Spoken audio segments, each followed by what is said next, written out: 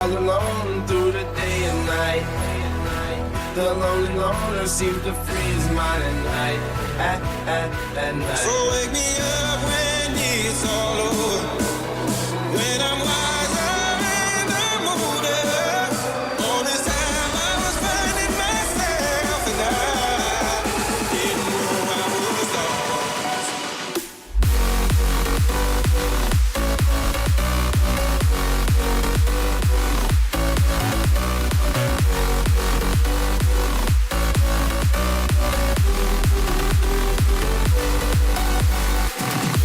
Everybody get up, it's time to slam now. We got the real jam going down. Welcome to the Space Jam. Here's your chance, do your dance at the Space Jam. Alright.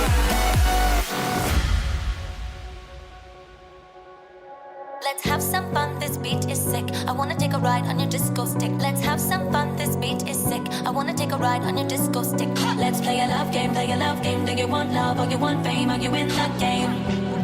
No, the love game. I get knocked out, but I get up again. You're never gonna keep me down. I get knocked out, but I get up again. You're never gonna keep me down. I get knocked out, but I get up again. You're never gonna keep me down. I get knocked out, but I get up again. You're never gonna keep me down. Let's have some fun, this beat is sick. I wanna take a ride on your disco stick. Don't think too much, just bust that kick. I wanna take a ride on your disco I stick. get knocked out, but I get up again. You're never gonna keep me down. I get knocked out, but I get up again. Is this the Krusty Krab? No, this is Patrick.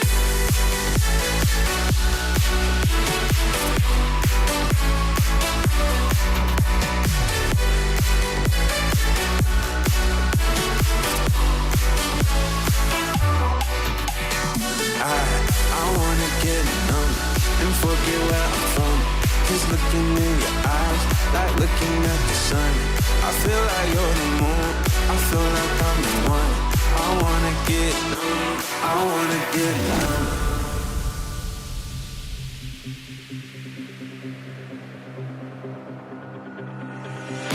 I'm bulletproof, nothing to lose.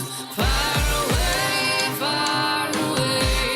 Ricochet, you take your aim. Far away.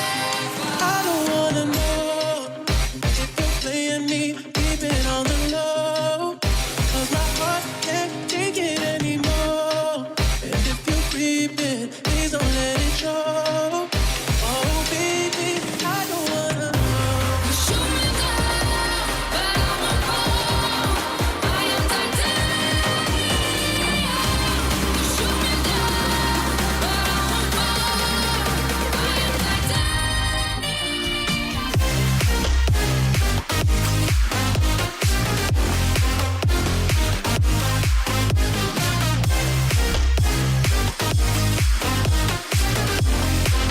Damn right, they been sober.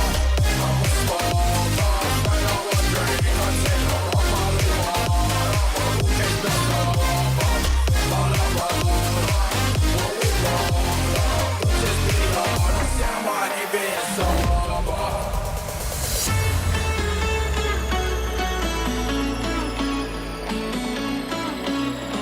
I need something you prove, something stronger than I'm used to. Yeah, I've been pulling 92 hard and feel like nothing's gonna cut it. That's the hard truth. When I told her, I said, should've got done, said come and get me. I get so caught up, forgot you told me. Her and my girl used to be the best of me. Next thing I knew, yeah, I need something you prove. Oh, I need something you prove. Next thing I knew, yeah, I need something you prove. Oh, I need something you prove.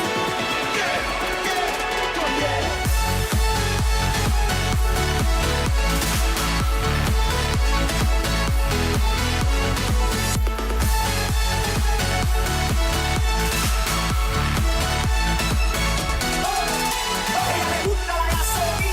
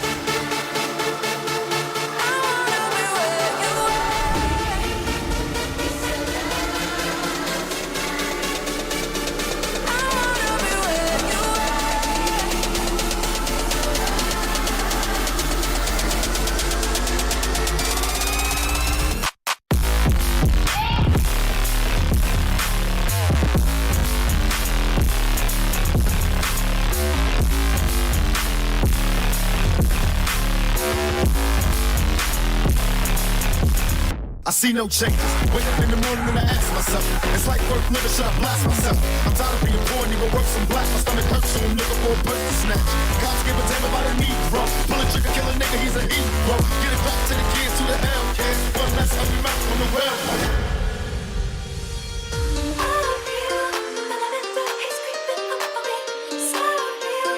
Damn if I do give a damn what people say. No deal, nothing I need to be shit they want from me. I just wanna say, What you know about us, yeah. I got what you need. Looking for the story and what you want to know. You get what you please. We about to get it on. Take off the drugs.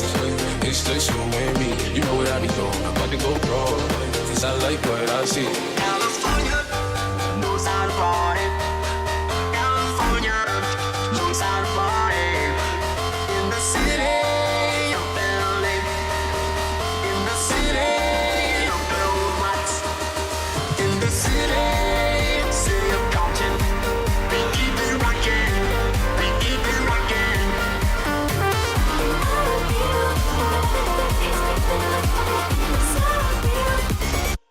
I feel bonita.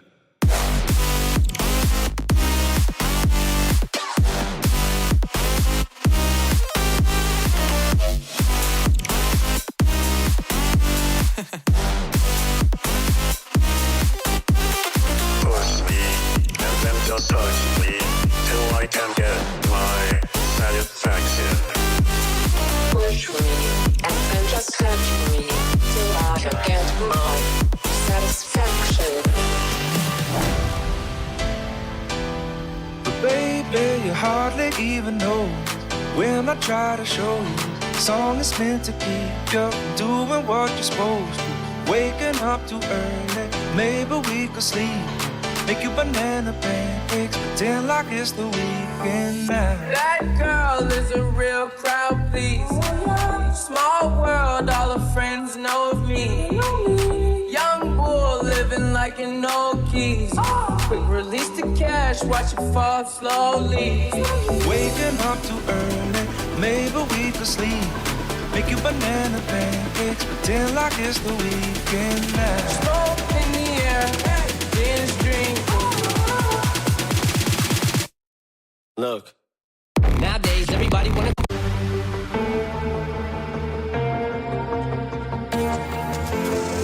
Stay on my mind, think about you all the time. Got to get to know you well. If you kiss, then I will tell you. Stay on my mind, think about you all the time. Got to get to know you well. If you kiss, then I will tell.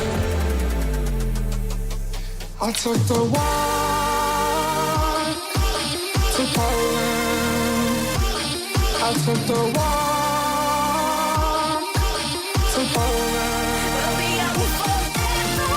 You make me feel like I'm living a teenage dream. The way you turn me on, I can't sleep. Let's run away and don't ever look back. Don't ever look back.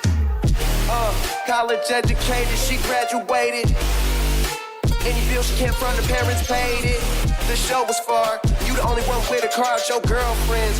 But being that she's a big fan, of course she made it. Most girls wanna hide the fact of the thrill they chasing, but you just wanna get drunk tonight and fuck someone famous. So I just name a time and a place, and you're game for it. Value player, hotel room, meet you there. When the night has come and the land is dark and the moon is the only light we'll see. So darling, darling, Baby girl, you know what I want. Let me do it to you, do it to you. Let me do you like Baby girl, you know what I want. Let me do it to you, do it to you. Let me do you like so darling, darling, stand by me. Oh, stand by me. Oh, stand by me. I award you no points, and may God have mercy on your soul.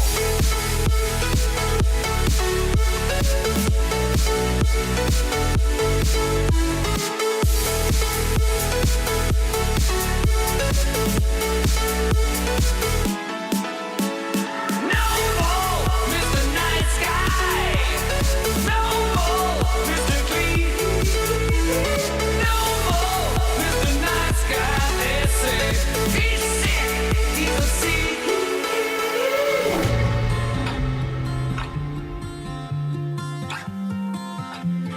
still want me? Can I be honest? I still want your hands up on my body.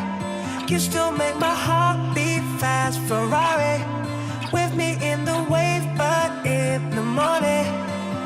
Do you still want me? So baby, if you want me, you've got to show me love. Words are so easy to say.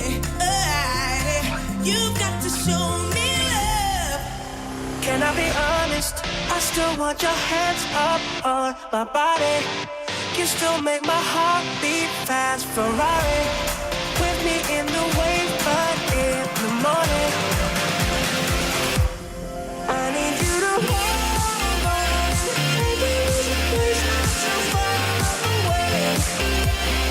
Although I should be the one to say we all make mistakes. Take me and hold on. Tell me that you need to stay. 'Cause I know I was meant to be someone. Used to be someone.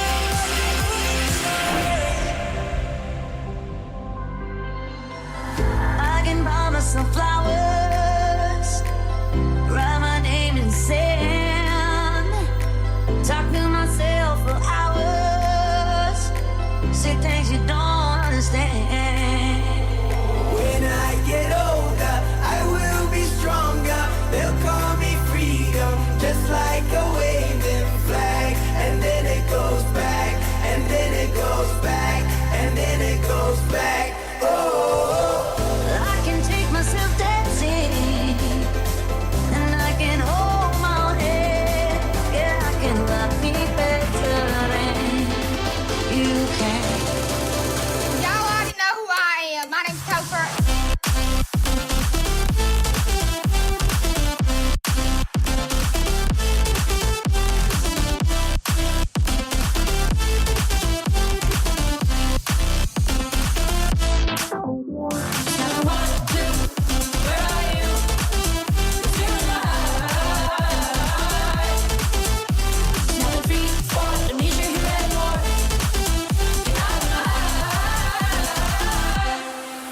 Cause I'm a star.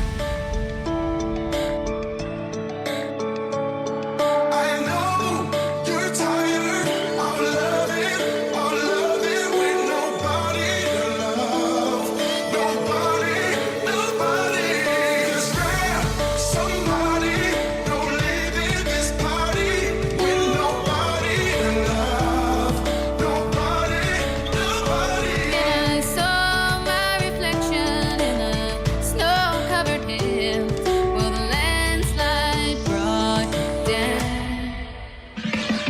Well, I've been afraid of changing 'cause I built my life around you.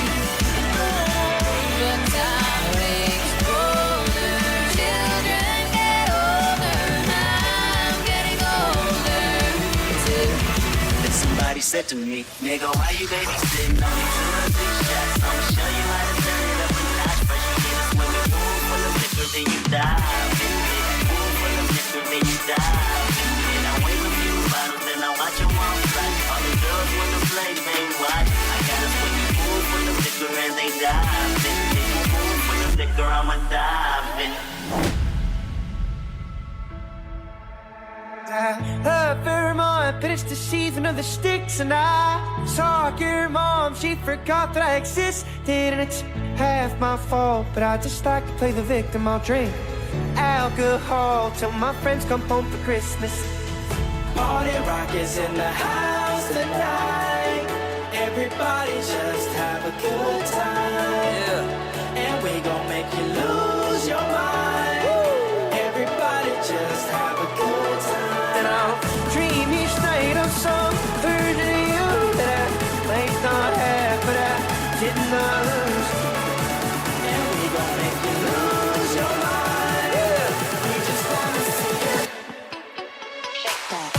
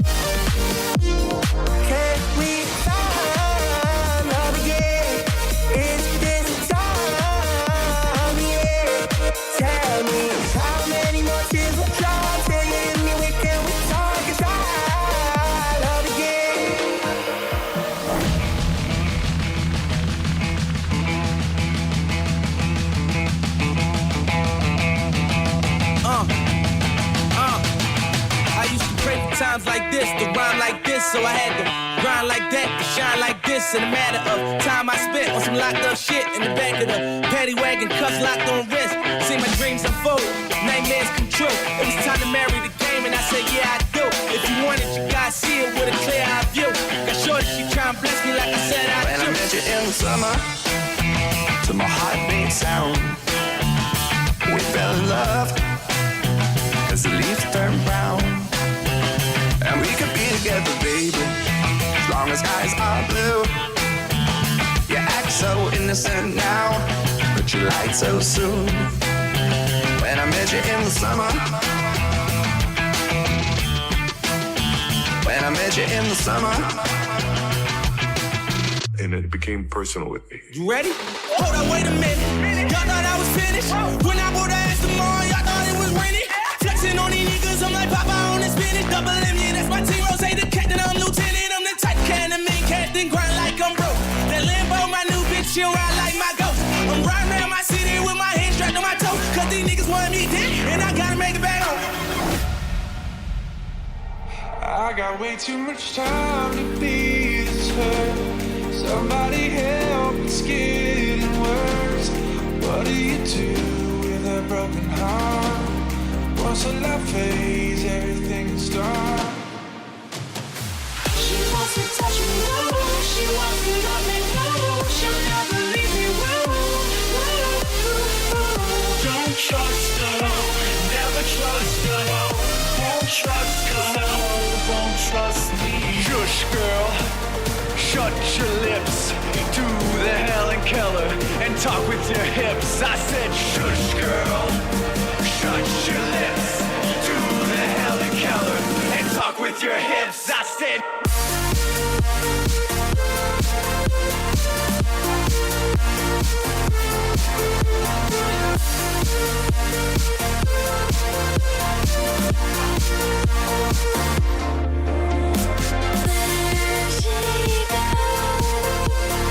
There she goes again, racing through my brain, and I just can't contain. All I know is 10:35, and I can feel your arms around me, that I'm drowning. All I know is 10:35, and I'm thinking, God, you found me, that you found me.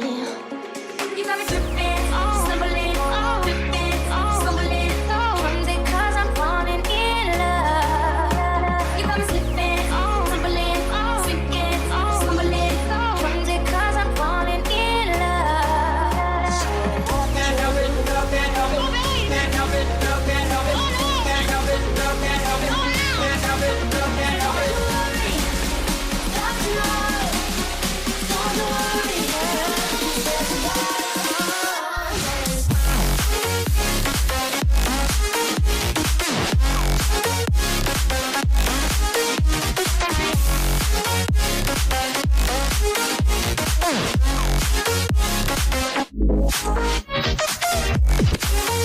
You believe me if I said I'm in love, baby. Want me? Would you believe me if I said I'm in love, baby? Want you?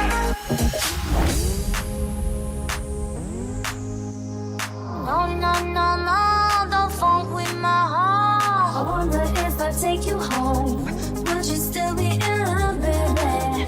In love, baby. I wonder if I take you home, would you still be in love, baby? In love, baby. How deep is your love? Is it like the ocean? What devotion are you? How deep is your love? Is it like Nirvana? Hit me harder again. How deep is your love? No, don't funk with my heart. No, don't funk with my heart. How deep is your love? No, don't funk with my heart. How deep is your love? No, don't funk with my heart. I never fuck Nikki cause she got a man, but when that's over then I'm first in line. And the other day in her Maybach, I thought, goddamn, this is the perfect time. We had just come from that video, you know, LA traffic, how the city slow. She was sitting down on that big butt, but I was still staring at the titties though. Yeah, low key or maybe high key. I've been peaked that you like me, you know? Who the fuck you really wanna be with besides me? I mean, it doesn't take much for us to do this shit quietly. I mean, you say I'm obsessed with thick women and I agree.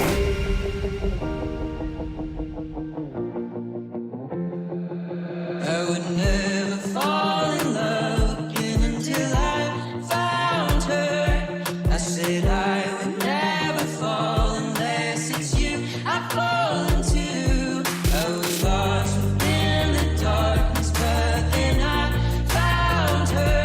I found you.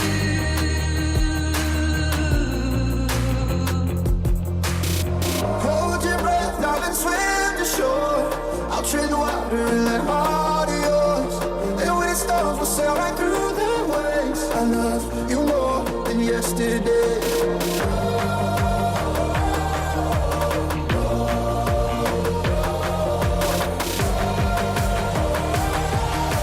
I love you more than yesterday.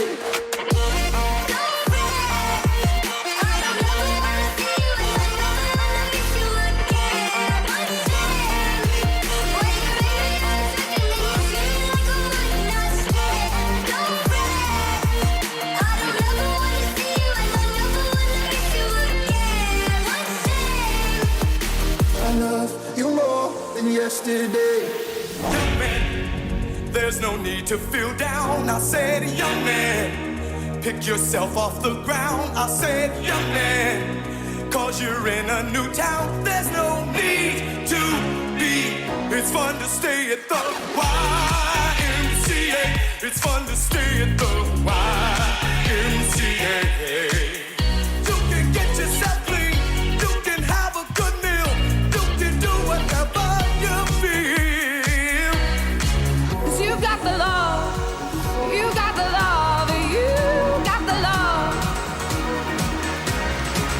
You got the love, you got the love, you got the love. Want it all?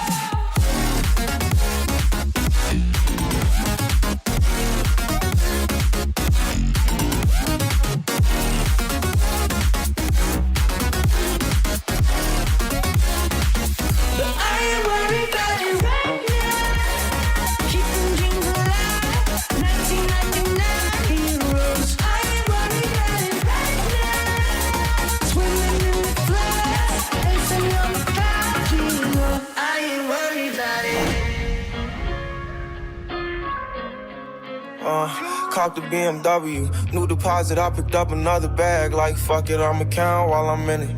I hear planes flying, crowds screaming, money, counting chains, clanking shit. I guess that's how it sound when you win. I ain't joking, do it sound like I'm kidding. I've been making like 2,000 a minute. So high up through the clouds, I was swimming. I'm probably gonna drown when I'm in it. I bet she gon' get loud when I'm in it. Thinking about all I've wasted on you. All of this time and all of this money.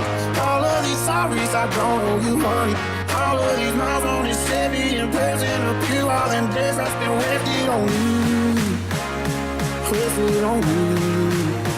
Copped a BMW, new deposit, I picked up another bag. Like fuck it, I'ma count while I'm in it. No clouds in my stones. Let it rain. I hydroplane in the thing coming down like the Dow Jones. When the clouds come, we gone.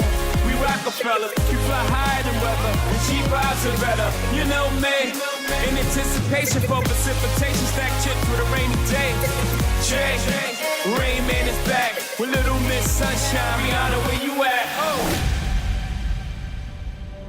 Just like the wild wind does. Sings a song, sounds like she's singing. Ooh, ooh, ooh. Just like the wild wind does. Sings a song, sounds like she's singing. Ooh, ooh, ooh. Nothing that if I tell everyone how I made this money, that it's going to affect me in any sort of way. AMD, if we get a quick little pop above $12, I'm thinking about maybe a quick little short over on AMD.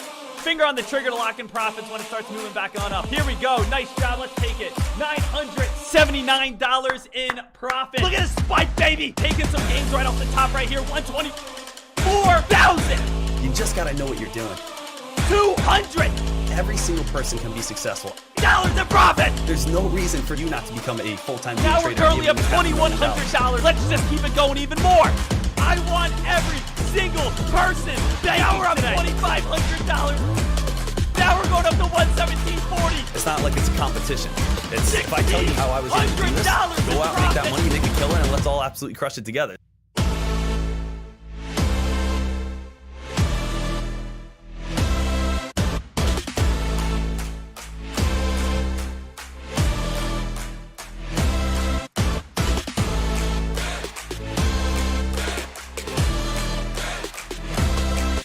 Let's go, baby! Let's see this thing keep unfolding even farther here.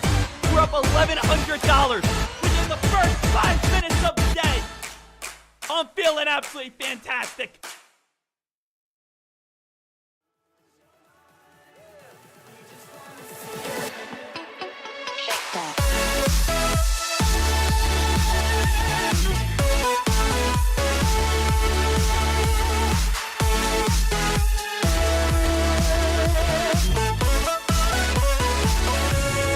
If I lay here, if I just lay here, would you lie with me and just Good morning, ladies and gentlemen. How's everybody doing today? We are back. We are ready to rock and roll. It is currently 9:08 in this market. We got a huge day ahead. We got an absolutely fantastic day ahead. Getting ready to go. 22 minutes until the stock market opens. Let's get ready to make some money. Let's get ready to make some profits. Traders, feeling absolutely dynamic today. It's been an up and down August. We've seen some huge green days. We've seen a couple red days. But I want to finish off this August with the biggest green day of the month. I want to finish off with the biggest day of the year. I want to finish off with the biggest day of my life. Traders, we're going to be talking about every single entry, every single exit, every single idea. We're going to make sure that at 9:30 a.m. you know exactly how to trade, what to trade, and you're feeling like an absolute champ. Team, let's get ready to rock and roll. Today, you know how I want you feeling? I want you feeling like the way that when your ex-girlfriend broke up with you, and then you were crying, and then you were super upset because you can't get any girls, but then you went to the gym, and then you started getting, more fit, and then you got another girl, and you realized that last ex-girl didn't really mean anything to you because now you have this girl. That's the feeling I'm chasing today, baby. You guys know what I'm talking about? I think I'm losing half the crowd already today, and it's already 9 in the morning. Team, let's get ready to rock and roll. Huge day ahead. Game time. Let's dive right on in. Talk about all these plays. Let's do it, team.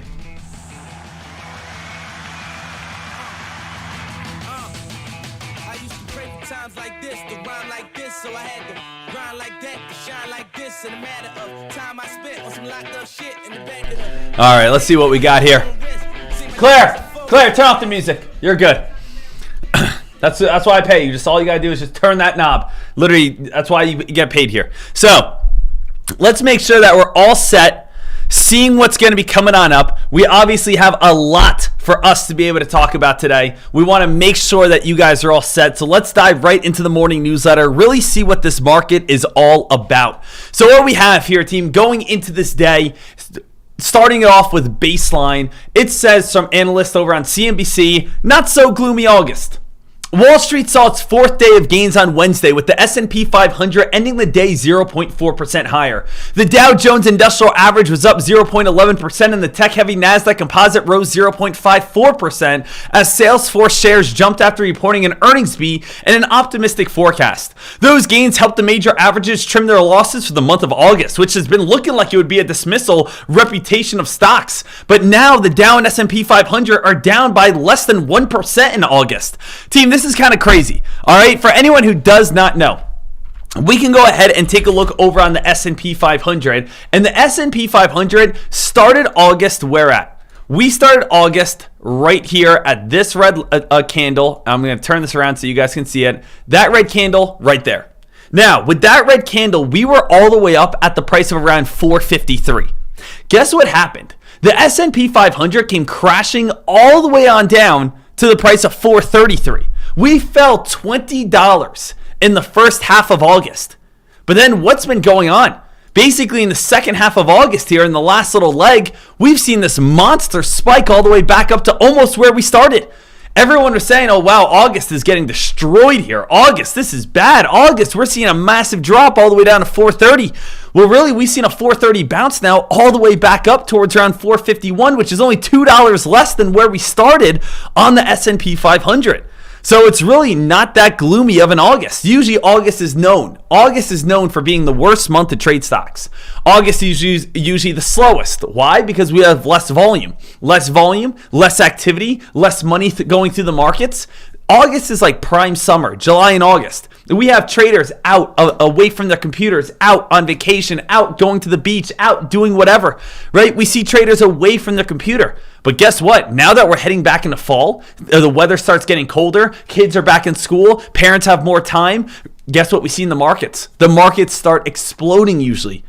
Statistically speaking, from September to about February is when I make the most money in the market. That is when I make my majority of my gains. This next 6-month stretch, because we start seeing a ton of volume, a ton of activity, and things just get wild. As we come down to the end of the year, as we start a new year, it always gets a lot of fun. So make sure you guys are all set with that. From ADP to GDP, ADP reported on Wednesday afternoon that the U.S. job growth slowed more than expected in August. The firm said that private employers added 177,000 jobs this month, fewer than the 200,000 surveyed by the Dow Jones predicted and well below the revised total of 371,000. Those numbers come ahead of the Labor Department's jobs report, which is due on Friday. Also on Wednesday, the U.S. economic growth was revised lower. GDP, gross domestic product, increased at 2.1% annualized rate than last quarter. The government said its second estimate of GDP for April through June period, while still solid, was revised from 2.4 pace and reported last month. Really, when it comes down to today, guys, what do we need to understand? Well, coming off today, it says investors are coming off a positive session, which was yesterday, with the S&P 500 climbing higher. The Dow Jones and NASDAQ also climbed higher. These gains helped the major indexes trim those monthly losses over on August, and the Dow and the S&P 500 are less than 1%. Investors digested weaker than expected payroll data and annual gross domestic forecast. Neither less suggested the Federal Reserve could be done hiking rates soon. I think about the Fed, they're looking at growth, they're looking at jobs, and they're looking at inflation. And if all three are going in the right direction, meaning in the favor, you can make the case that we're probably done with the tightening. So, let's see here. Someone drop the date right now. What is the next Federal Reserve meeting? Does anyone know? We could just head on over towards Google and just type in Fed's meeting. And let's see, when is the next Fed's meeting coming on up? So we can just take a look at the Federal Reserve, and September 19th and 20th. So that is the next Federal Reserve meeting, the 19th and the 20th of September. That's when they will be stating, are we going to be raising rates or are we going to be pausing rates? So that's just giving us a nice little idea about today, giving us a heads on up that the markets have been very strong over the last week as we've been able to go on this very nice climb and almost get back to where we started in August. Dek, that's great. Thank you. But how am I going to make money today? I appreciate you telling us that the market's been able to climb back on up, but how am I going to make money today? Well, let's start talking about the plays that are available. And before I start talking about these plays, if you guys are watching over on YouTube right now, take a second and smash the thumbs on up. I'm giving you guys, again, a whole bunch of secrets, alerts, game plans, hopefully making you guys a ton of money today. All I ask is, again, you guys smash that thumbs on up and you guys are enjoying the live stream. So let's see what we have at this moment on stocks that we could be able to trade. Personally, I am going to be looking to be able to do option contracts over on Nvidia. Nvidia is what I'm going to be looking at. Nvidia is going to be the stock that I'm going to be watching at the bell. Now, what am I going to do with Nvidia?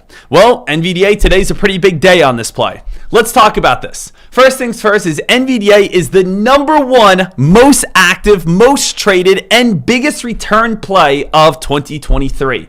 If you guys wanted to see something crazy, go over to a monthly chart over on Nvidia. Nvidia almost looks like it's like Bitcoin. It almost looks like it's like a penny stock. Nvidia is going straight up, straight up, straight up, straight up, straight up, straight up, and we are coming up to a very strong resistance line of $500 resistance. Now, I don't know if you're new into the stock market or not, but $500 is a super strong price point to break. Just like if you're a stock that's 90 cents, it's tough to break the $1 mark.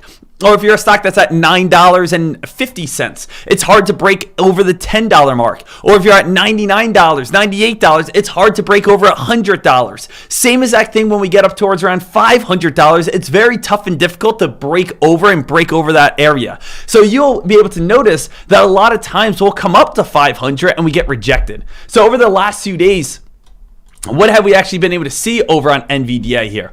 NVDA has not been able to get above and stay above that 500 region. So NVDA, we take a look at this play. You guys can see we came up towards 484, then we came crashing on down. Then we went all the way on up in pre-market towards around 510, 515, but then we came crashing on down. Then yesterday we came on up towards around the price of 499 and then came crashing on down. The main question about today is, what is NVDA going to do? Is NVDA going to be able to break through this legendary $500 mark, or is it going to come crashing on down? That's the big question that we have here. So, how can we trade this? Well, there's a few different ways we can trade this. What I would say is, let's just again have an NVDA 15-minute time frame. That's absolutely fine. Let's have a top resistance line right at this 500 area. Now, what I can see out of NVDA is a couple different things. I can see a couple different uptrends over on NVDA. First uptrend I would probably connect is probably this one right here. And I think you guys would agree with me that every single time NVDA comes down towards around this trend line area, it seems like we do get some sort of bounce play off of it. You guys can see we got a bounce play, a bounce play, a bounce play, a bounce play. As long as we hold it, looks like above that 491 mark, that's going to be a very solid for NVDA, but it needs to hold 491. If we start going underneath 491, it does seem like things are going to start getting very weak. So we can see it like right around this 490, 491 mark. That's kind of been like its main area of support. And if you want to get rid of this trend line, let's just take away this trend line for a second. You guys can see how much support we have right next to 490, 491. Top resistance, which is now going to hold up as support. Top resistance, which is now going to hold up as support. Bounce play, which is holding up as support. So when I take a look over on NVDA right here, what am I saying to myself? I'm saying, wow, NVDA, this is like one crazy play at this moment. NVDA at this time, this stock right here is holding up very strong and does have very strong support right around 490.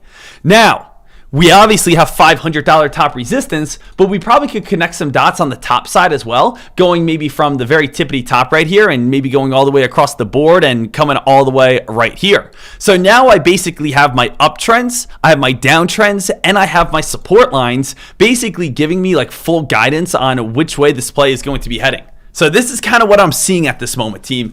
I see that NVDA is getting very tight inside this triangle. Now, if you guys are a new trader and really don't know too much about triangles, what we essentially have right here is that this play is going to get tighter and tighter and tighter until something happens. Now you might say, cool, something on what do you mean? What I mean by that is we are going to get tighter and tighter and tighter inside this triangle until we either get a very hard squeeze or until we get a very hard drop on down. But you can see when triangles form, they lead towards explosive moves. Now it's not always an explosive move towards the upside or downside, but it's going to be an explosive move most likely. So those are some examples of some bull flag patterns. As you guys can see, we can also see some examples of some ascending triangle patterns where we have these triangles and we have these very nice squeezes here, and that leads to some awesome climbs. So NVDA, what it really comes on down to is if it starts cracking underneath this triangle, there's a great chance that we start falling and we start dropping and we start getting weaker. But if it can get to the corner of the triangle and we can start breaking out, that's where we should be able to see $500 plus.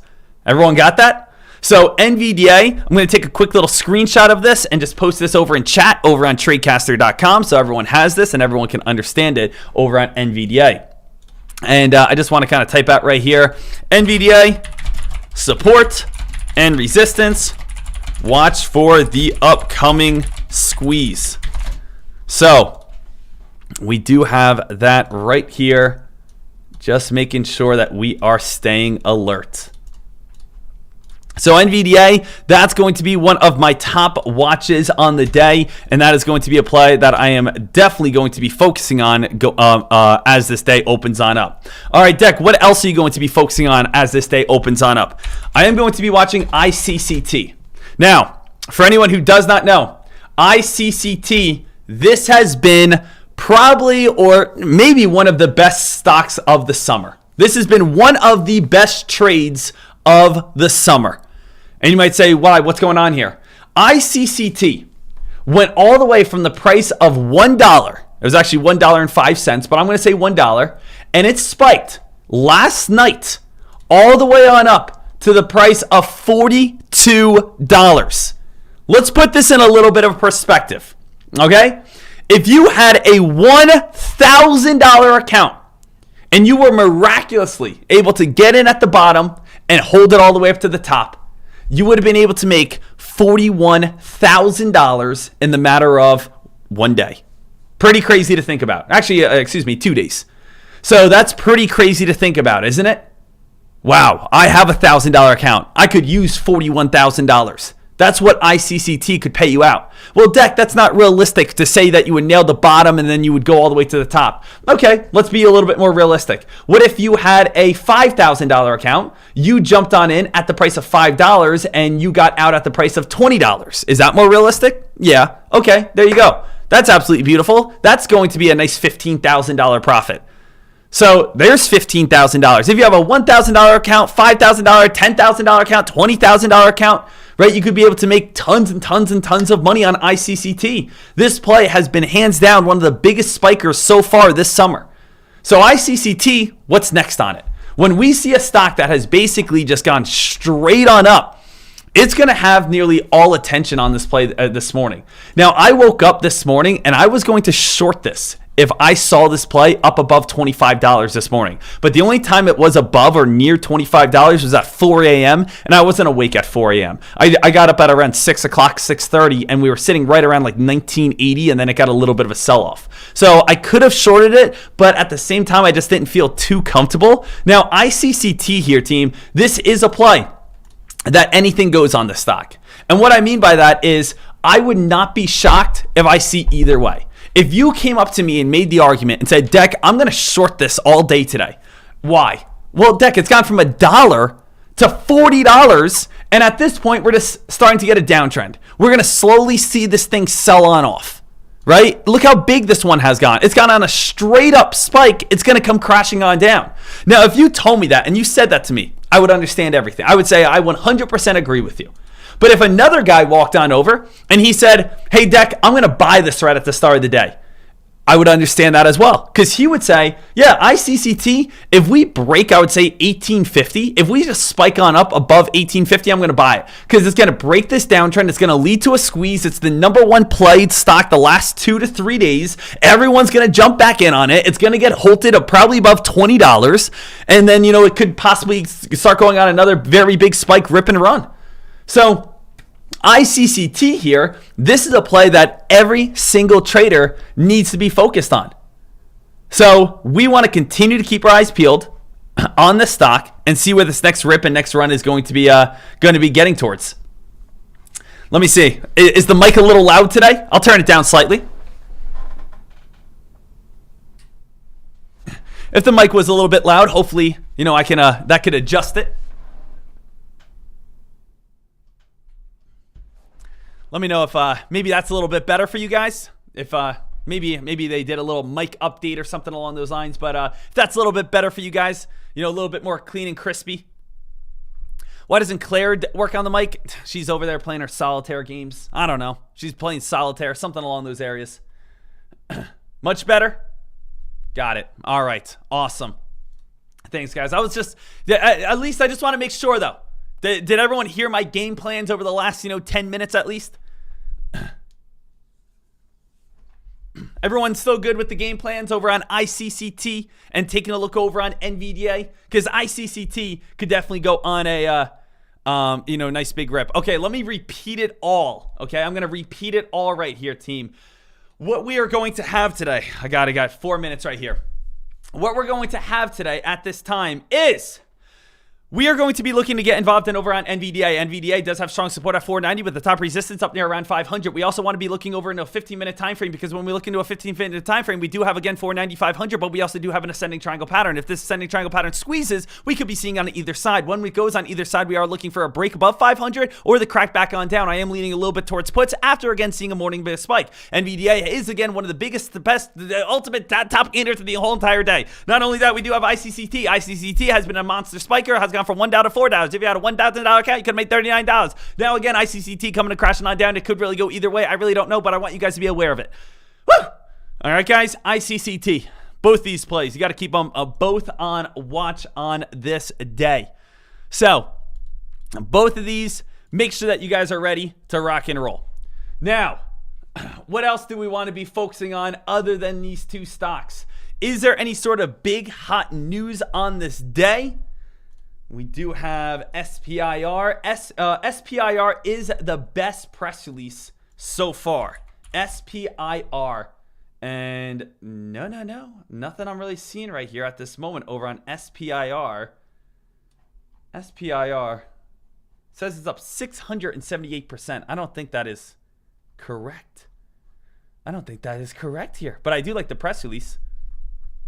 But 927 in the market. We have SPIR was awarded $4.6 million from NASA in a contract. Acer, SATX. So the best press release so far is that SPIR is was awarded $4.6 million. When I take a look over on SPIR, though, it doesn't really look like it is doing anything at this time.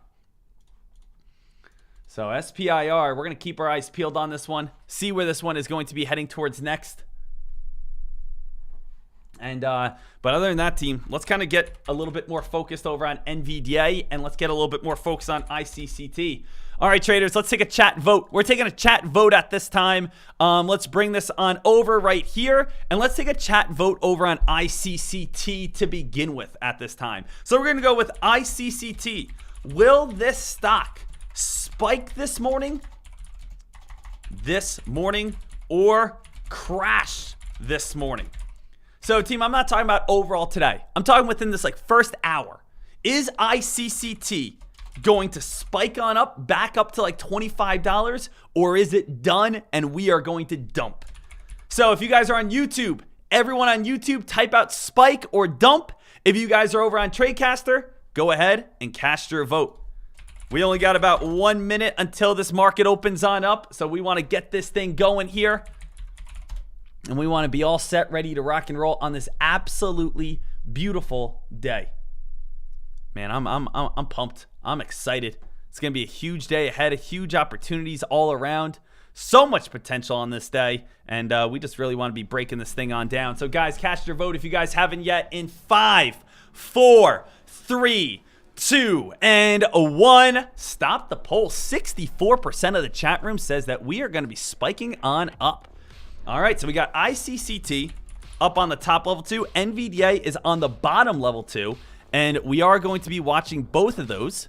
Guys, the market is now live.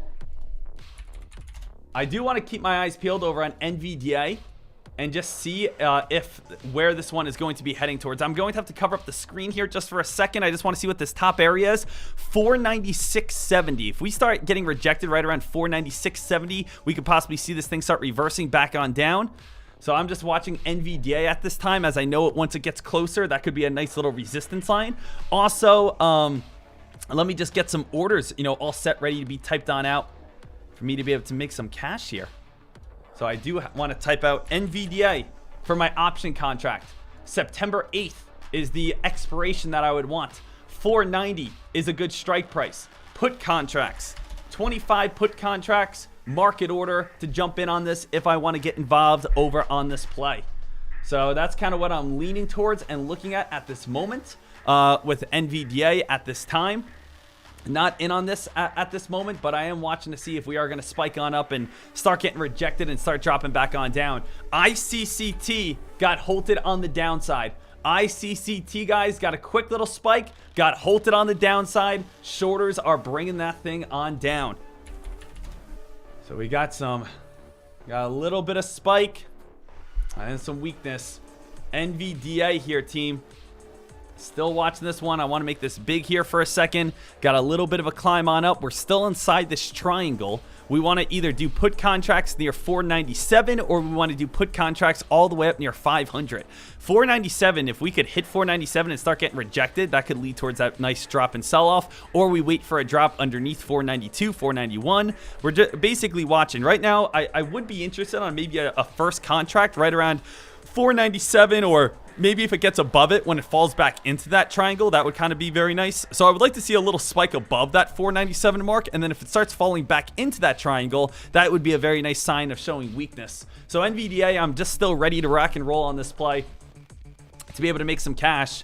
But at this moment, nothing that I'm currently in on at this time. Other than that, ICCT did just get a nice little sell-off, did get a nice little drop, and is currently halted. So is currently halted right now, staying alert and staying ready. Woo! Woo! Market's open, baby. We're here and alive. Here and alive, ready to thrive. Ready to deep dive in the market. Strive. Mom spaghetti. Mom spaghetti.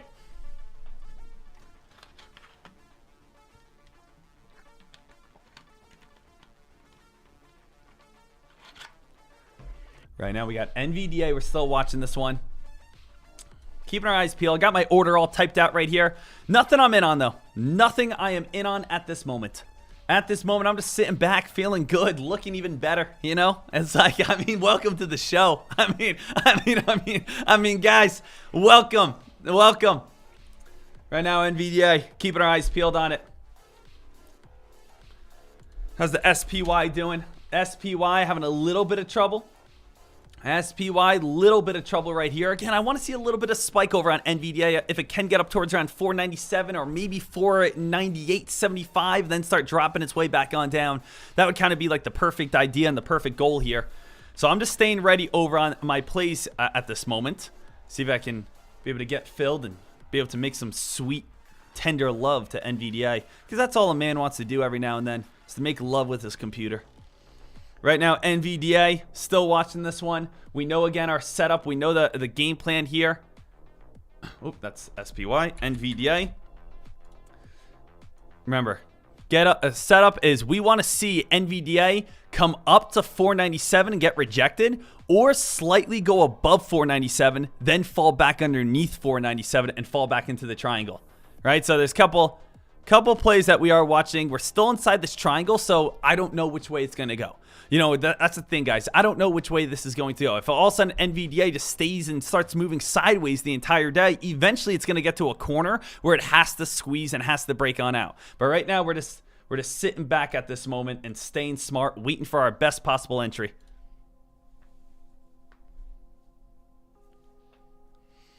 So stay smart, stay ready. Also, a little heads on up. We do have ICCT halted at 9:31 and 12 seconds. So if you are interested over on ICCT, it will be unhalted at 9:36 and 12 seconds. Also, a little heads on up, there are shares available to short, I believe, ICCT. If you wanted to go ahead and say, hey, Dek, I think this is going to go from $16 back down to $10 today. Grab 1,000 shares, make $6 grand. It's going to cost you $360, just a one-time fee to short this. But why are the shares so expensive to short? Well, team, it's expensive because you can make so much more money. ICCT went from $1 to $40. Spending $300 on a play that's most likely going to give back all of its gains is a small fee to pay when you're thinking about doing what? When you're saying to yourself, hey, I can make $30,000 on this play. Oh, ICCT, this could easily go from $16 back down to $10. If you were able to make $6 grand, do you really worry that much about $300? Not that much, right? Still, you know, maybe a little pricey, but it's just such a high demand play right now. It's a very high demand stock at this moment. We do have a long weekend ahead, guys. We have a huge long weekend ahead. And I just want to see what's going to be coming on up on this day. Guys, ICCT is live. ICCT is live. If anyone does not know, it is Labor Day weekend coming on off. It is the end of summer. Summer is coming to an end, and we are heading into my favorite time of the year. Fall time, guys. Fall time. Man, I love it. Fall time, what happens? Stocks going crazy. Momentum back into the market. You can eat as much as you want and no one can call you fat because we wear hoodies and stuff. Fantasy football's back. The Jets are going to win a Super Bowl. I mean, it's like so much that's good. It's like there's so much good that's coming on up here. It's fantastic. Absolutely fantastic. ICCT getting a little bit of a bounce right back on up here. So far, NVDA has not really done anything for us. ICCT trying to spike its way back on up. It has to break the VWAP and it has to break through 1875. VWAP's going to be very strong resistance. 1875, very strong resistance. If it gets through 1875, I bet you we get halted towards the upside. But right now, it's still having trouble at this time. Right now, NVDA, not really moving. Not really missing anything over on NVDA at this moment. Not really missing anything. Not really anything that I need to be involved in just yet. We want to be stock snipers here. Stock snipers at this moment. That's what it's all about. All right, NVDA is slowly coming on up towards that what price? That 497 area. What's so big about 497 is I do think 497 is going to be a strong line of resistance from this big downtrend. What's the best case scenario? Come up to 497, get a slight break of 497, fall back underneath 497. That's what I would like to see to be able to get an entry that I actually feel good about, but I'm just really trying to play this triangle. What don't I want to see? I don't want to jump in at 497 and then spike all the way up to 500. I'm really trying to either nail it right at this top area and see it reverse back on down, or wait for a little spike and then see it come right back on down underneath that mark. So let's see what happens over on NVDA. Just came on up to 496.60. ICCT, guys, starting to break on out now towards the upside. ICCT trying to break on out. So we're starting to get a little bit of love. Can you feel the love? Right here, team, we do have a little ICCT action. NVDA got up towards 496.60 so far. If NVDA goes back down towards around 494, I'm thinking about getting an entry here pretty soon. Reason why is because we just came up to top resistance. Remember, we just hit that top purple line right there. Hitting that top purple line might lead towards a little bit of a sell-off here pretty soon. Still inside this area. Again, I keep trying to show you guys this triangle because this triangle is very solid, where it's basically, you know what, top resistance, fall back on down, top resistance, fall back on down. Just came on up towards around top resistance. Are we going to be able to break top resistance? What's the S&P 500 doing? S&P 500 is having trouble at its VWAP right now. Notice we're having trouble right along that VWAP area, and if that can't break through the VWAP here sooner than later, that's going to be giving a lot back. So S&P 500 struggling at the VWAP. NVDA right now, we do have at this moment some a triangle area. ICCT, little bit of a breakup towards around that $20 top mark. Guys, ICCT still trying to spike on up. ICCT trying to go a little bit crazy. So ICCT, the #1 supernova this summer, starting to still try to steal the show back on up at this moment. So we still have ICCT. Traders are saying, Dek, I want more out of this play. I want this one to keep on going. Dek, where would you feel interested on jumping in on this play? I would feel good. I would honestly say, I want to say that I would jump in at around $23, but I want to go higher than expected. I would want to get like $26, $27 for me to actually short this play. If I start seeing $26, $27 out of ICCT, I'm going to jump in on a short. But the old me would probably say $22, $23, but I kind of want to wait for a little bit higher than what I think, a little bit higher than expected. Right now, NVDA is still right next to that high of the day here. ICCT. Whoa, guys, ICCT all the way from $20 back and halted back on down. ICCT is so fast and so quick. Look at that, guys. ICCT. Look how quick this play is. I mean, don't get me wrong. It's a play that's making traders money. This is a play where ICCT has gone on a dump. Oh, shorters thought they were going to win. Went on a spike. Oh, buyers thought they were going to win. Big time dump. Shorters are winning once again. So it's basically, it has not been easy. We've seen some people run over to ICCT on the long side. Some people run over on the short side. But basically, we're still sitting right where we opened up at. That one has been a little bit wild, but you guys can already see how much money there is being made. Gray, Dek, I just got out. I made $1,200. Woo! There you go. Kicking off the day with a bang, buddy. I absolutely love that. I absolutely love that.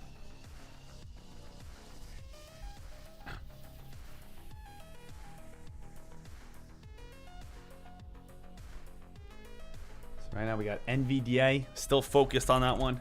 S&P 500 still slightly, again, still underneath that VWAP area and still trying to fight and stay above that VWAP area. That's actually not, holding up too well at this moment.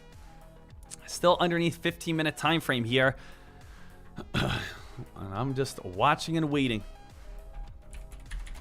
NVDA still focused on this one. We are inside this little channel, as we know.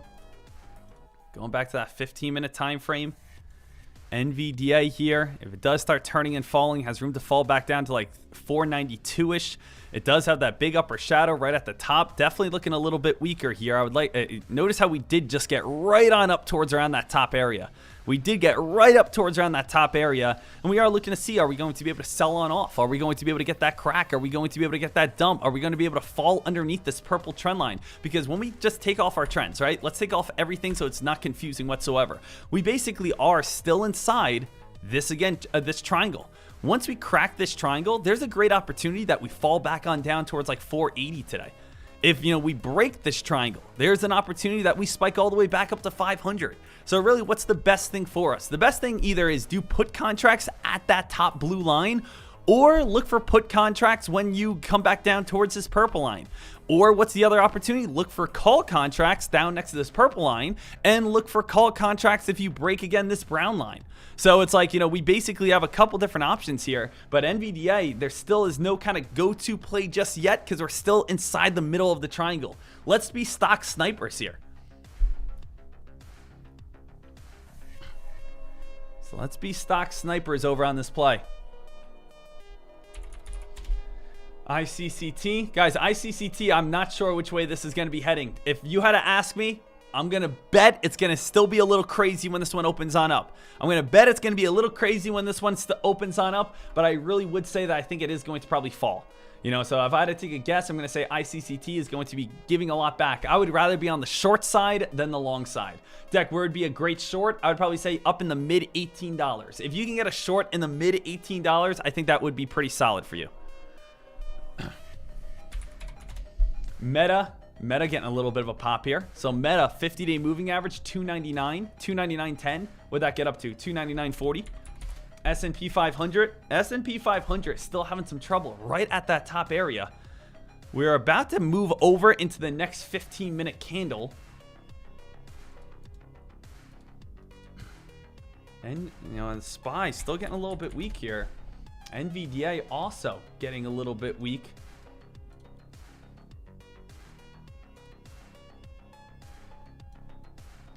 NVDA just came on down, what? NVDA still sitting right around that 493-ish mark. We just want to see which way this is going to get any sort of direction. I kind of want to wait for a clearer direction to be able to jump on in and really wait for that opportunity that I feel good about.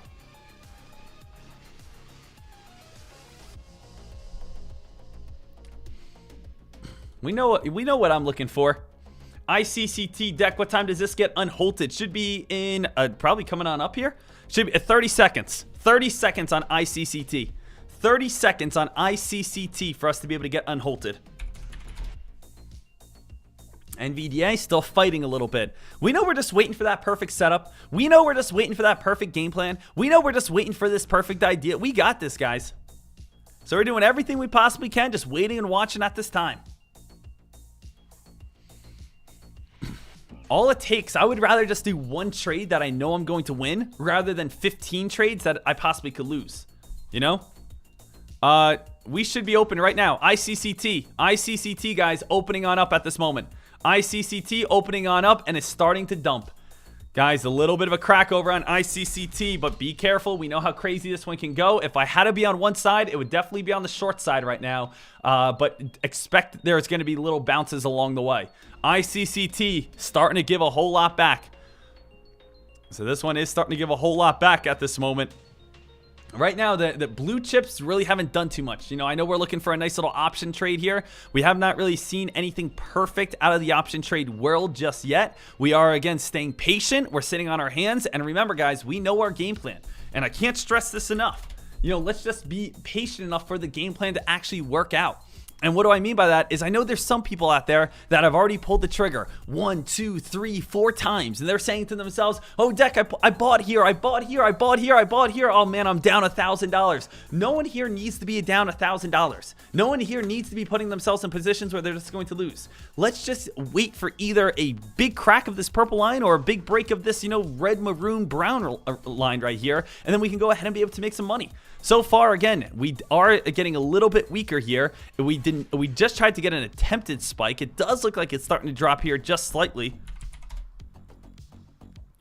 ACER, a little bit of a pop on up over on ACER. ACER has room to run up to $1.40, I believe. I think that's the 200-day moving average. Yeah, look at that, guys. $1.40.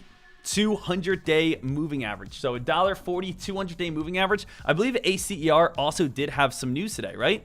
So what did ACER have? ACER acquired another company. So again, news scanners, guys, are so important. Every single trader should have a news scanner. Because it shows you, why these stocks are running, why these stocks are spiking. If you see news in the morning, you can buy in, you can make the most amount of money. I would say the most important things in stock trading is going to be a level 2. That's important. Scanners to see what is hitting new highs, and then also a news scanner. So a news scanner is crucial. Level 2 is important. Charting is important, and also like a high of the day or breakout scanner, right? To kind of see like what's moving, what are the top gainers on the day. So there's basically like 3 or 4 things I think that are an absolute must for every single trader.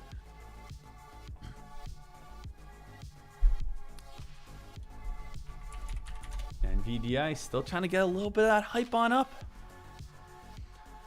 Hey, what I can say is I'm happy. I'm happy I've not pulled the trigger on Nvidia. Why? Because it hasn't gone anywhere. So far, Nvidia, which is known. Look at Nvidia. Nvidia on this day went from 512 all the way down to 475, about a $30 drop. On this day, it went from 480, fell on down to 450, about a $30 drop. On this day, it went from 450 all the way up to 469, about a $20 drop.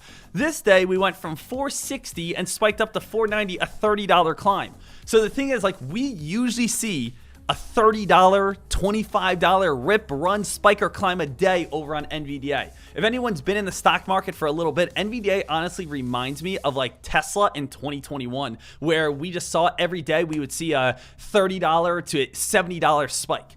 And like every day you can make tons and tons and tons and tons of cash. Maida, what do you mean by AP? Oh, does Lightspeed have an app too, or only online? I'm not sure. I don't use my phone for any trading, so I really don't know anything about apps. With I always do all my trading online. ICCT, big time drop so far. All we need is our one nice and steady, perfect little entry. That's it.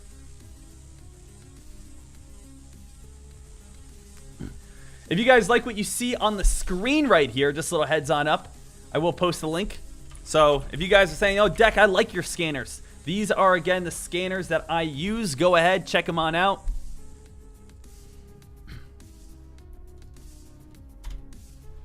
So those are the scanners that I use here coming on up. Now, the brand new scanner is still not done yet, but I am very excited to be able to have that, coming on out in the near future. So we are still watching NVDA. Still watching NVDA. Still waiting for the break of this triangle.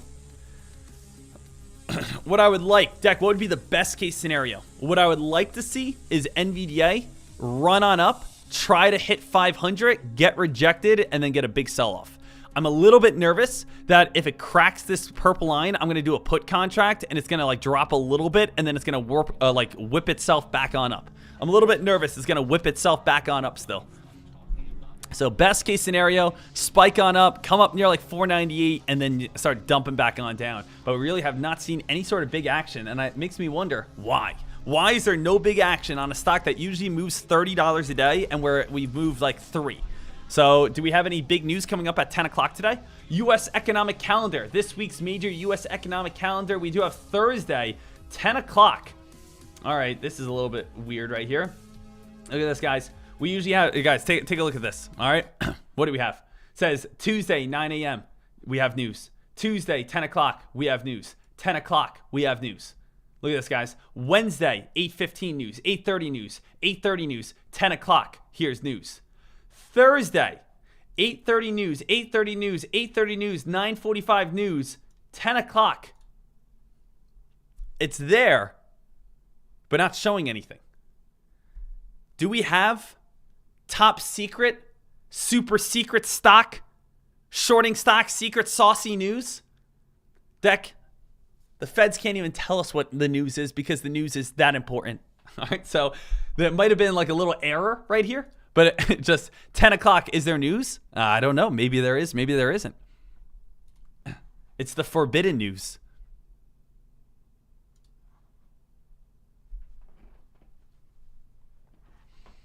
ICCT getting weaker, guys. ICCT. I know there's at least one. I know there's at least one here. Is there one guy in here? And I want to see who you are. That is saying, Dek, I've been shorting ICCT since $19, since $20, since $18, and I'm going to continue to short ICCT all the way back down to $10.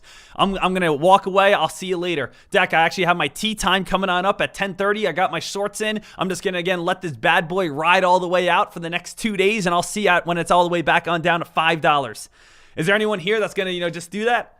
And the thing is, that's not a bad game plan, like at all. Nearly every single new IPO comes crashing right back on down. For instance, imagine if you caught, HKD at the very top right here. When this loads on up.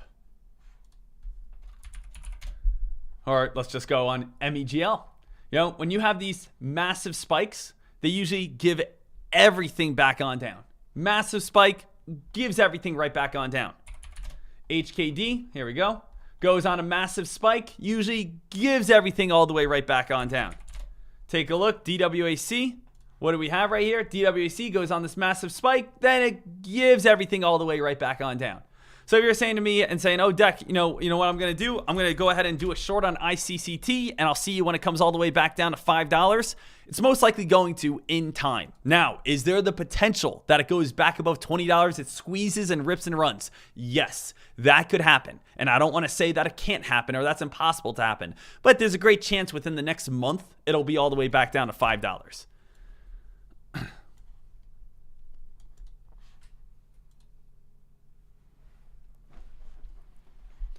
Garb, I'm long at $10. Hey, if you're long on ICCT at $10, I would definitely lock in something.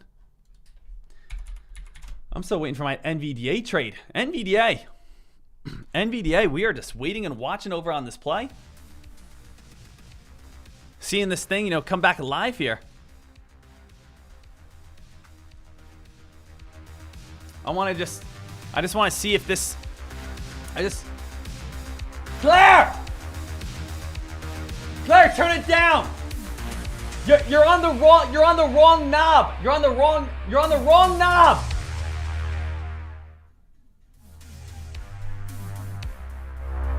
Yeah, okay. Phew. So simple. Such an easy thing to do. It's like sitting on the remote and changing the channel.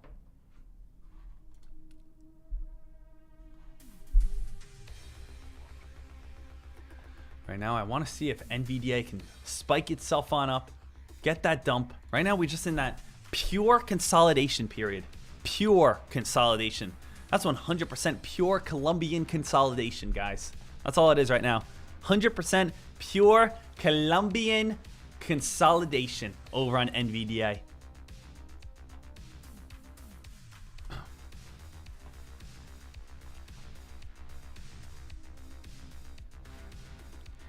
Me llamo Enrique Hernandez Gonzalez. ¿Dónde estás la biblioteca? Come on, NVDA. Let's get it popping here.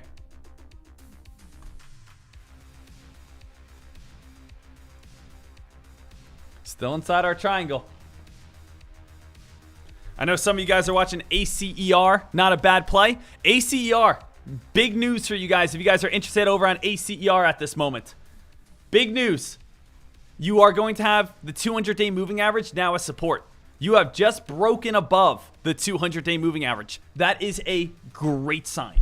Great sign that you are above the 200-day moving average. Now, you want to break through 150. ACER did have a press release this morning that said that they acquired another company, which is why the stock went on such a big spike, why the stock went on such a big move right here. How do I know that? Again, I have a news scanner. A news scanner tells me every single play on why they're spiking, why they're ripping. You could see that it acquired, or another company acquired them, which led to this very nice spike for $15 million. So this came out at 7:30 in the morning. Now imagine if you guys were awake at 7:30 in the morning and you saw this press release come on out. You would say to yourself, oh, ACER, I'm going to buy in on this at 60 cents, 70 cents, 90 cents, $1. Stock goes on a big rip and run all the way up towards $1.50. So news scanners are crucial to having success in the stock market. ACER, this one will get unhalted at the time of 9:52, 45 seconds. So it'll be unhalted at 9:57 and 45 seconds, which is going to be in about 30 seconds from now. ACER, it's going to have some strong resistance at $1.50. If I had to make a prediction, I would say quick spike up towards around $1.60, $1.65, then watch for a pullback. So I would say quick spike to $1.60, $1.65, and then watch for a pullback from there. Also, heads on up here. Let's see, actually, ACER. Let's just kind of put on ACER for some fun right here. Let's see what it does. ACER should be opening up in about 3, 2, 1. ACER live. Let's see if it can spike above 150. 150. It's going to be tough to break. If it breaks 150, we should go on like a 15-cent spike. Got up to 149 so far. Also, 140 is the 200-day moving average, which is trying to hold up as support. Guys, you just hit 150. Got to break 150 for you ACER traders. There we go, little 150 break. Now you got to run. Run here, ACER. Run here, boy. Run! Run, ACER! It's like how I talk to my dog. ACER here. Still having a little trouble. You do have that 140 support. Guys, I want to turn my attention back over to NVDA because we did just hit a high of the day here. Let's turn our attention back over to NVDA. NVDA, I do want to stretch this on out, and I don't mean to cover up some of the scanners, but I really want to focus over on NVDA here because it's right around 10 o'clock. NVDA is trying to get above this area, and I just want to make sure that we are all set, ready to go. So I just want to have my order all typed on out. Bada boom, bada bing. So I'm looking for, this is the game plan here, team. I got NVDA. I'm looking for a September 8th expiration, a 490 strike price on the put side. Going to be looking for about 25 contracts, and most likely I'll market order in. What we have over on NVDA at this time is that NVDA has had this very big downtrend for the last 1, 2, 3, 4, 5, and now this is the 6th day. We've also had a very nice uptrend from 1, 2, and this would be the 3rd day here. So we're really looking to see which way is this going to break. Is NVDA going to be able to hold this triangle and squeeze towards the upside? Or is it going to get rejected and start crashing its way back on down? Now, if you are a new trader into the market, when we have triangles, they're usually known to be able to get very, very tight, and then squeeze and explode. You can see right here a very tight little triangle, and it squeezes and it explodes. We can also see this not only on ascending triangle patterns, but we can also see them on bull flag patterns, where they squeeze and explode, I mean, you could take a look at all these examples where they squeeze and explode. So right now, NVDA, it's not at the corner of the triangle yet, but you can see it's trying to get a little bit of a premature breakout right here. So it's trying to get a little bit of a spike. Now the thing is, if we can hold above this line, if we can hold above this brown line, that's going to be very big and very important over on NVDA because it's going to try to get up to $500 plus. If it starts falling back on down and we start cracking the VWAP, I do think things could get ugly. Now what's the big sign right here? It's about to be 10 o'clock right now. So it's 10 o'clock right now at this moment. Let's see what NVDA is going to be able to do. As of now, it is above that downtrend, it is above the triangle, and it does have an open highway to be able to go. So basically it's like, hey, we got rejected at the wall. We got rejected at the wall. We got rejected at the wall. And right now you are on the opposite side of the wall, right? Imagine if we were in prison. Right now, team, every time we ran into the fence, we couldn't get out of the fence. We have been escaping prison, and right now, traders, we are on the other side. We can taste a little bit of freedom. Now, what do we need NVDA to do? We need NVDA to go on a monster spike and rip and run here. But we're on the other side of the fence that's been holding us back so much here.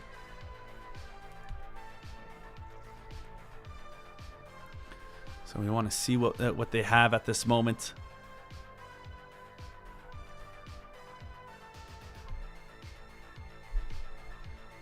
NVDA watching this one very closely. So Dek, why don't you go on the call side? Because it's still having a little bit of trouble. So why don't you do a put side? Because I actually want this one to drop on down. $500 is never easy to get above.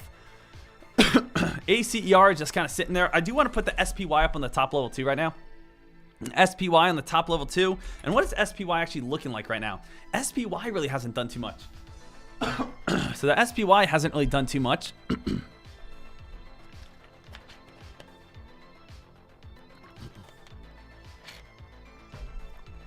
And I just want to be ready to go. Right now, team NVDA. NVDA, you don't want to be going back inside that triangle. If we start going back on down towards around like 494, that showed that we are attempting to break out and we couldn't break out. You know, so if we start going back down to 494 or so, I'm definitely interested on a possible entry. But I would like to see it spike up to 500 and then again be able to come back on down here. And I apologize. I have a little tickle in my throat right now. Maybe it's the pollen. Maybe it's the leaves starting to change. I'm gonna get off camera to just clear my throat here for a second. I apologize.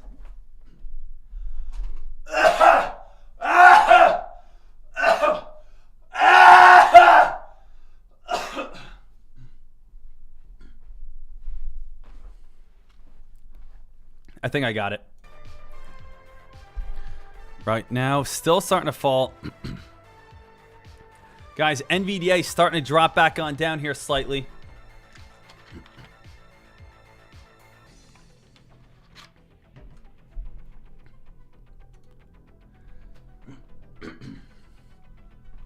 This is still just trying to stay alive here. Still trying to stay alive. We know that. Come on. Come on. Give it to me. Do it. Do it.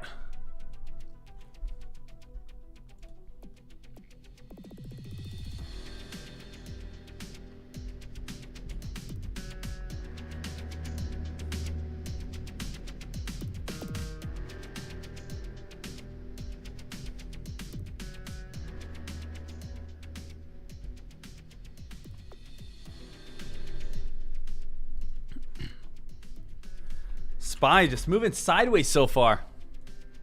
SPY just moving sideways at this moment.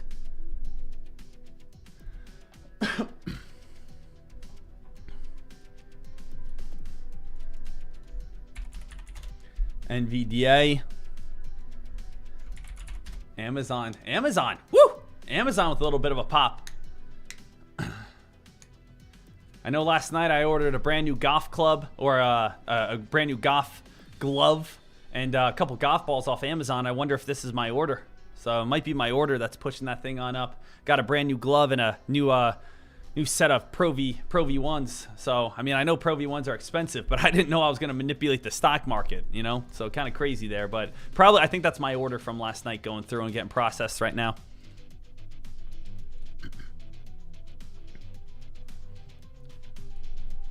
We got NVDA getting a little bit of a drop here.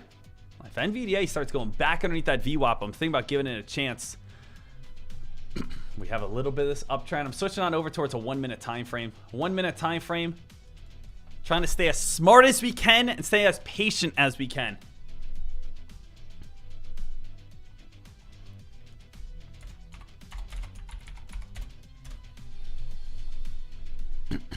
We do have NVDA. Guys, NVDA getting a little bit weaker. I do want to see this thing, you know, drop and get that nice crack. Guys, it's starting to get a little bit of weakness here. Think about a possible entry soon. Guys, NVDA getting a little bit weaker.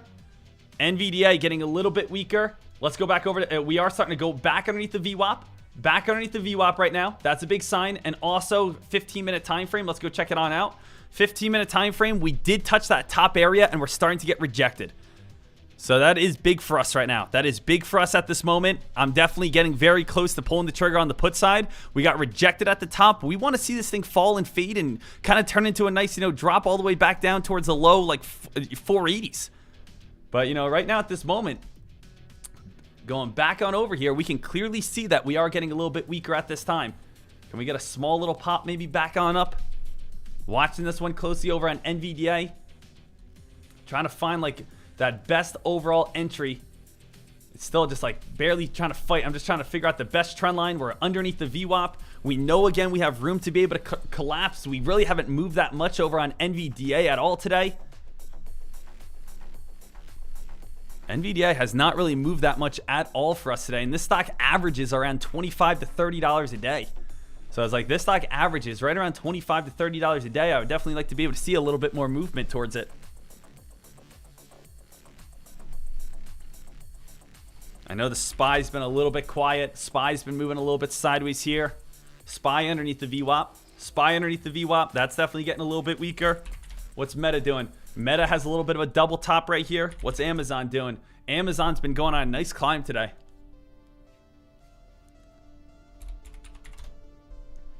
NVDA still again underneath here. Let's see if we get a nice little crack. I got my orders all typed out, ready to go. My orders are all typed out, ready to go. Back above the VWAP. Traders, what's going on here? Why is it that, hey, it's Thursday, I'm absolutely fired on up. I chugged a whole liter of Mountain Dew this morning, and it's just like, you know, I just want to get after it. But right now, the market's just literally moving sideways. The hottest stock in the stock market is moving sideways at this time. Can we get the hottest stock in the stock market maybe going up a little bit? Maybe going down a little bit. We got a free YouTube live stream. I want to give the people what they want. I want to give the people what they want at this time.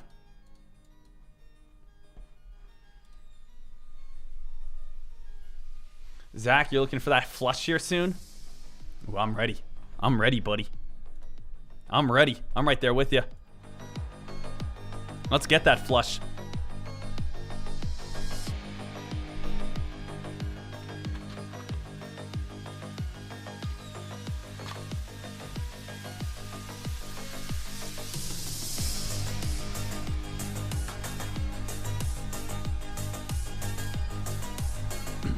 A bit of a pop here.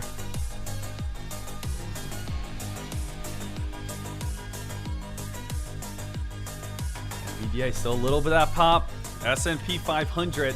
S&P 500 back underneath 452 could definitely start showing a little bit of weakness. NVDA back above 495. I'm staying patient. I'm staying patient. I know there's some people that are probably sitting there over on YouTube or something saying, man, I want this guy to trade. Well, you know what? I don't want to lose again $4,000 for no reason.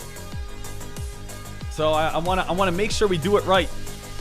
Stock trading 50% of knowing when to pull the trigger, 50% of knowing when not to pull the trigger. You got to think about it, guys. You guys heard me say this before. You got to think about right now you're out in, you know, the African heat, and you're a little lioness just sitting in the tall grass with a couple flies going around your ears right now.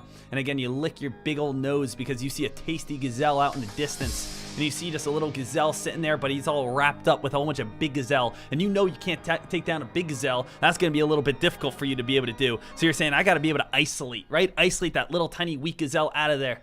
So you just sitting there, staying patient. And you know what? If you jump out of there too quickly, they're gone. They're out of there. You're out starving, left with nothing.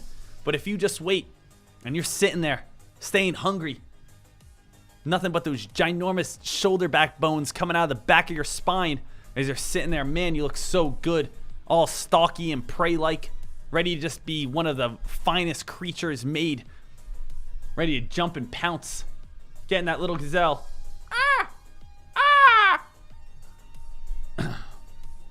It's gonna be a big day today, people. It's gonna be a really big day today. I know a lot of you guys don't know what a gazelle sounds like, but I actually do an amazing impression of a gazelle. This is a male gazelle between the weight, I don't know, of about 35 to 45 kilos. So somewhere between there.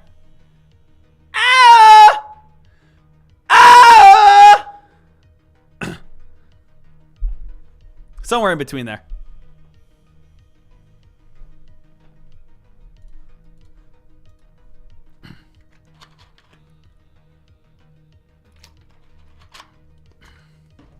Right now, SPY's starting to get a little drop.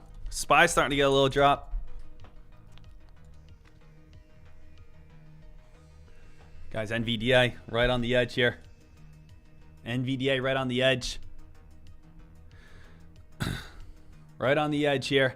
I'm 6 feet from the edge and I'm thinking, Guys, NVDA, are we finally starting to get it here? Guys, NVDA starting to get a little bit of the drop here. NVDA getting a little bit of the drop here. Go back to the 15-minute time frame here, though, for a second. 15-minute time frame, where would a bounce be? Bounce, if it's going to happen, is going to be right around that 290-290-ish mark. It looks like we're starting to get weaker here. Looks like, see, take a look. We do have the purple line, though, still as the last little bit of an entry. We could jump in right now. Or we wait for the crack of that purple line as well. So there's basically like two areas at this moment. Definitely things are getting a little bit weaker here. We're still inside this triangle. We know this triangle is not going to be easy to break under. I personally, on a day like today, I think I want to wait until this whole entire thing like is underneath. So, Dek, tell me right now, where would your honest entry be? Honest entry, probably... I could do a small one coming on up right here, but, you know, definitely when I see 491s. 491s means the whole entire thing has cracked. So I just don't want to jump the gun too early just to get a bounce play. Remember, guys, does this sound familiar? Does this sound familiar right here?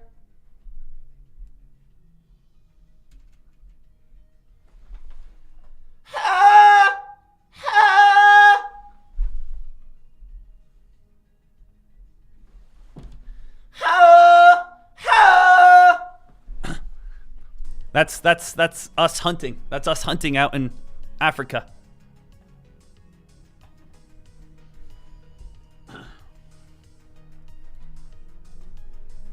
Okay, so we're working on it. Guys, NVDA, a little bounce right back on up. Nate Trades Deck, I think you missed your calling as an animal voice actor. It's never too late. It's never too late to get into that type of stuff. I'm honestly nervous. I'm a little bit scared, guys, if I ever moved out to LA. You know how people, again, like move out to LA and then it's like, hey, they struggle, they become a waiter, they become a waitress, they do that for a long time, they can't ever get a gig. I honestly fear the opposite. I fear that I'm going to move out there, I'm going to get so famous immediately, probably within a week. And then on top of that, it's just like the jobs that are coming, the stress, the amount of money, I don't know where to place it all. You know, things along those lines, the amount of movies and scripts that I have, you know, I have to remember all these lines. Like, it's just, I have the opposite problem. So that's why I stay on the East Coast. You know, it's just more, again, a little bit more my speed, you know. But if I ever needed to, if I ever kind of became desperate, move out to LA and then probably, boom, you know, probably hang out with Leo, maybe a little Bradley Cooper action, you know, whatever. But I'm not at that point right now.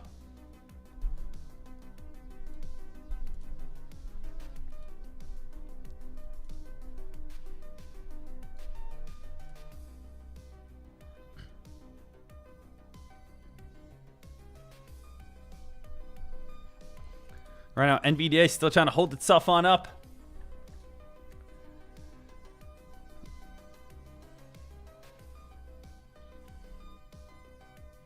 But we are doing everything right. I mean, we have not missed a play. We have not missed an entry. We are just waiting for that best possible entry. Team, I threw this out here twice. I know. Guys, I get it. I like to have fun with you guys. I like to keep it entertaining and keep it light and not keep it boring, because every single time I've ever gone onto a YouTube live stream in my life, it's just a whole bunch of boringness. So I like to always have fun. But I don't, guys, where are they all at? Where is everyone at here? You know what I said? I posted this 2 days ago, and I posted again last night. I said $10,000 reward. I know that I'm the best mentor out here. I know that I'm the best trader that does this live every single day. I'm also the only one that live streams. If there is any mentor out there, any person with a following that people look up to, I challenge them. Challenge them to a head-to-head challenge. Winner, $10,000.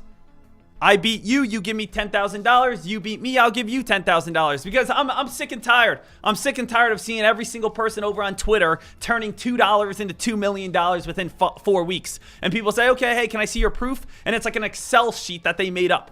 Okay, awesome. I'm telling anyone out there, is anyone out there? Can anyone hear me? Can anyone out there with a large following who has turned a penny into $10 billion that actually has broker statements? I will give you $10,000 if, again, you beat me on a head-to-head match. No one wants to answer. You know why? Figure it out.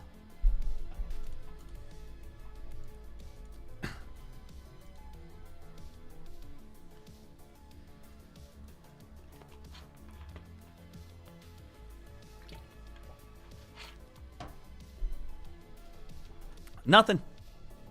Nothing. You guys hear that?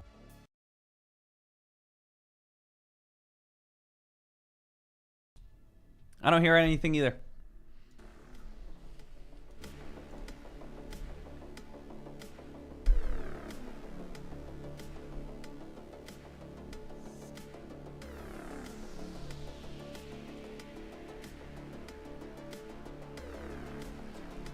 Nvidia, let's see what we got.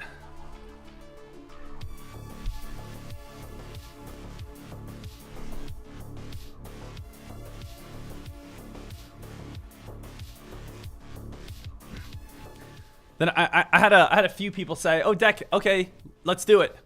If I beat you, you give me $10,000." And I say, "Okay, well, let's put $10,000 into a mutual fund, like a title company, and the winner gets it." And they say, "Oh, I didn't know that I had to put $10,000 into it." Yeah, I'm betting $10,000. You're betting $10,000. So if you got 10K and you want to again just throw it away, if you got 10K to burn and you just want to again throw away your $10,000, go ahead, let's do it. But I'm not just giving you $10,000. Right? You're paying me 10 grand if I beat you. But if you're confident, if you're after it, let's go.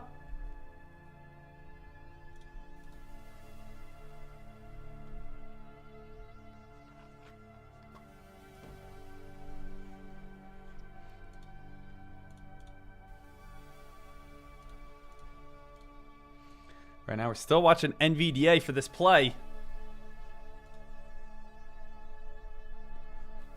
Still waiting for this one over on NVDA. Happy Thursday, everybody. Happy Thursday. We have today and tomorrow left. And remember, guys, tomorrow is a day before a holiday weekend. We do have off on Saturday, on Sunday, and we do have off on Monday. We have a 3-day weekend coming on up, and then I will see everyone back here on Tuesday. We have small account challenge details coming out on Tuesday as well. So small account challenge, if you are a person that has a small account underneath $5,000, underneath $3,000, and you're saying, I want to see Dek grow his small account. I want to see him do it. Well, I am going to be doing it live coming on up. All details coming out up on Tuesday.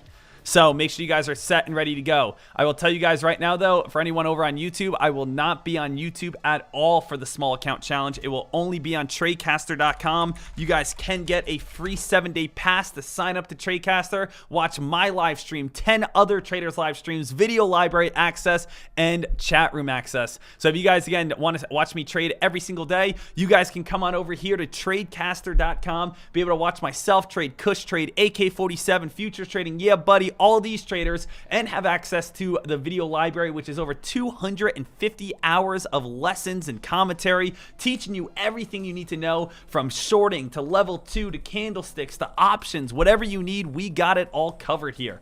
Also, again, you can learn from me some of our futures trading. So you can be able to go over here, click Kush's room. Kush does a lot of futures and options, and join his chat and be able to watch him trade. So again, Tradecaster is not only a place just to watch me trade, it's to be able to watch other successful stock traders trade, where you can learn all these different strategies. Shout out to Caesar. He's again over there crushing it, doing his thing. So make sure you guys get all set, ready to go.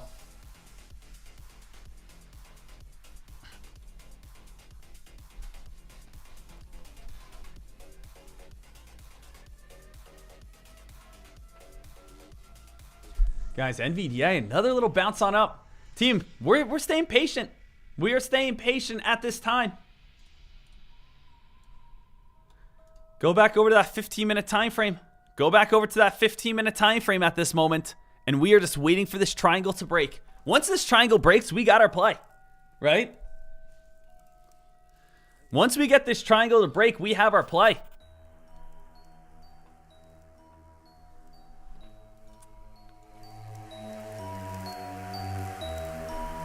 We're heading close into September, heading close into October. Call it a little spooky season, baby.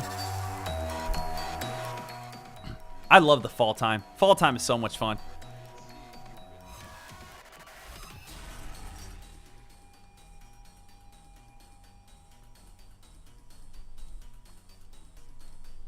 How's ICCT doing? ICCT at this moment. ICCT still dropping. If you guys are sitting over on ICCT at this time and saying, hey, Dek, all I'm doing at this moment is just playing this big old downtrend, nothing wrong with that at all. If you guys are just sitting on ICCT and you're just playing this big old downtrend, there is nothing wrong with that at all here. So ICCT, top resistance, top resistance, top resistance, top resistance. It does have room to run back up towards around $17. But that one is still fading and still falling, ICCT. What about ACER? I'm not sure why trade idea scanners keep dropping on down here. ACER, what's that doing? Little bit of a spike. ACER is one of the best plays for penny stock traders so far. ACER has now gone from $1 all the way up towards $1.60. ACER, that ain't too shabby. That's not too bad whatsoever over on ACER. $1 up towards $1.60. Room to fall back on down towards the 200-day moving average of $1.40.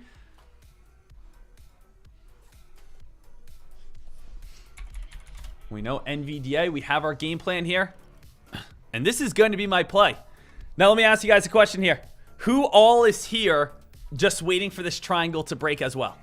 Who here is doing the same game plan as me? Who here is saying, Dek, I don't mind if I'm staying patient as long as I win. Hey, Dek, I'm going to sit back. I'm going to wait for, again, this triangle to break. And once this triangle breaks, hey, I'm going to get my play. I'll make my $500,000, $10,000, whatever. And we'll be all set, ready to go. Can I ask you guys this question at least? Win or lose? Okay, I want to ask this question. Win or lose here? Does everyone understand my game plan? Does everyone understand what I'm looking for on my game plan? Is everyone here saying, yep, Dek, I got it. Uptrend, downtrend, triangle, looking for a squeeze. Dek, hey, I get what you're looking for. Even if you did lose, I like how your game plan is all set up. I like your patience. I like what you're thinking here. I like your idea. Hey, Dek, I'm not going to do it with you, Dek, but I do understand it. I want you guys to understand my thought process. I want you guys to understand my thought process. I want you guys to understand what I'm doing. I want you guys to understand like where I'm at here. Okay? I want to teach you guys. I want to teach you guys this. I don't want to just be sitting here all day and no one's learning anything. No one's doing anything whatsoever. So again, last time here, guys. Last time, making sure every single person understands this. NVDA, we have a downtrend going across the board. We can all clearly see that. We have an uptrend at this time. We can all clearly see that as well. As we know, when trend lines eventually meet, we have very big reactions, right? When you have trend lines eventually meet, boink, we get a very strong reaction. When we have two trend lines, such as on bull flag patterns, we have them meet. Guess what happens? The stock has to go somewhere. It's basically the easiest way to think about this, team, is think about this as like a lake, okay? We have this big old lake right here, okay? Here's a big old lake. A big, huge lake. What happens when you walk into a lake? Well, a lake is very calm, isn't it? It's a lake. It doesn't have oceans or anything. You can go ahead and swim in the lake. Everyone's having a good time swimming around, splashing, doing what they want to do. People are over here, on a sailboat. They're having a good time because it's nice and easy. This guy over here, he's, getting pulled by a raft on a big old boat. And, he's having a lot of fun and everyone's, laughing and saying, woohoo, hold on, go faster and faster. That's him laying down on the boat and that's his friends over here. It's nice and easy, right? But what happens when this lake gets tighter and tighter and tighter and turns into a river?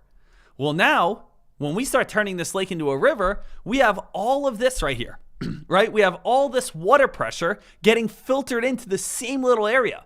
And what happens when you have all this water pressure filter into this little area? You have a lot of whitewater rapids. You have a lot of craziness because you have all this pressure inside this little area. Has anyone ever had a hose outside? You have your garden hose. What happens when you put your thumb over that garden hose? Well, that's eliminating the area that the water can go, so it makes the water shoot out very far. So we have all this pressure built up. We has to go somewhere. It goes very far. When I take a look over on SPU here, we have all this room. We have all this volume. All this volume is getting filtered into this little narrow ravine until eventually it's so powerful it explodes out. Eventually, it's so wild, it has to make some sort of move here. So that's what we're looking for over on, when I take a look over on NVDA. NVDA, we had our big lake here.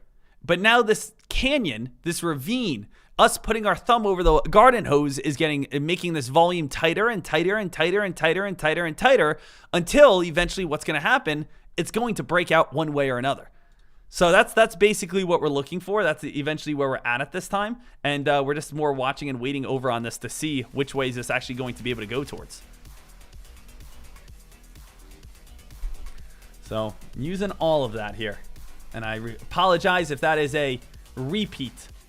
Ivan saying, Deck, do you have a charting videos in your library? Good place to go learn more about that. Yeah, well, when I'm talking about charting, you know, it's broken down into different things. So you're saying, oh, well, Deck, teach me about charting. Well, it's not just charting, right? It's more about understanding trend lines and support and resistance. So if you go to the 2023 bootcamp, we actually have a brand new trend line lesson right here.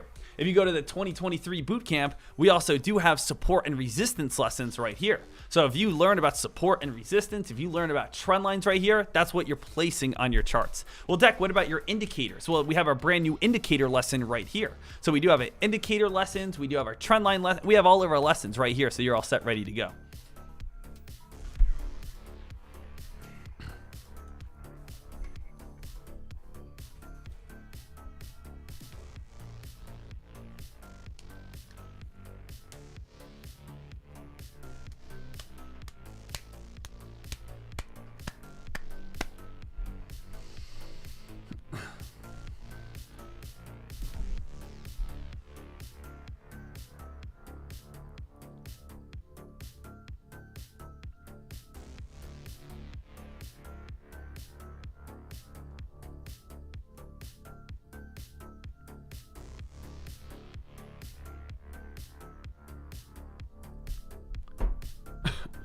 Still watching every single move here, team.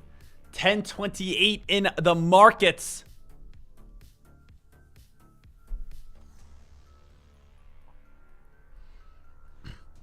Still just watching Nvidia. You know, ICCT.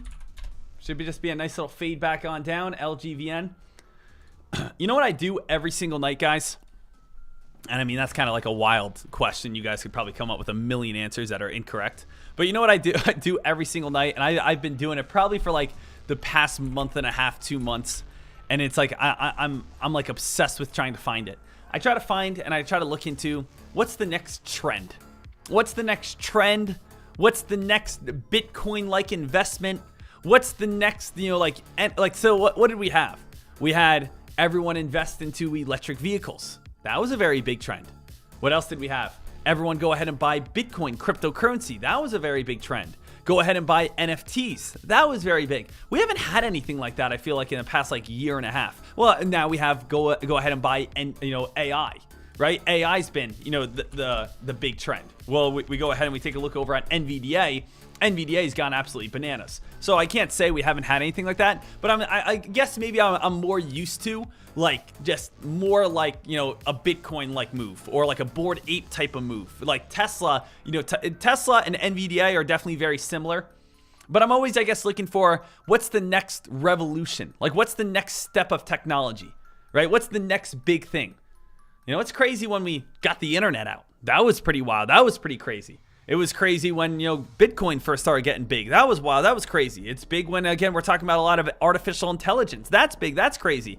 There comes opportunities like one every 2 years where it's something that could literally change your life forever. Like if you bought in on Nvidia earlier, last year at the very beginning, your life would be completely changed. You could be a 2, 3, 4, 5 millionaire, right? So it really comes on down to these, kind of wild moves.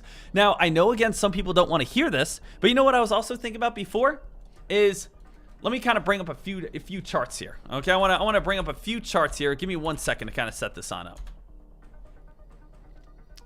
Let's go here.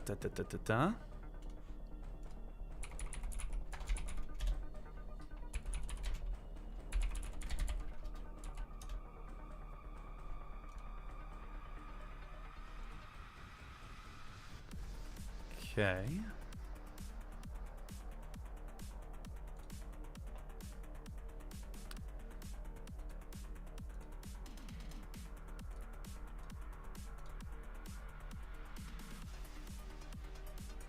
All right, guys. This is kind of what I want to throw out here. Not everyone wants to hear this, I feel like. But back in 2021, every single person, it seemed like, started buying what? Every single person started jumping in, started buying Tesla. And take a look at Tesla's chart at this moment. Back in 2021, when this electric vehicle crazy trend phase started happening, every single person ran in and started buying Tesla. And Tesla went absolutely ballistic because every person talked about it. Every single person was stating, you better get involved in electric vehicles. You better buy batteries. You better get involved in Tesla. They're going to change the world. And Tesla's an amazing company, don't get me wrong. But Tesla then came crashing all the way back on down. Now we can take a look at other plays as well that have been hot on trends. Here's a picture of Bitcoin. When Bitcoin went absolutely crazy and Bitcoin went absolutely wild. And everyone says, you got to buy Bitcoin. You got to get involved in Bitcoin. You have to, it's going to change the world. And Bitcoin went absolutely wild. And I still like Bitcoin, but it's come crashing all the way back on down. And then everyone started saying, no, I mean, Bitcoin's great and everything, but you have to get involved in NFTs. You know, NFTs, this is going to be like our avatars, like when the metaverse comes, you have to get a good NFT.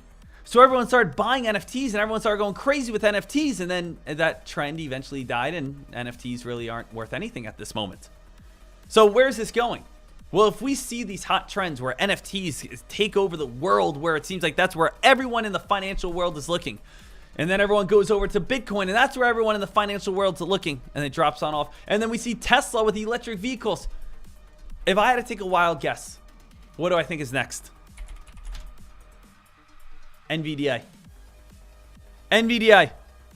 Right now, you can't disagree with me that everyone talks about AI. You can't disagree with me that AI or Nvidia has spiked up nearly 300% in 2023 alone, and this stock may be a little bit overbought. Do I think that Nvidia is a great company? Absolutely. Do I think Nvidia is a stock that can make you a lot of money in the future? Absolutely. Am I saying that Nvidia is not a good company? No, I'm not. But I'm saying that I think a little bit of hype and trend has pushed up the stock's evaluation a little bit higher than what it should.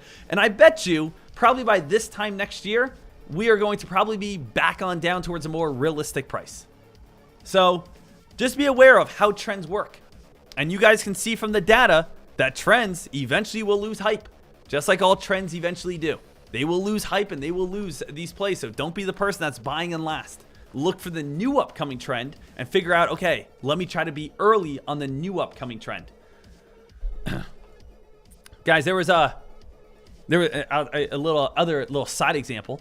There was a trend back in my high school for like, I don't know, a couple days maybe, where it was like it was back in like middle school, okay? Middle school. This was like back in like 7th or 8th grade or something. But there was these two kids that were pretty popular, and they wore yellow pants, and they were guys, okay? They wore yellow pants. It was really weird. Everyone made fun of them the first day, but then they wore the yellow pants again. And next thing you know, there a couple more guys started showing up, and they were wearing yellow pants. And then next thing you know, more guys started showing up the next day, the next week, and then all of a sudden, my blue jeans were out of style. Blue jeans, out of style. You got to go get yellow jeans. You got to wear bright yellow highlighter jeans. I never did it. But then 2 weeks later, everyone was just like, man, if you wear yellow jeans, like you're a loser. It basically went from why the heck are you wearing yellow jeans to you have to wear yellow jeans to now, oh, if you wear yellow jeans, you're just weird. It was like there was that weird little phase in time where you wore yellow jeans for no reason whatsoever. There was that weird little phase in time that it was acceptable to purchase $1 million picture of a cartoon monkey. There was a little time in space that if I bought a picture of a pet rock for $300,000, people would actually applaud me for it. It was a weird time, okay? So it's like, there's weird times that happen in financial market.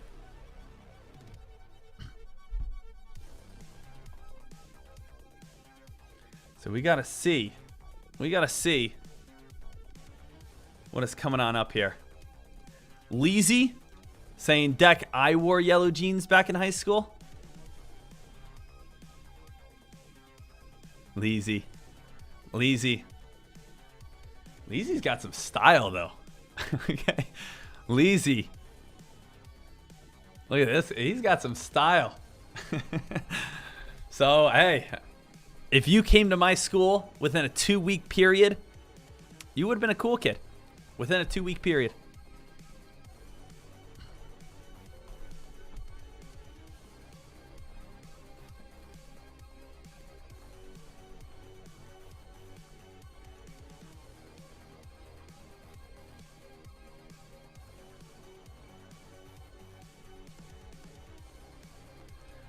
So we're still waiting over on NVDA right now, traders. Come on, NVDA. You know what I'm happy about, though? We have not gotten ourselves involved on NVDA. We've not put ourselves in on positions on NVDA because NVDA is not going to pay us right now. That's all it comes on down to. NVDA is not going to pay us right now. All we're going to do is jump in on NVDA and lose money. And you're saying, well, Dek, why are you so obsessed with NVDA? NVDA on this day fell $35. On this, or excuse me, more than that, about $40. On this day, fell $20. On this day, climbed to $18. On this day, climbed $25. On this day, climbed $18. So far, NVDA has moved $3 on the day. Over the past 3 weeks, NVDA on average moves around $30. It's like insane. NVDA on this day went from $440, spiked up to $470. We went on a $30 spike on that day. On this day, we went from $480, dropped on down to $450, a $30 dump. So it's just been a little quiet here over on NVDA today. So it's usually one of our best spikers. It's usually one of the best movers every single day. But what's the SPY doing? SPY slowly trying to work itself on up. What's some of these other plays doing? Amazon's still doing pretty well here, not gonna lie. Amazon's still been a solid play.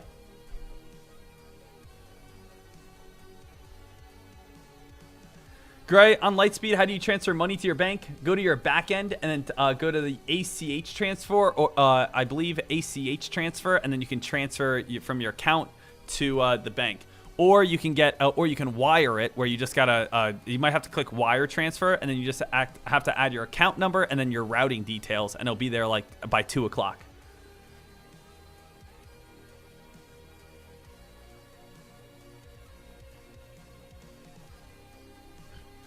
So we are all set. Now, team, as I've said this before, I want every single person to be aware of this.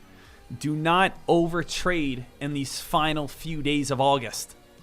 Team, if you're a new trader, the hottest time of the year in stocks is about to start in a few days. From September all the way to February. You know what's the biggest and most annoying thing I see sometimes? Is sometimes traders say, Dek, I just lost all my money. And it's the final week of August. Dek, I blew up my account. I traded 30 times today and I lost all my cash. And it's, it's July. Dek, I traded nonstop and if you just wait a week, if you just wait 7 days, the entire stock market, you'll see massive green days, massive red days. It's just like, I get it, and I'm not making fun of anyone because I know that feeling. It's so hard to control your emotions. It's so hard to say, hey, you know what? I'm not going to trade, but I know you're here right now. So it's like, all right, guys, I'm going to buy Amazon. Okay, Amazon, I just lost 300. Okay, well, guys, I'm going to go buy NVDA. NVDA, okay, I just lost 1,000. And okay, I'm going to go buy Facebook, Meta right now. Okay, I just lost 2. And then you do that every single day. And next thing you know, it's like, man, I'm done. It's like basically tearing your ACL in a preseason game in football. Oh man, we have the best player in the league, and we randomly played him all game in a preseason game, and he tore his ACL, and he doesn't get anything now for the entire season. The stock trading season is about to begin. We're not at the stock trading season. It starts in a week. So do not lose all your money by over trading.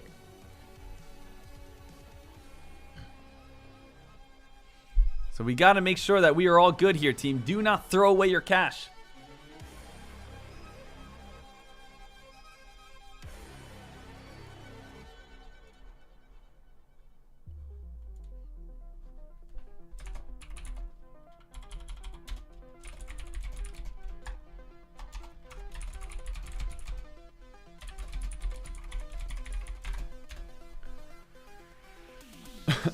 Russ, Dek, NVDA board member, sold $25 million worth of stock. Ooh, shout out to you. Thank you so much. Let's see here.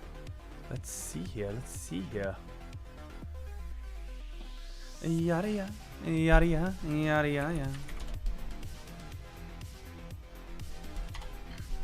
So let's see. I'm actually going to go over to the new scanner demo. So the new scanner demo that's coming on out still has a lot to kind of be worked on, but I'm gonna go to the insiders because we just had a message that said, hey Dek, a lot of insiders over on NVDA are selling their positions. So let's see here. I'm gonna go to insiders. Obviously we have all the press releases and all the news and stuff, but let's go to insiders right here. Let's type in NVDA, NVDA, and let's see what we have. Wednesday, August 8th was the last insider changes. Let's see what we have over on NVDA. NVDA statement right here, statements of ownership. All right. Oh, let's see. Statements of ownership, open full article. Let's see what we got.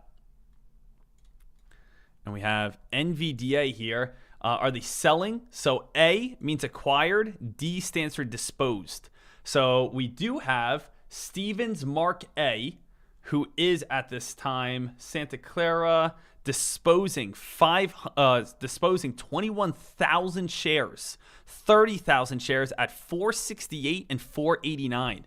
Uh-oh. So guys, we actually have insiders right now selling at 468 and 489.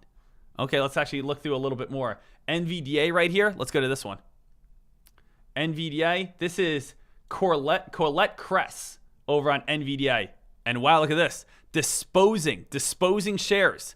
200, 700, 600, 300 at the prices of 451, 453, 455.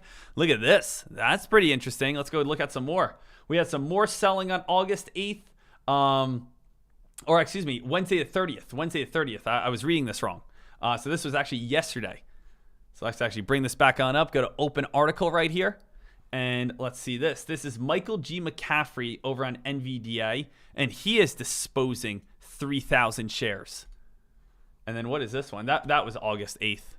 Let's open this article on up. And this one, someone actually acquired. That was back in August 8th, though, before the big run-up. So that's pretty nice to be able to see that stuff right here. So guys, this is part of the new scanner that's coming on out, which we're very excited about. So part of the new scanner that's coming on out. I'm very excited for you guys to be able to get your hands on this. This was the scanner that I was able to help design. So a lot of still, this is only the demo version. It's not available yet. I only have one because the people that are designing it sent it to me, so I can actually test it on out and see what I like and don't like. But I love that we have like this whole entire insider tab. We can type in whatever stock we want, and we can basically get all the insider information about it on who's buying and who's selling and whatnot. So that's like really, really important to us. Russ, I don't know how much that scanner is. I have no idea. So I just have a demo right now before it comes on out. But that's really, really highly anticipated, which I'm really pumped about.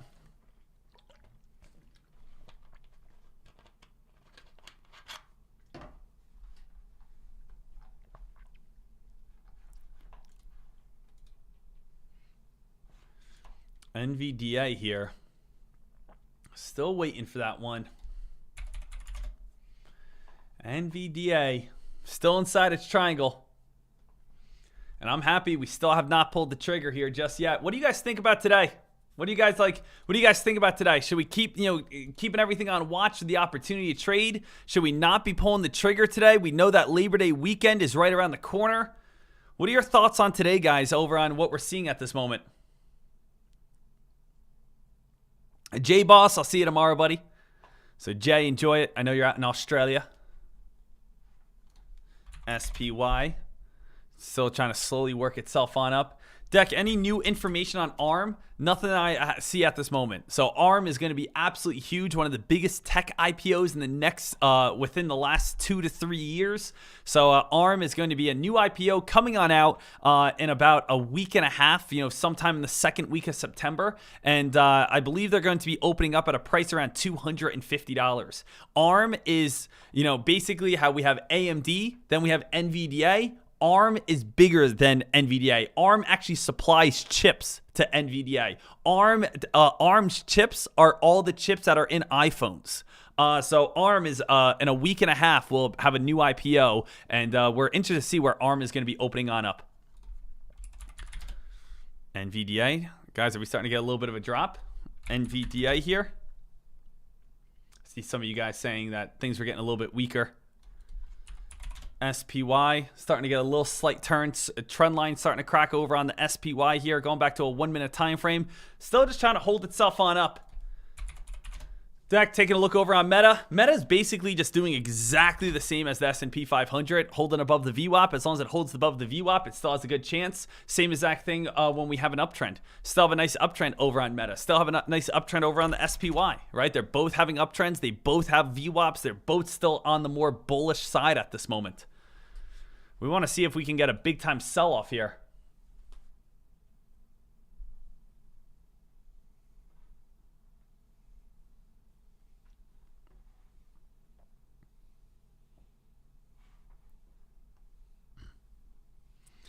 So still watching, still waiting here. Mission Impossible. Does Dek ignore people's questions that you don't want to talk about? What are you asking, Mission Impossible? I'm sorry if I missed your question. There's a lot of people, and again, I honestly do. Guys, YouTube people, I love you, but I'll be honest. I do focus a lot of my attention over on answering questions that like people over on Tradecaster ask, just because they are here, they're paying members, you know, they're part of the squad every single day. So if I ever miss a question over on YouTube, I would love to answer it, but I apologize. But I'm just gonna be honest, you are a little less important in my life. So Mission Impossible, I love you, but you're just a little less important to me. But I'm happy to help you on out. But you're just a little, like, if you're a Tradecaster member, you're here. If you're not, you're here. You could be here. You could even maybe be here. But right now, you're here. So if I miss your question, it's because you're here. But you could be here. You just got to get on Tradecaster.com. So if you want a spot in my heart, and I have a big heart, just be over here on Tradecaster. Bookmap. Why don't you use it? Mission Possible, I really don't know what a bookmap is. So, bookmap, I don't know what that is.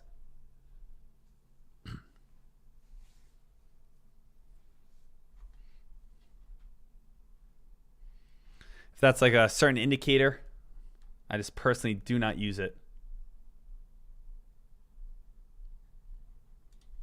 If you ever need to email me, dekmartrades@gmail.com. Happy to help.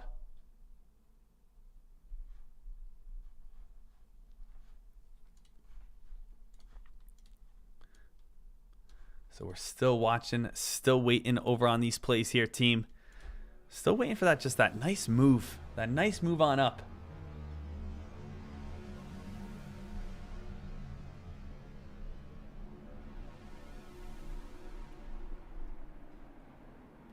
So we're still waiting, still watching. Dek, do you have a Labor Day sale coming on up? Nope, no Labor Day sale coming on up. We'll probably do like a one-day small account challenge sale, and that would be it. So we'll probably do like a one-day small account challenge sale, and that would be absolutely it.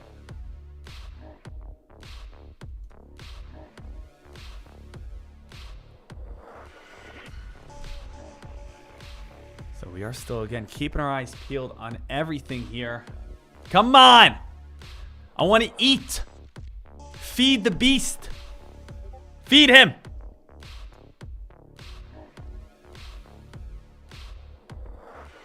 Iggy, I see you, buddy. I see you, Iggy.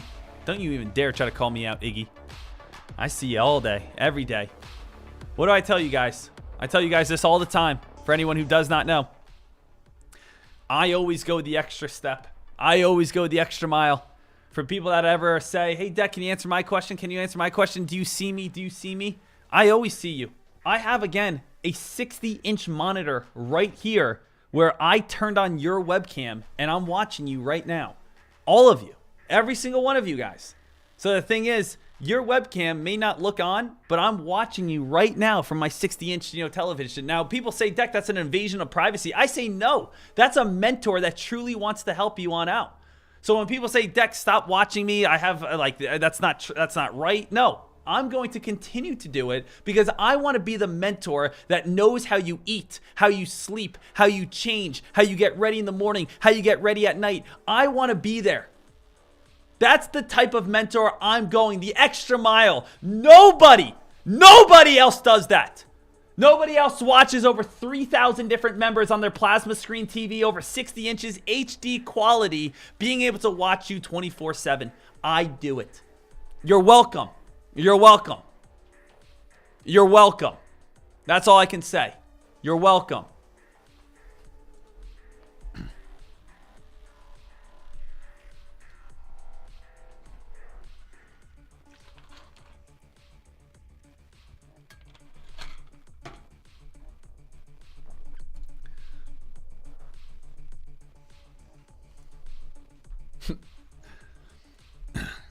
I think about that sometimes. I think about sometimes if I ever ever ran for president or anything like that, the clips that the opposite party would bring up of me all the time would be astronomical.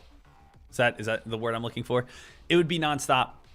It would just be all videos of me stock trading, saying completely ridiculous things. So if I ever run for president, there's probably zero chance of me ever getting it because of just all the random clips of me saying things out of context. All right, so he watches you when you're trading? Ah!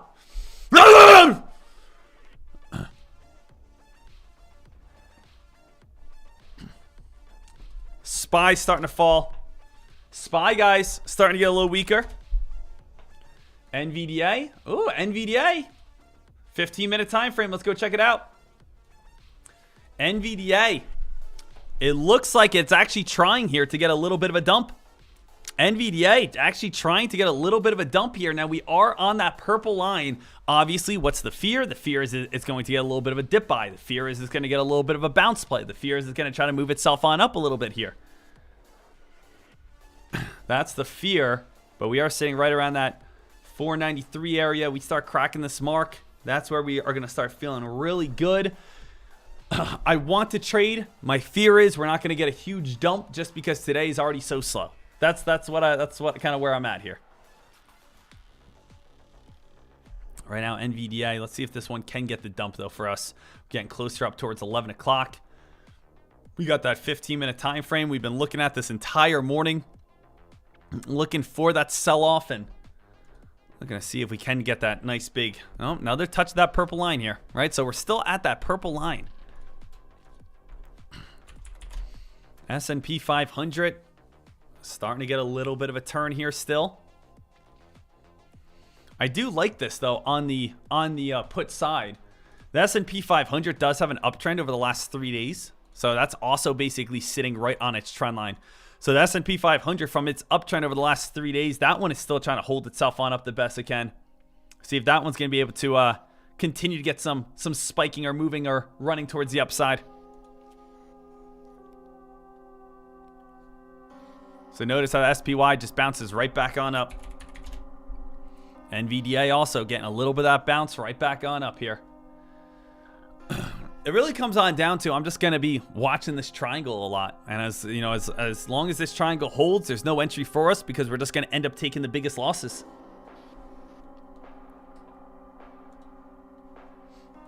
Let's see what CNBC is saying. See where we're at with CNBC at this moment. Dow rises, tries 5-day winning streak and last day of August. The Dow Jones Industrial Average rose on Thursday, the last day of the month, as Wall Street tried to stretch a late August winning streak to 5 sessions. The Dow climbed 111 points or 0.3%. The S&P 500 gained 0.3%. The Dow got a boost from Salesforce. Shares advanced more than 5%. Investors are coming off a positive session with the S&P 500, Dow, and NASDAQ notching a 4-day winning streak.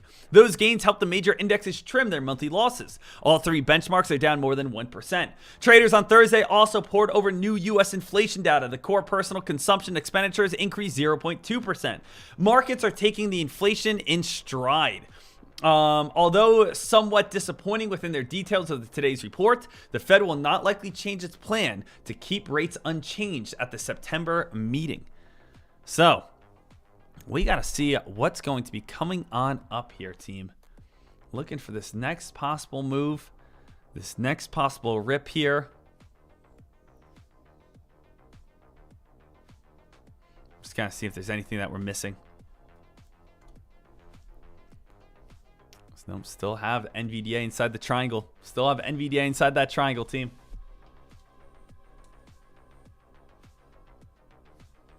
Dak, what's your opinion over on AMD? AMD starting to turn. AMD getting a little bit of a drop. Now, AMD, I feel like AMD is just like always a pretty consistent dropper. So AMD right here is, this one does not really hold up its gains very well. Like we've seen that many times where AMD, you know, usually gives back a lot of its gains and it's known to crack. But the thing is, everything, even with these cracks, are still building a little bit of higher lows, right? When I take a look over on AMD, I can still see that this place still has higher lows. And when I take a look over on the S&P 500, I can still see that the S&P 500 still has some sort of higher lows. When I take a look over on, let's say, you know, Tesla, what do we have over on Tesla? I could still connect some dots and say, hey, Tesla, I still see that we have some sort of higher lows. So every single time, like every single time at this moment, I still see that we have some higher lows over on these plays.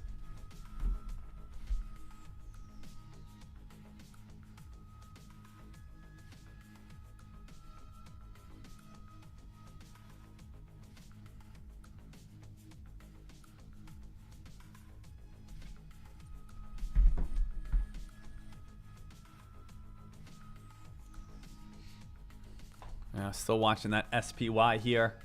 Staying smart, keeping everyone 100% cash.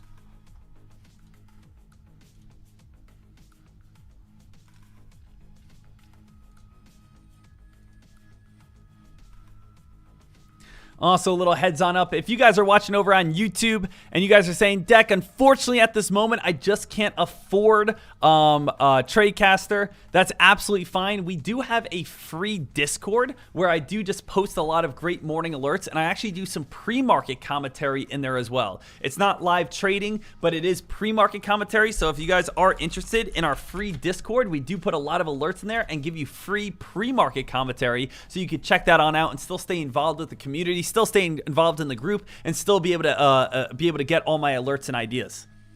So make sure you guys go check that thing on out. Right now, we still got Tesla still trying to hold. We're still waiting for the same exact game plan that we've been waiting for. We just don't know when that exactly is going to happen. We got Nvidia. Nvidia may try to pop itself on up, test that VWAP one more time, and then get the big sell-off that we really want here. Get that big sell-off that we really want, that big sell-off and that big drop here.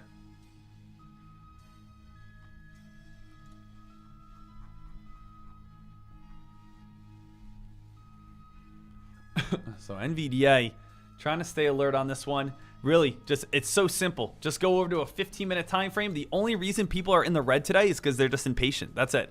The only reason anyone's in the red today is just because they're jumping in or out over on NVDA and just, you know, getting a little impatient here. That's all.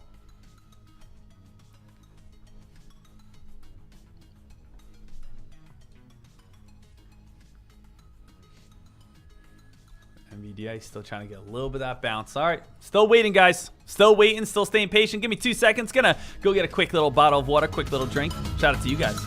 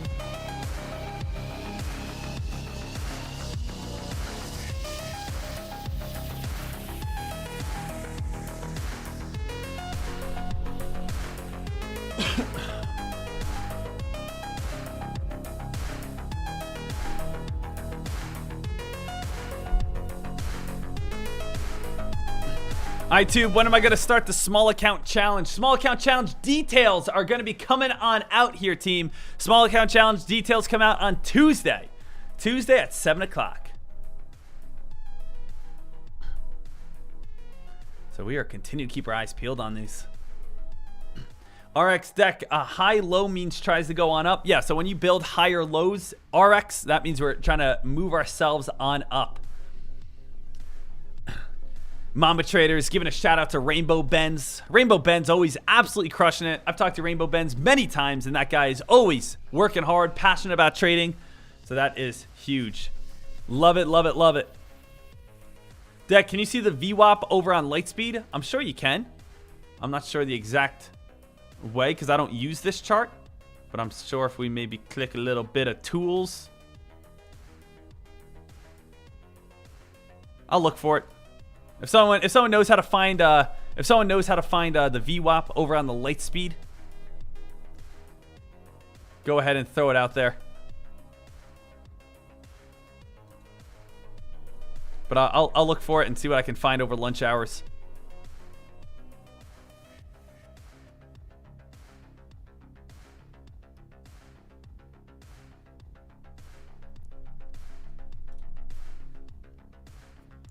Maida, if you guys need help, just a little heads on up. If you guys, need help on indicators, saying like, oh, I don't know what the VWAP does. I don't know what our indicators are for. 2023 bootcamp. Watch this lesson.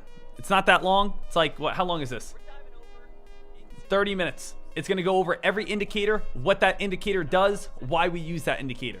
So again, watch this lesson. 30-minute long. Goes over every indicator and why we use it. Why it's important for us. VWAP is going to help us understand where's the average of the day, tells us when a stock is bullish, when a stock is bearish, and basically gives us another support and resistance line.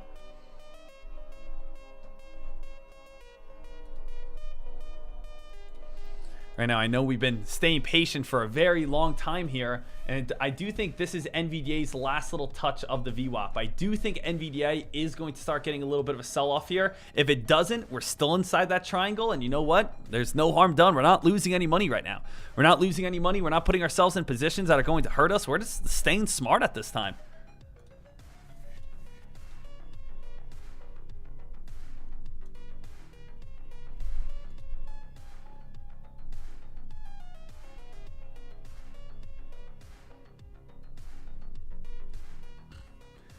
Right now, still watching these. We got Michael Scarfo saying, Deck, it feels good to be back in Deck's chat.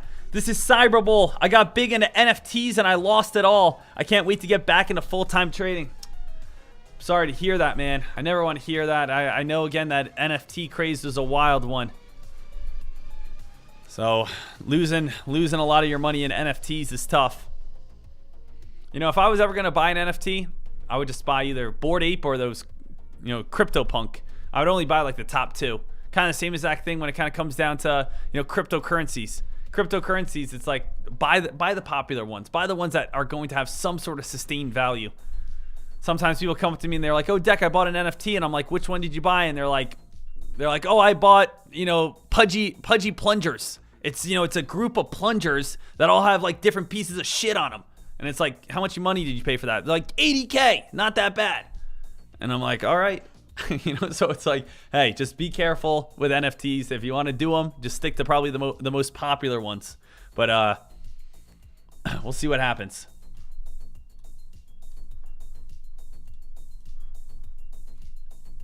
But Michael, I love you, buddy. Great to see you back.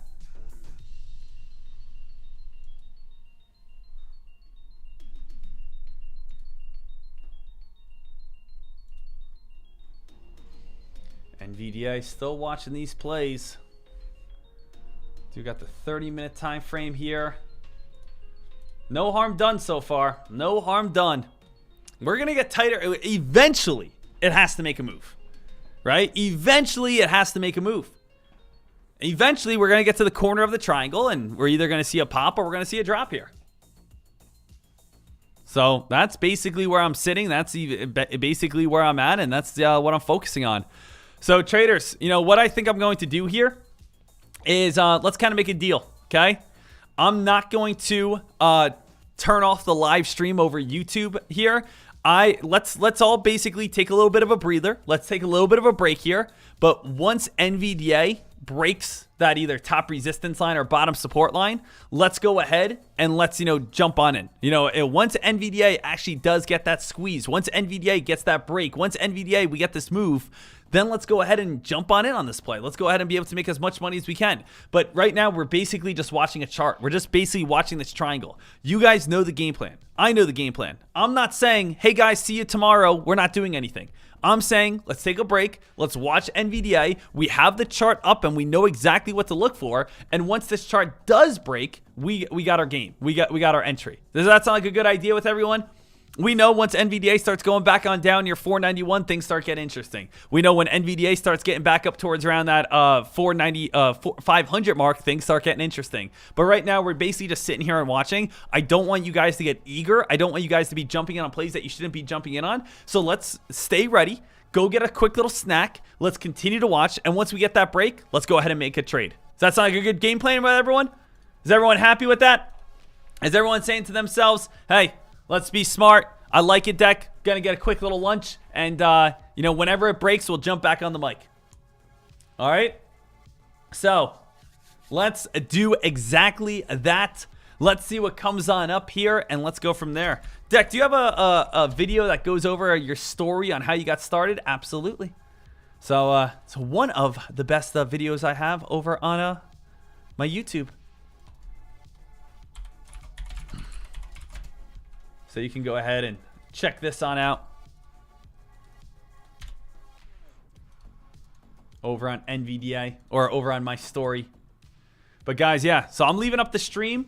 I'm going to throw on a lesson here, and then we'll be all set, ready to rock and roll. All right, guys, is this a good plan? Let's keep our eyes peeled. We know what we're looking for. NVDA, we need to see this thing start cracking. We need to see this basically get out of its channel for us to have an opportunity today. If it doesn't get out of its channel, we're not going to be able to trade today, unfortunately. So we have to stay smart. Let's get some food. Let's get some grub, and let's get back to it once we start breaking out of this channel. All right, team. Awesome job, awesome work. Remember, I'm not ending the day. I just don't want to just sit here and waste your time. So we know what we're looking for. The moment it breaks, so we're jumping back on and we're getting after it. Team, let's have some fun. Let's see what comes on up here next. Help me wrap this thing on up. Guys, always an absolute blast with you guys, and let's get ready to go.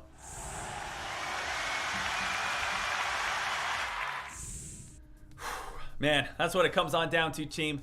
Putting in the work day after day. Putting in the work day after day, watching those channel setups, NVDA. We're doing it all right. We're doing it all right now. Guys, hands in.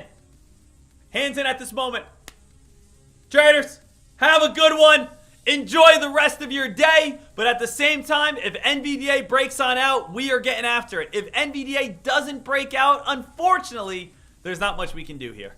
All right? So, stay smart, stay ready. Small account challenge details coming up on Tuesday. Let's get ready to go, traders. You guys know the drill, baby. In 3, 2, 1.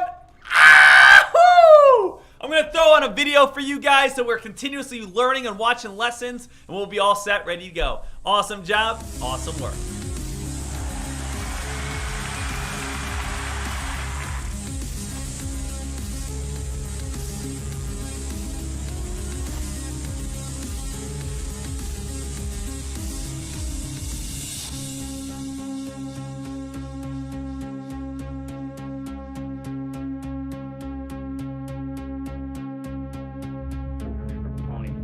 It's not bullshit. I'm not just talking about my wife. I'm talking about my life. I can't seem to get that through to you. I'm not just talking about one person. I'm talking about everybody. I'm talking about form. I'm talking about content. I'm talking about interrelationships. I'm talking about... Today, I want to be teaching you guys exactly how to find the best stock every single morning. I remember when I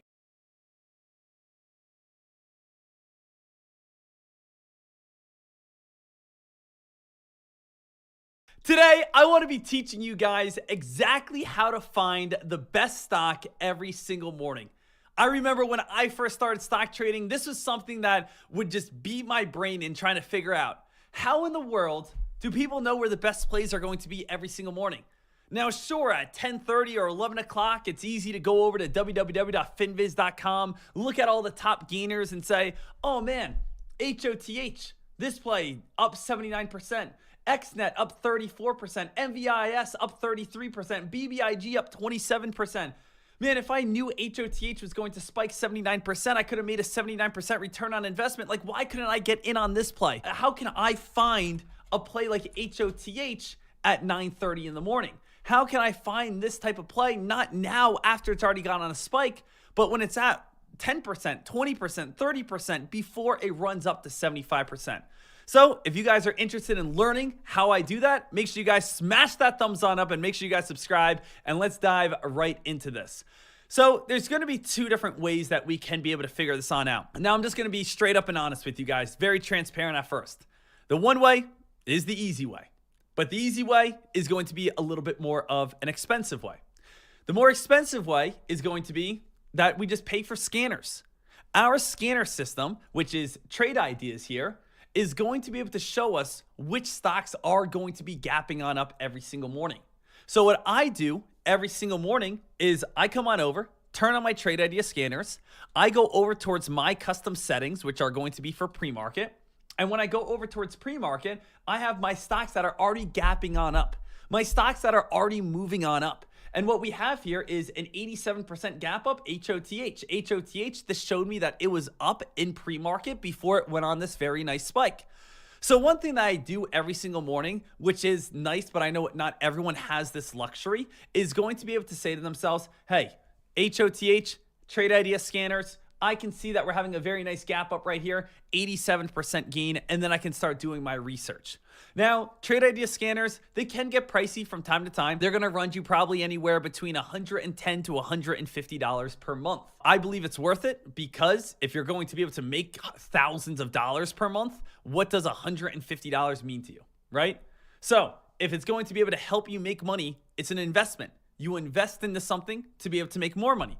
Just like over here on Tradecaster, you guys invest to be able to have part of the community, to be able to learn, to be able to watch me trade, to be able to watch alerts, to be able to ask questions, not only for myself, but all the live streamers here over on Tradecaster. It's the same exact thing. Also, another very easy way that's a little bit more of a cheat sheet is going to be saying for you guys to have a news scanner. A news scanner is going to show us all the hottest news every single morning. So when I wake up every single morning and I click this percentage change, this could be at 7 in the morning, 8 in the morning, 9 in the morning, I see right away what are all the best stock with news. And I can also see right here, here's HOTH. HOTH had a press release that came on out, which announced its positive preclinical results. And that is what's bringing in a lot of the hype. So if we're asking ourselves right away, hey Dek, how do we find the hottest plays every single morning? The easy answer is you spend $150 a month and you go ahead and you get Trade Idea scanners, or you can spend about $90 a month and you can go and get the news scanner. News scanners, this is from Scans, and this is going to be able to show me every single morning what stocks have credibility that are gapping up from news. So both are going to be very important to be able to help me put together my watch list every single day. Now, if you guys cannot afford these, I definitely understand that. It is going to be a little bit more difficult to be able to understand where a lot of the hype and a lot of this momentum is going to be at. The best thing that you guys can do every single day is going to be research, research, and research. So what I do every single morning is I put together an entire morning newsletter. Now, you guys probably know my entire morning newsletter, and I'll make sure that I send my entire morning newsletter to you. I'll drop a link in the description if you guys want to be able to sign up to the morning newsletter. I send it out to you guys every single day, but I encourage that you guys make your own morning newsletter. Now, we have over 3,000 people that watch me every single day. I know that probably 10 of you guys probably make a morning newsletter. And you know why? Because you're saying, oh, Dek will send me one. No, good. Dek will send me one. I want to sleep in today. Dek will do this. If you put together the study guide, if you create the study guide, if you create the rule book, it's way easier to remember than someone who gets the study guide and then reads the rule book trying to memorize it. I remember back in college, whenever I went the extra mile and basically wrote out a study guide, I would always ace the test. But whenever a friend would write it and I would just try to study it, I wouldn't, ace that test. I would get like a B or a C or whatever because I didn't actually put in all that work. Every single morning, I wake up and I write an entire essay essentially on what's going to be the best plays every single morning. Now, that's what I want you guys to start doing. So let me just bring up an example here of one of our morning newsletters look like. And I want to explain how I do this so that you guys can do the same exact thing. So let me just bring up, Wednesday morning newsletter. So our morning newsletter, this is what we have in it. I put my SPY game plan. Market's been choppy and slow over the last week. Now, as investors are still waiting for the debt ceiling news, I think the only reason the market moving is up from earnings and day traders trying to make a quick buck. As I posted in the previous day, 417 is main resistance line with 406 is main support. A more relevant area would be a downtrend at 410, so a crack. A crack of 410 is the standard weakness here. A break above 413 would be showing a lot of strength, right? So we have the S&P 500 getting a nice, understanding here. I have some top gainers. I have top losers. I send out this morning newsletter of what I'm looking at with our scanners and some screenshots. I go through the morning squawk. I see what investors, what the news, what Wall Street is looking at. We talk about a little bit more in depth here. I look at OTC stocks that are hot. I look at current stocks on the NASDAQ that are hot. I look at top gainers, top losers, most active. I look for earnings reports. We have videos, any relevant videos that are here. This is what I like to put together every single morning. Now, this is what I want you guys to start doing as well. So I have a little bit of a template, and this template is going to be able to be basically fill in the blank, okay? So if you guys want to, you guys can go over towards a website called MailChimp.com. It's to be able to basically send out emails, but you guys can just make a free account and just use this as a template every single morning. So this is what I do whenever I just click Start New Email. When I click Start New Email, this is the template that comes up to me. And now I know this is what I need to fill in every single morning before I send it out to you guys. Now, the reason why I like doing this is because I know you guys benefit from it, but also at the same time, I benefit from this greatly because I'm writing the newsletter. So when I'm talking to you guys, I know what I'm talking about because I wrote out the S&P 500 game plan and I wrote out everything that I needed. So I want you guys to head on over towards this website, MailChimp.com, and copy the same as that template that I have here. I have at the very top, I'm talking about, what I want out of the S&P 500, different ideas, different watch lists, anything along these areas. I have a market briefing, a recap of a previous trade, maybe my main pick on the day, stocks that I want to be able to short, stocks to watch on chart setups, OTC stocks to watch, pre-market movers to watch, gap up scans, that's from my trade ideas. We have stocks that are being promoted, some sort of pump and dumps. We have top 10 hottest stocks, top gainers, top losers, most active, our earnings reports.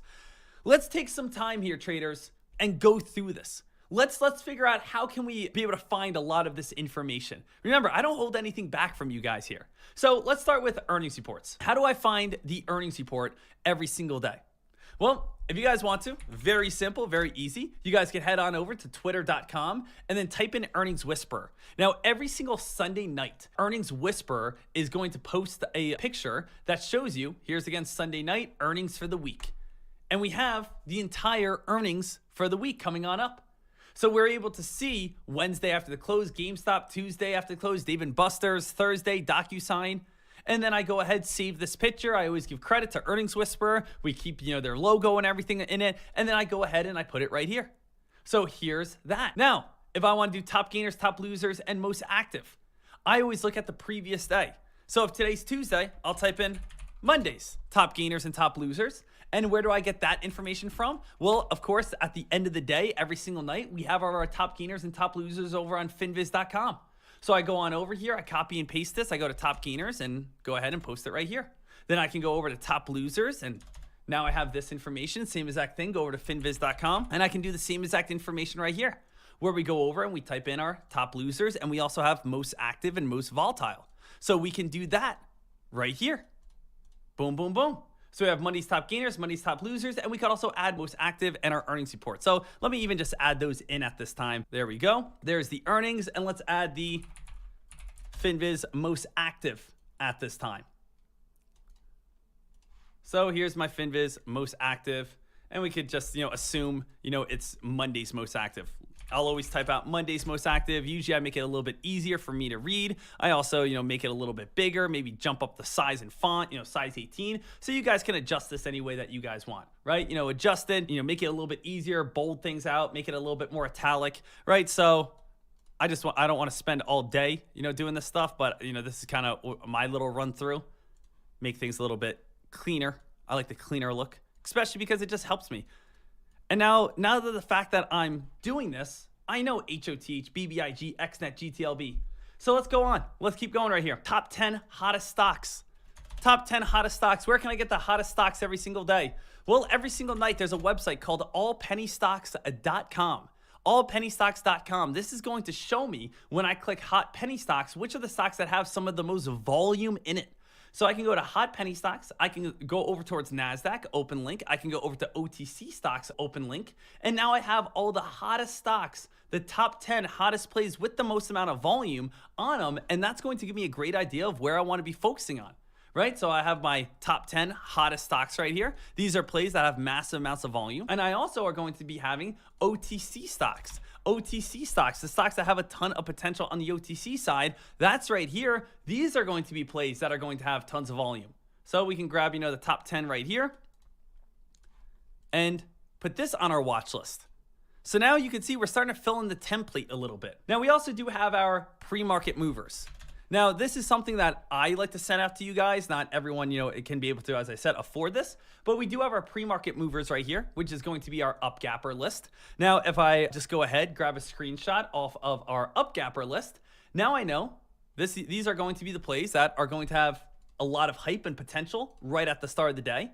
The reason why they're going to have a lot of hype and a lot of potential right at the start of the day is because they have either some sort of news already. These are the plays that easily could be able to bring in a lot of hype and be able to bring in a lot of momentum. Let me just add this over on the other screen because these are the ones that are gapping on up. So just bring this on over. Sure, bada boom. So now we're starting to fill in the blanks here, team. We're starting to fill in the blanks. So we do have our gap up scanner, or I just put in our pre-market movers here. So I'm going to delete our gap up scanner or our gap down scan. We also do have another category here, which stands for stocks being promoted, pump and dumps. Now this is not kind of as relevant anymore. Now what I mean by this is this is not as relevant anymore is when I first started stock trading, and this is how long I've been doing this. You guys want to see something crazy? I'll show you guys a little crazy thing here. This says my Dekmar Trades morning newsletter, Thursday, June 11th, 2015. I saved this template in 2015. I just saved this template in 2015, and I've been using the same template for the last 8 years now. So that's so wild about this that I just delete that date and now we're all good to go. But, I've been using the same template every single day for the past 8 years, and this is what gets me going every single morning. So now I used to always look for stocks that are getting pumped and dumped. So there used to be a way, you guys used to just be able to go on Google, pump and dump stocks email list. So I used to just go on Google and just type in pump and dump stocks, add your email list, right? So email list, and used to be able to just get sent stocks. Like, look at this. Penny stock research firm, #1 penny stock alert company. Scan the market, 180% gain in just 1 hour today. Penny stock alerts, investor alert, don't trade on pump and dump stocks. So there's a lot of email lists that you can just add your email to and just get blasted out. We turned to 500. I kind of want to click this right here. Let's see what this says. So look at add your email, receive free notifications. Because what these companies do, team, is they want as many emails as we can. On average, our pick increases 1,000%. So you could add your email here. Dek, is this a scam? It's not a scam. I guarantee that the pennystockresearchfirm.com probably has an email list of 100,000 people. So guess what the penny stock research firm does? They say, let's pick a stock. Let's pick stock XYZ. Then XYZ gets sent out to everyone. They may already own some XYZ. 100,000 people see it. The stock goes on a spike because everyone's now buying it because they told everyone to buy it. Especially if there's 100,000 people and let's say 5,000 people start buying it. Oh, now it's moving on up. That induces more people to start buying it. Now it starts spiking. And now that other 100,000 are like, wow, they're right. They're great. And now it starts spiking even higher and higher and higher. Sometimes you just need a little push and these plays start going on very big spikes.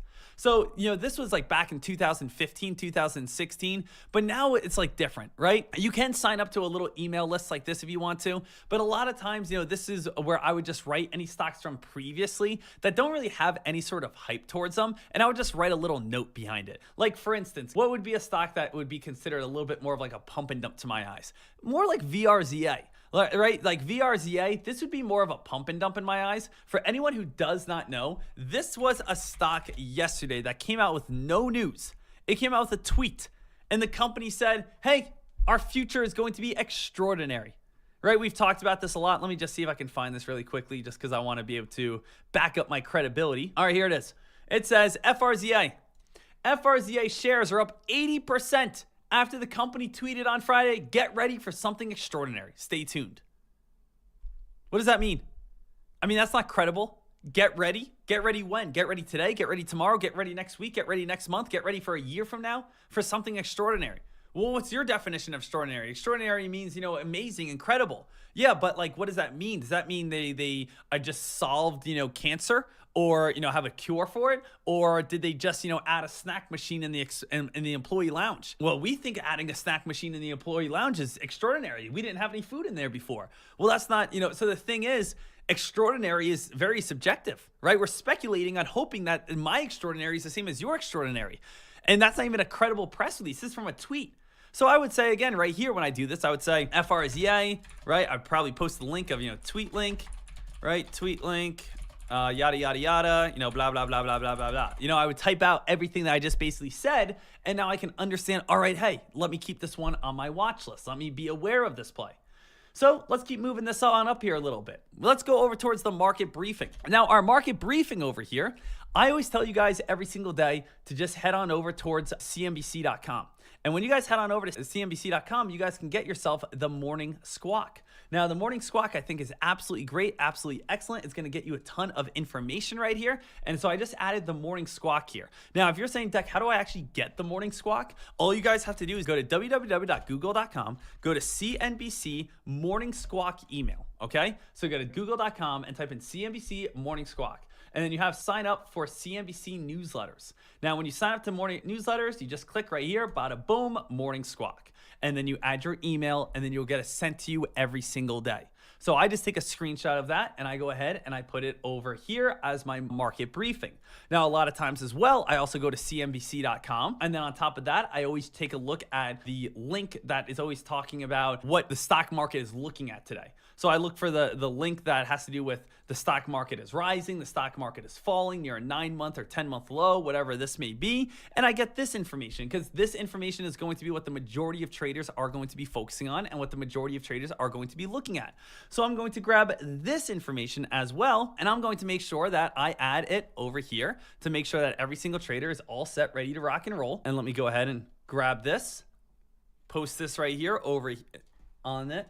And now we're starting to put together a little bit more of a morning newsletter. So now I am already saying to myself, and yes, I read all this stuff and I want to make sure it's good, and I'm reading it and I'm putting it together, and I'm saying the market briefing, the S&P 500 traded modestly higher. I read through the entire thing. The morning squawk back in neutral, I read through the entire thing. Apple's new reality, again, going through the entire thing. I have the OTC stocks, hottest place to watch, the pre-market movers, hottest stocks to watch, the stocks that I believe are pump and dumps. I could put a chart of this play if I want to as well. So we could go on through, put a chart of FRZA. I got my top 10 hottest stocks, my Monday's top gainers, my Monday's top losers. I have Monday's most active. I have earnings reports. And if you guys, again, have any sort of video links that you guys want to add to yourself, remember, you are not sending this out to anyone. But I want you guys to do this every morning because it's going to make you a better trader. And remember, when you're trading and you're saying, you get to that point in the day where you're saying, man, what were that good play again? What was that good stock again? Oh yeah, let me look at my morning newsletter that you write up. Keep this 100% private for you. Keep this 100% private for you. But now, again, it's like, okay, what was yesterday's top gainers? Oh, yeah, I have that written down. Boom. What are tonight's earnings reports? Oh, yeah, I have that right now. Boom. Hey, what was that link? I watched a good video. Oh, yeah, let me just put that in my video section right here. Bada boom, bing. Okay, hey, what was everyone looking at this morning? Let me read the morning squawk right here. Bada boom, bing. Hey, what did I trade yesterday? Obviously, place your recap in here. Recap. Write out your whole entire description. Yesterday, I traded Apple. I traded it because it came out with the brand new Apple headset, the Vision Pro. The Vision Pro, very crazy technology. I'm seeing that we have room to run up towards 190, 185 is going to be, and you go ahead and write out everything that you need along those lines. Picks of the day, stocks that you're interested in, shorts of the day, stocks that you want to be shorting, stocks to watch, maybe a very nice chart setup that you want. And then we also have the news, right? News. Very nice news scanner right here. I always like to take a screenshot of the news scanner as always and just say to myself, all right, hey, let me send this out to our members so they have it. So they have all the hottest news right here and they know exactly what's going to be coming on up. But notice how all this information, this is like every single morning, like a massive cheat sheet. Every single morning now, I have everything I need. I'm basically more equipped than any other trader out there. Every other trader out there in the world is not as equipped as me because I have everything right at my fingertips on, okay, here's the hottest news right here. Okay, here's the hottest gap up. Okay, here's the hottest stocks. And then from there, guys, you know, I always put a lot of great other information. What's some great other information that you guys would want to be looking at? Well, you know, some great other information, maybe go to google.com and you type in economic calendar. So you go to google.com, you type in economic calendar, and look at this. These are all going to be this week's major U.S. economic reports. All the economic reports and upcoming Fed speakers. That's going to be very important to us. I'm going to want to write that down. I'm going to want to keep this because you know what? At some point, I'm probably going to want to know, you know, what's going on. If I see a random move in the stock market, let me kind of link this on up and see if that's the correct time on, you know, what's happening with this correct timing. So I definitely want to be keeping my eyes peeled over on this at this time. So that's going to be maybe something I want to be watching. And now our morning newsletter is starting to come together even more. Well, what else do I want to be looking at? Well, Dek, I'm a big fan of day trading and looking for breakouts. So maybe I want to go over towards like marketwatch.com and I type in the most shorted stocks in the stock market. So I go ahead and I look at all the stocks with some of the most short interest. Stocks that have been shorting the heaviest, right? Stocks that have been, you know, getting extremely big shorts on them. And now I can have a nice list of stocks that I want to be watching and just be aware of because maybe these are going to be plays that could possibly get very big squeezes in the near future. And if I at least just make myself familiar with these plays, if I see one of them, maybe that's going to be all I need to be able to jump in on this play and say, yeah, you know what? This is what I remember. I remember this stock being a nice short squeeze. So I have U.S., you know, economy and reports and Fed speakers. I have some short interest stuff coming on up here. What else maybe do I want to be looking at? Is there any sort of insider buying information I want to look at? You know, here's a free website, Datarama. You know, talking about what companies are getting insider buying, who's buying insiders, who's not. So maybe grab this screenshot.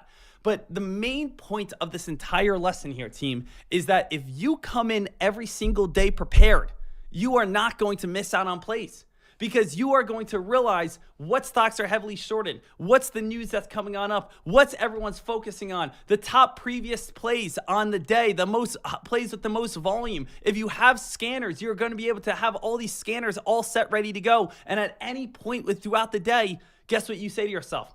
Hey, I need to check back on this. You are writing a study guide every single morning. Guess what, traders? This study guide that you make every single morning is going to take you about 35 minutes. 35 minutes. 35 minutes is the same exact thing as you sat on back and you watched an episode of Friends. If you watched How I Met Your Mother, if you watched The Office, that's one TV show. Instead of watching one TV show, you are literally making sure that you are prepared for every single situation coming on up throughout the day. So if you have to, rewind this live stream to have every single breakdown of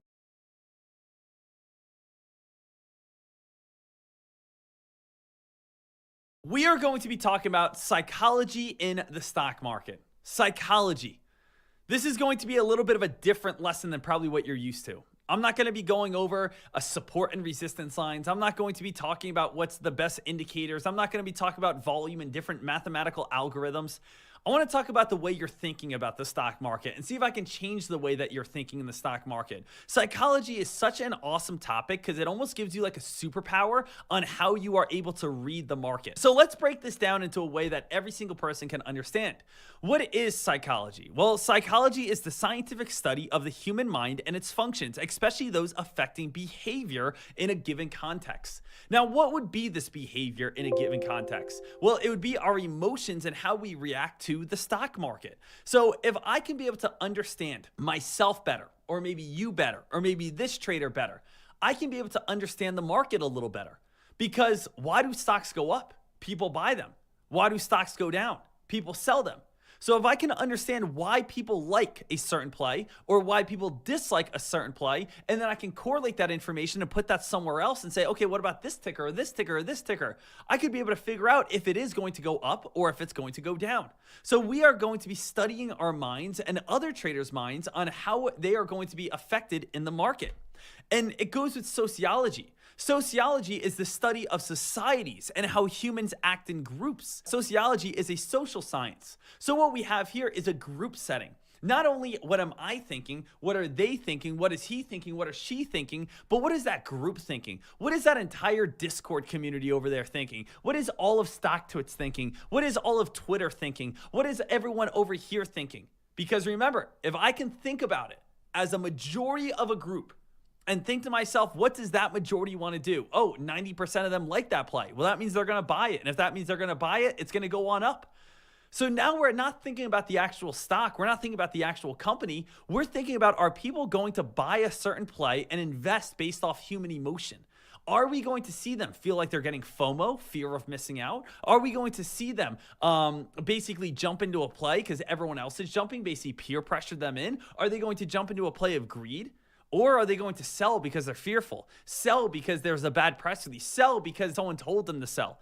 We could see an entire play shift from one way or another, depending on news, depending on what traders are talking about, depending on influence. So psychology, study of mind, sociology, study of everyone's mind. And that's why it's so important, trader, to be able to understand this topic. Because when you sit down every single day in the morning, when you turn on your computer, you probably say to yourself, all right, let's see what the best play is today. All right, let's see what the best stock is today. All right, let's see what everyone's looking at today. That's the wrong way to be able to trade. You should not be saying, what's the best stock today? What's the best stock I like today? The real question is, what's the best stock everyone else likes today? Because I might like a stock, stock XYZ. That's the stock that I like. But what if 99% of other people don't like that play? Well, that means there's no volume. That means there's no action. That means there's no activity. Why would I want to play a stock that has no volume? When you hear a play or someone say, I have a super secret stock, you don't ever want it. I don't want your super secret stock. You know why? Because super secret stocks means no one's looking at it. There's no attention towards it. There's no volume towards it. There's no activity towards it. There's no predictability towards it. Super secret plays means no one's on that play. I want to be looking at stocks that have some attention that could get a lot more attention. I want to be looking at plays that have just gone on big time spikes and either they're going to become great shorts on down or they're going to be plays that are going to continue on up. I want to be trying to get ahead of that group of traders. So how do these two mix? Stocks move up from us. If a trader buys a stock, the stock moves up. If a trader sells the stock moves down. It's not what you are going to trade today. It's what is everyone else going to trade today. So the number one way that we like to think about this, traders, is we want to think about volume. Volume, we've done lessons on volume. Volume equals activity. Activity equals profit. The more that traders are trading, the more volume we have. The more volume we have, the more movement we have, which means there's going to be more emotions. That could be fear, that could be greed, that could be, whatever. But there's going to be more emotions, and emotions is what really pushes the market at the end of the day. So this is how we think about it. I think about this in a term called the mob. The mob is just a term that I made up. It stands for the majority of buyers. The majority of traders that buy anything that moves. Over 70% of traders will fail and less than 30% of traders will succeed. We all hear about this stat. Sometimes traders say it's 80% of traders are going to fail, 20% are going to succeed. Can we just take a second right here and talk about this stat for a second? We have probably all heard this. All right, 80% of traders fail, 20% of traders succeed. And that sometimes makes people say, oh, I don't want to start trading. Well, why not? Well, only 20% are going to be successful. That means 2 out of 10 are going to be successful. You know how big that gap is? This stat, the fact that that stat goes crazy is it's so mind-blowing to me. Do you know less than 1% of basketball players make it into the NBA?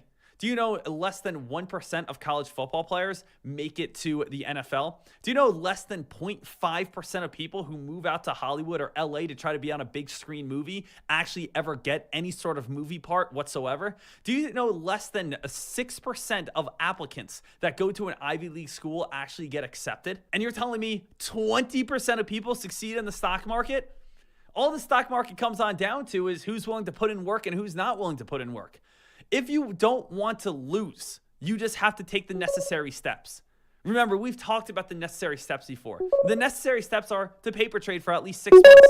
Paper trade to gain experience. Then slowly build up a tolerance. Build up a tolerance where you are doing smaller shares each week until, again, your emotions catch up with you. You don't just do 1,000, 2,000 shares right away or 200 contracts right away. You slowly build up to it. We paper trade for 6 months. We do small contracts or small shares for 6 months. We watch video library lessons. We watch the live stream every single day. We record ourselves trading. We take notes. We talk about good habits, our bad habits. We have to take about a year before we're successful. You know why 80% of traders lose? It's just because they say, hey, I want to make money. I saw that guy on TikTok make money. Hey, okay, open up a Robinhood account with $2,000. Oh, man, I don't know what's going on right here. I'm going to buy this stock. This guy on Reddit told me to buy it. Okay, oh, man, I lost all my money. Dang it. It's like, that's where the 80% comes. 2023, we're full of laziness. There's so much laziness. It's so hard to be able to find people that actually want to work to be successful, not just given success. So to be in the 20% of stock traders isn't as difficult as you think. It just comes down to, are you willing to work to be in that 20% of stock traders? The 80% is what we call the mob. The 80% that basically is just running around with their heads cut off, just trying to buy what everyone else is buying, that's the mob. Now, I was a part of the mob at one point, and you were part of the mob at one point. You may still be a part of the mob. Ask yourself a very honest question at this moment. Are you a trader that actually fully understands what's going on in the stock market? Do you have the same education and the same knowledge that I have? Do you know why I jump in on certain plays that I do? Do you know how I find the certain plays that I do? Do you understand everything when it comes to float and volume and indicators and entries and exit and support and resistance and looking at past chart history pattern? Do you have that experience, or are you just saying to yourself, well, whatever they buy, I'm going to buy. Whatever Dek buys, I'm going to buy. Whatever, again, they talk about, I'm going to talk about.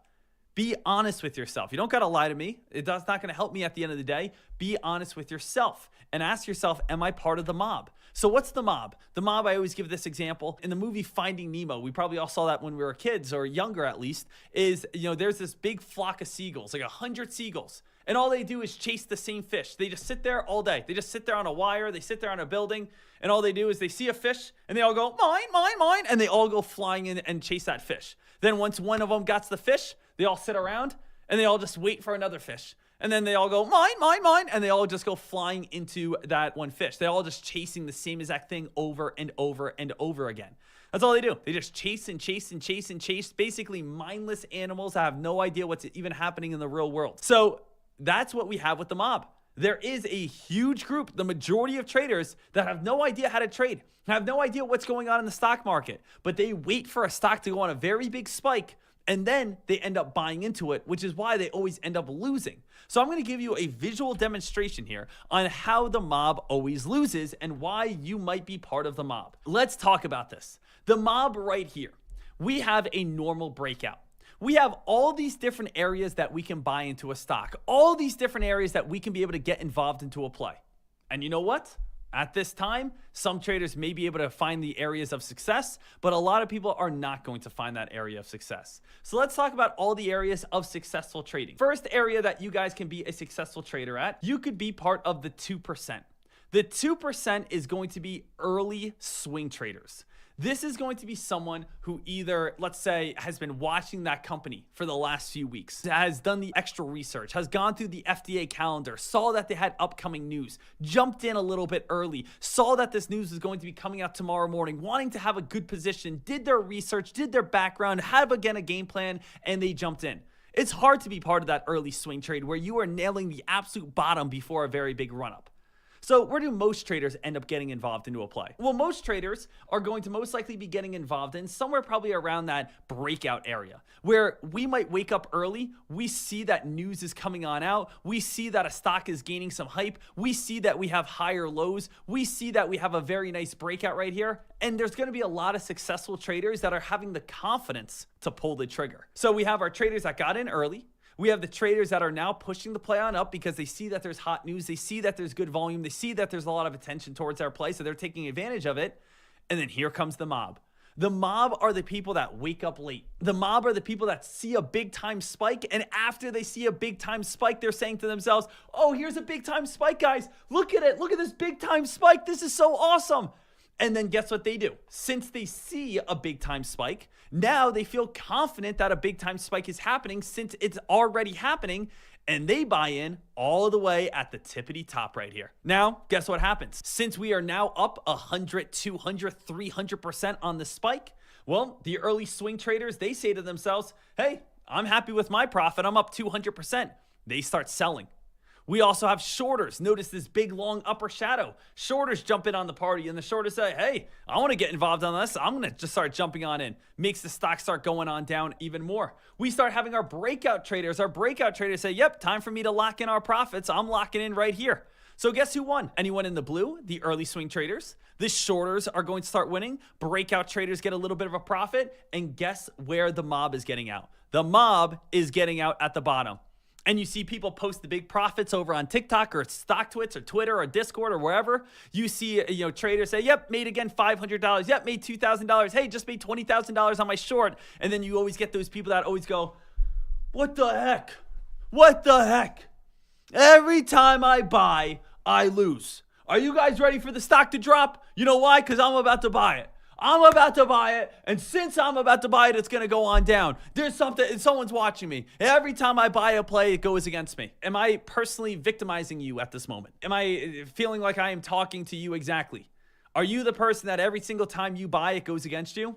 Well, wake up. You're part of the mob. You are part of the mob. And you know what the mob does? The mob is just buying in late, and all you're doing is paying out the early swing traders. You are pushing up the play with your profit so that the breakout traders can sell and take your money. So early swing traders, they get in, you are buying their shares, they're getting out. Early breakout traders are getting in, you are buying in, their shares are giving to you, they are getting out. They are taking the profit, you're buying it at the high, shorters move in, everyone makes money except for you. You know why? Because you waited for the spike to happen before the spike happened. You waited for the spike to happen. So now you have a very big spike, and you're saying, yes, a big spike has happened. But the big spike has already happened. It's a very weird circle of stock trading that you must understand here.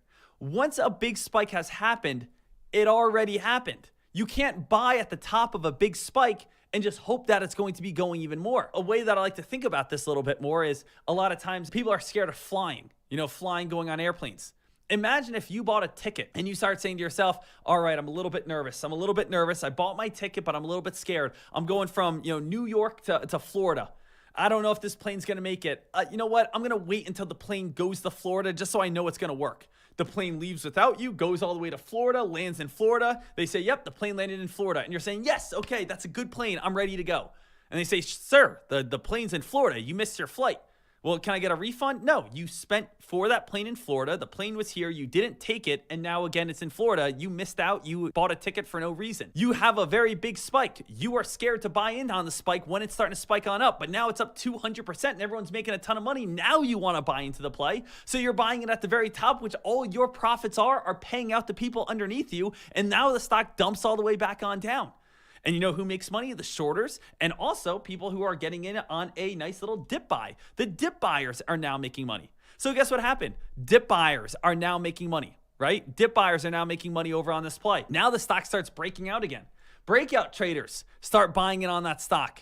Breakout traders start buying in. The mob is saying, what the heck? I just got out of this play. Now it's breaking back on out. I got to get in on this play. Now the mob jumps back on in, and guess what happens? Dip buyers are saying to themselves, hey, I'm a happy camper. I just made my money. I'm going to lock in right here. Then again, anyone who bought in for the breakout of the dip buy, they say, yeah, I'm going to lock in right here as well. And now anyone that's part of the mob is saying, every time I get in on a play, I lose. And then they lost their first time right here. They lost their second time right here. And then right when they're about to get out of the play and they get out of it and they lose, guess what happens? We go on a very big spike again. And that's where there's starting to be some, fists thrown. Now things start getting a little bit crazy. So if you are a trader that is constantly losing, I'm sorry to break the news to you, but someone has to do it at some point.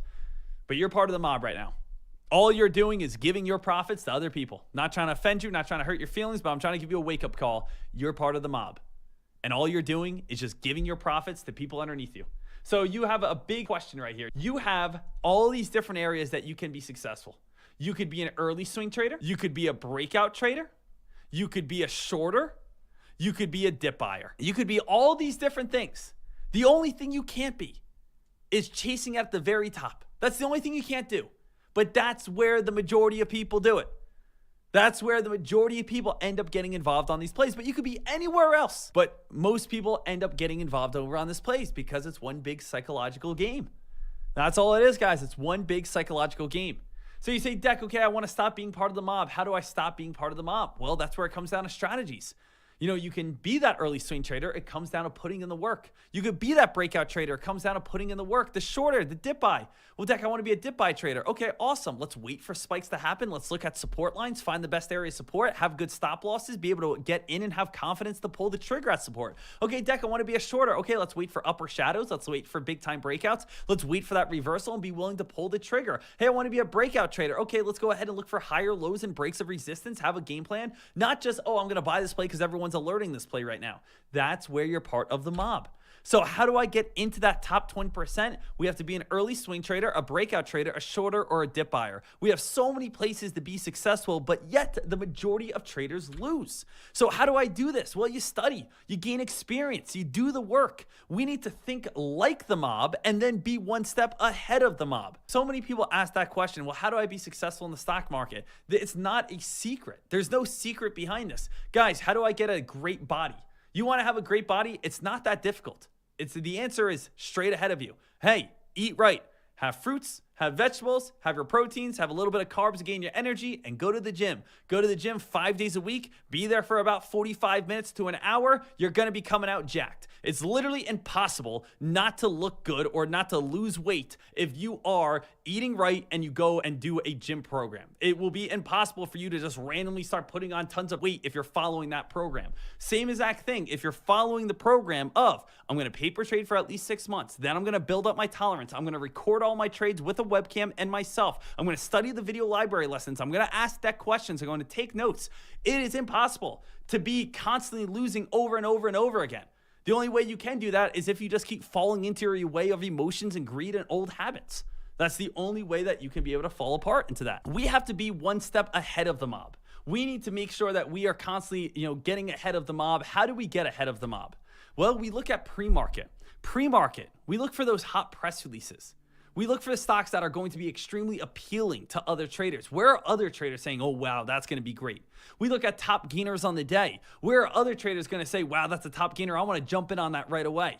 Where is the hype? Right? That's what we're constantly looking for. Where is the hype? Where is the momentum? The 20 count Dekmar trade strategy, it's a nice little strategy that everyone can be able to use. And it just comes on down to how do we know where the hype is every single day? Look at the high of the day momentum scanner. The high of the day momentum scanner, traders, is really going to tell us every single morning where the mob is going right at the start of the day. So it's not going to go all the way back towards the time of 11:30 in the morning because it's almost lunch hours now. But what can you guys realize out of this? You can realize that we have our time, we have our symbol, we have our price, we have our float, and then all the way to the right, we have our counts. In the first 10 minutes of the day, first 10 minutes only of the day, you will have 1, 2, 5, 2, 3, 1, 2, 5, 6. Whatever gets 20 first is going to have hype and momentum. Anything usually even past, the first 10 minutes, 30 minutes. Once you start getting over a 20, it means it has 20 new high of the days, which shows us that these obviously have the mob at some point. You see COYA, 60 high of the days. Obviously, COYA had some hype and had some attention. We can keep scrolling on through. I mean, we have GDC, obviously had the mob at some point right here. GDC had a lot of hype and had a lot of attention. A lot of traders are focusing over on GDC. So this was a play that a lot of people have been focusing on. Right? So you can see where a lot of this hype and momentum goes by looking at the high of the day momentum scanner. And especially right at the start of the day, we can see right off the rip where that focus, where that hype, and where eyes are looking for these plays. So it is extremely important to be watching every single day that high of the day momentum scanner. I live stream it every single day so you guys can see where a lot of this momentum and where a lot of this action is going. So we need to understand how the mob works in different market conditions. Not every day we can just wake up and we can say, oh, okay, this is going to happen. Or, oh, this is going to happen. Traders, the mob is going to move based off of market condition standards. So on days that we are seeing massive low float spikes, remember, 2 weeks ago, every single day we saw supernova, that's going to set in traders' minds. If you miss a supernova one day, traders are going to say, well, I want to get the next supernova. Oh, wow, this stock is spiking. Do you guys remember yesterday when that stock went 500%? I want to buy into the stock because I know it's going to go 500%. Traders make the conditions. We make the conditions. When we have a 500% spiker on Monday, there's usually a 500% spiker on Tuesday, which usually leads to another like 300% spiker on Wednesday, which slowly dwindles on down. But it's because the reason why we go on these like packs of breakouts is because everyone says, wow, that was huge. I want to find the next one. I want to find the next one. I want to find the next one. Do you guys remember when meme stocks first took on off, where obviously we had GameStop and we had AMC, but we also had 12 other ones where it basically like GameStop went nuts, and again AMC went nuts, and then we saw like WKY go nuts, and we saw MULN go nuts, and we saw all these other ones because everyone's like, oh, this is the next GameStop, this is the next AMC. But once that dwindles on down, then again the mob starts looking around saying, is there anything big? But also, let's reverse this. If there is no play on Monday, there's sometimes no play on Tuesday, because traders are saying to themselves, there's no play on Monday, I'm a little scared, I'm a little bit nervous, I'm a little bit disciplined. What I'm trying to get for you guys is, if there's 100 people in the stock market and 99 of them are saying, I'm scared, I'm nervous, I don't want to put myself in a bad trade, you don't want to be the guy that comes on in and says, hey, I'm putting my whole entire account on the market today. Because guess what? You're 1 out of 99. That means your money is just going to be sitting out there when no one else's money is going to just be sitting there. So you have to understand the mindset behind traders. What are the market conditions? So when we take a look at what are the market conditions right now, what would you guys think? Well, we're seeing some decent spikes, nothing too crazy. But when I take a look over on, let's say, the top gainers on the day, I see GDC, big time spike, now starting to give its gains on back. I can see MICS, big time spike, gives a lot of its gains on back. I could see, ONCS, spike, gave it gains on back. It seems like every single day we're having our morning spike, and then it gives its gains on back, and then it's basically dead, a lot of times. We can also, again, think about that for the S&P 500. The S&P 500.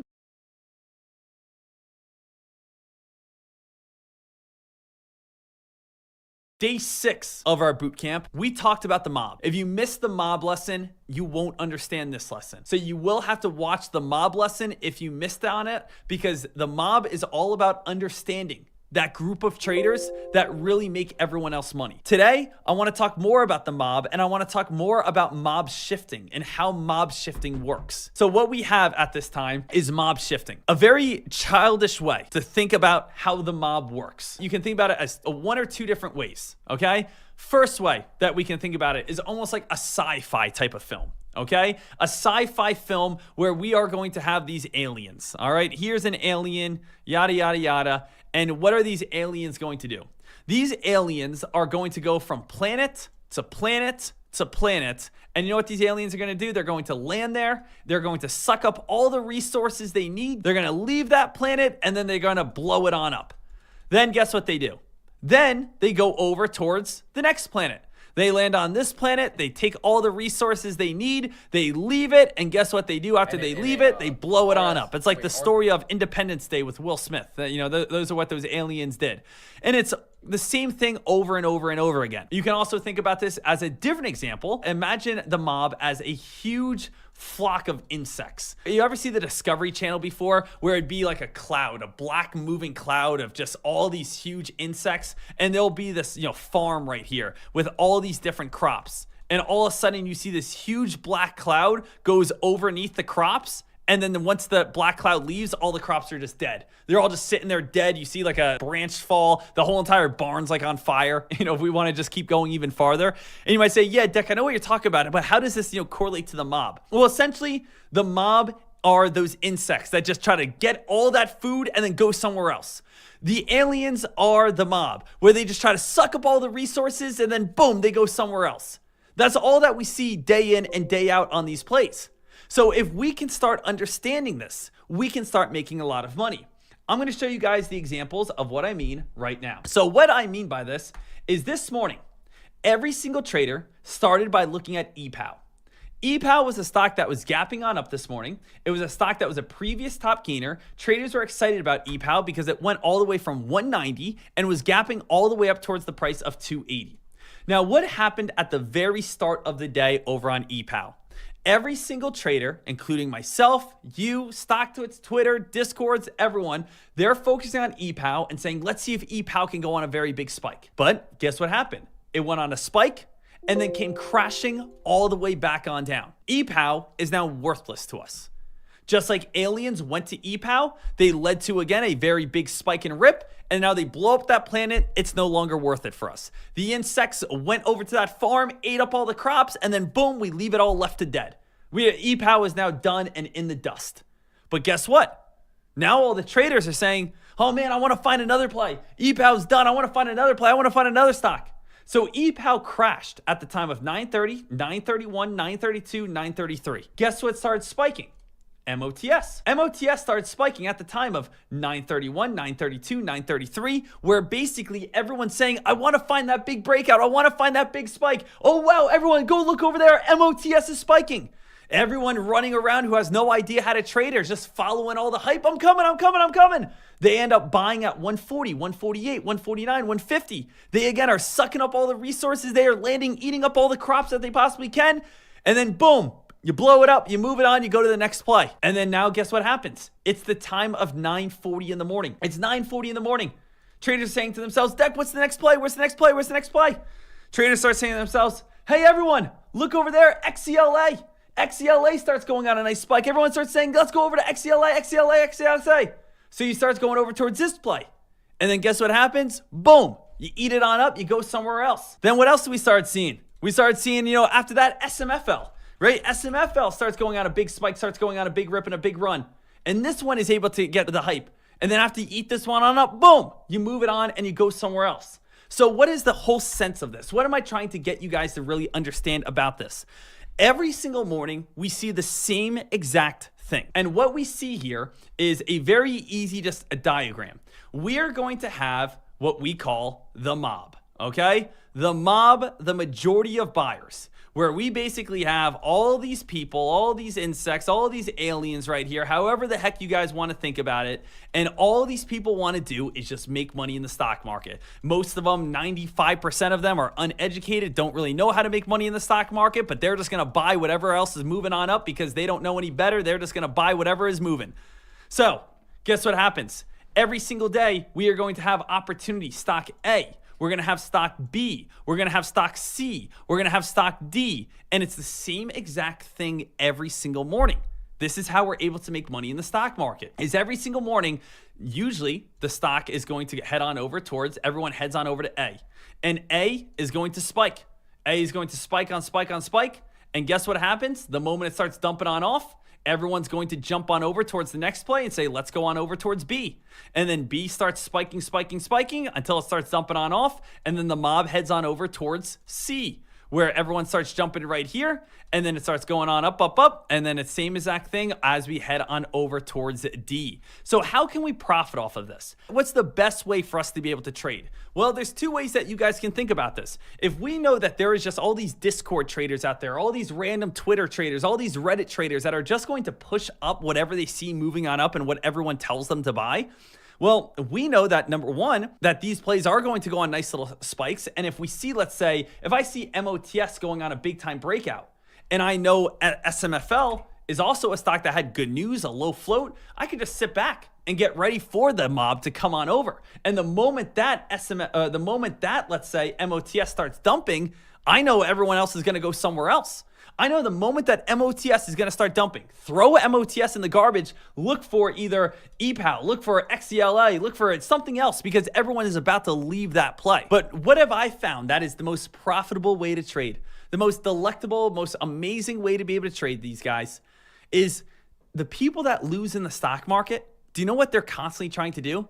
They're constantly just trying to buy plays. What's the best play? I want to find the next AMC. I want to find the next GameStop. Oh, is MOTS the next GameStop? No, it fell on down. Is EPOW the next GameStop? No, it fell on down. Is SMFL the next GameStop? No, it fell on down. All I do, guys, every single day, as you already know, how I've been able to make my money, how I'm currently up $673 in the market today, is I just sit back. I sit back like this every morning. I wait for the mob to run over to A. They push it all the way on up. And then the moment that A starts fading on off, everyone starts panicking, starts running for their lives. Guess what I'm doing after sitting back right here? I'm just chilling, sitting on my chair, maybe drinking a little margarita. And I say, hey, everyone's leaving A. Time for me to walk on over. Let's do a short on A. Make my money as the stock's falling on A. Hey, looks like everyone just ran over to B. Everyone's over on B right now. Yeah, just sit back, relax, wait for everyone to kind of end it on B. Mob's starting to go crazy. Everyone's running over to B. And guess what? Everyone's starting to panic, leaving, starting to go over to C. So we just sit back, we wait, we watch, we allow it to fall all the way back down to B. Same exact thing with C. Everything, sit back and wait for D. The issue with so many people is they're always trying to find the next big breakout. They're always trying to find the next big spike. They're always trying to find the next big move. That's the worst thing that you could possibly do in the stock market. The worst thing that you could possibly do in the stock market is basically say to yourself, hey, you know what? We have right here 8,253 plays. Let's imagine this as like a big bag of marbles. Imagine there's 8,253 marbles in here. There's only one blue one out of all of red ones. And we have to close our eyes, we have to put our hand in this, and we have to pull out that one blue one. Those are awful odds. Awful odds. To be able to pick the one out of 8,253? Do you know what's extremely great odds? Is waiting for someone to pick that one on up and say, yep, that guy has it, right? We already know that WTG or SMFL or IMP or CRV, these are already top gainers. I already know what's going to be the best short. I already know where the mob is currently at and where they're going to run away from after it starts, selling them and scaring them on off. We have to know that anything between the plays of $2 all the way up to $15 are most likely just going to come crashing all the way back on down. If we take a look over on SMFL, that went on a spike and came on down. Let's just take a look at some of the big breakouts. Right, big breakouts, massive spike, guess where it is? It's all the way back down to where it started, TOP. We could take a look over on OMH. OMH goes on a massive spike, guess what? It came all the way back on down to where it started. Right, we can take a look at some of these huge, massive breakouts. They all just come back down to where they started. I'm trying to get you guys to realize that you can make just as much money on the short side than you can on the long side. And on the long side, it's 1 out of an 8,000 chance that you nail the best breakout of the day. When on the short side, it's a 1 out of 1 chance. It's a 1 out of 2 chance. So it comes down towards entries and exits at that point. But the mob is just that group that's going to constantly be running around, and every single day they shift from one play to another. Hey everyone, we're going to run on over to EPOW today. Oh, EPOW's done. Let's go over and run over towards XCLA. XCLA, let's go run over here. XCLA, yep, that's a spike. Okay, that's done. Okay, MOTS, okay, that's a spike and that's done. Okay, SMFL, okay, that's a spike and that's done. Just whatever spikes, get ready to short it. The moment the mob leaves it, you're going to have easy money every single time. That's how I'm able to be able to do this. This is how I'm able to be able to make so much money in the stock market. I want to make sure that you guys are understanding how the mob is shifting. I want to make sure you understand how this is really just one big psychological game, and we are just adding on to our lesson from yesterday, talking about the psychology behind the stock market. As yes, we look at stocks, we look at upper shadows, we look at indicators, we look at companies, we look at earnings, and we look at ratios, we look at all this different stuff. But a lot of times it does just come down to momentum. Momentum is built through social media. Social media and what traders are expecting, and people feeling FOMO and emotions and fear of missing out, and people buying plays and money, again, making them feel greedy and sad and upset, or hungry and confident and cocky, and them doing different things based on what they're currently feeling at the moment. And we need to understand when a stock is spiking, it spikes up hard and quick. But the moment that confidence leaves, it's fear and despair as everyone, again, starts losing as it drops on down. And we take advantage of that as the stock starts falling back on down. These random pumps that are never going to hold their gains. Start thinking about the stock market differently and start understanding that every single morning you're going to have a list of about 4 different plays. Watch for the mob to shift from one to the next, from one to the next, from one to the next. Either that's on the long side or shift over towards the sell side.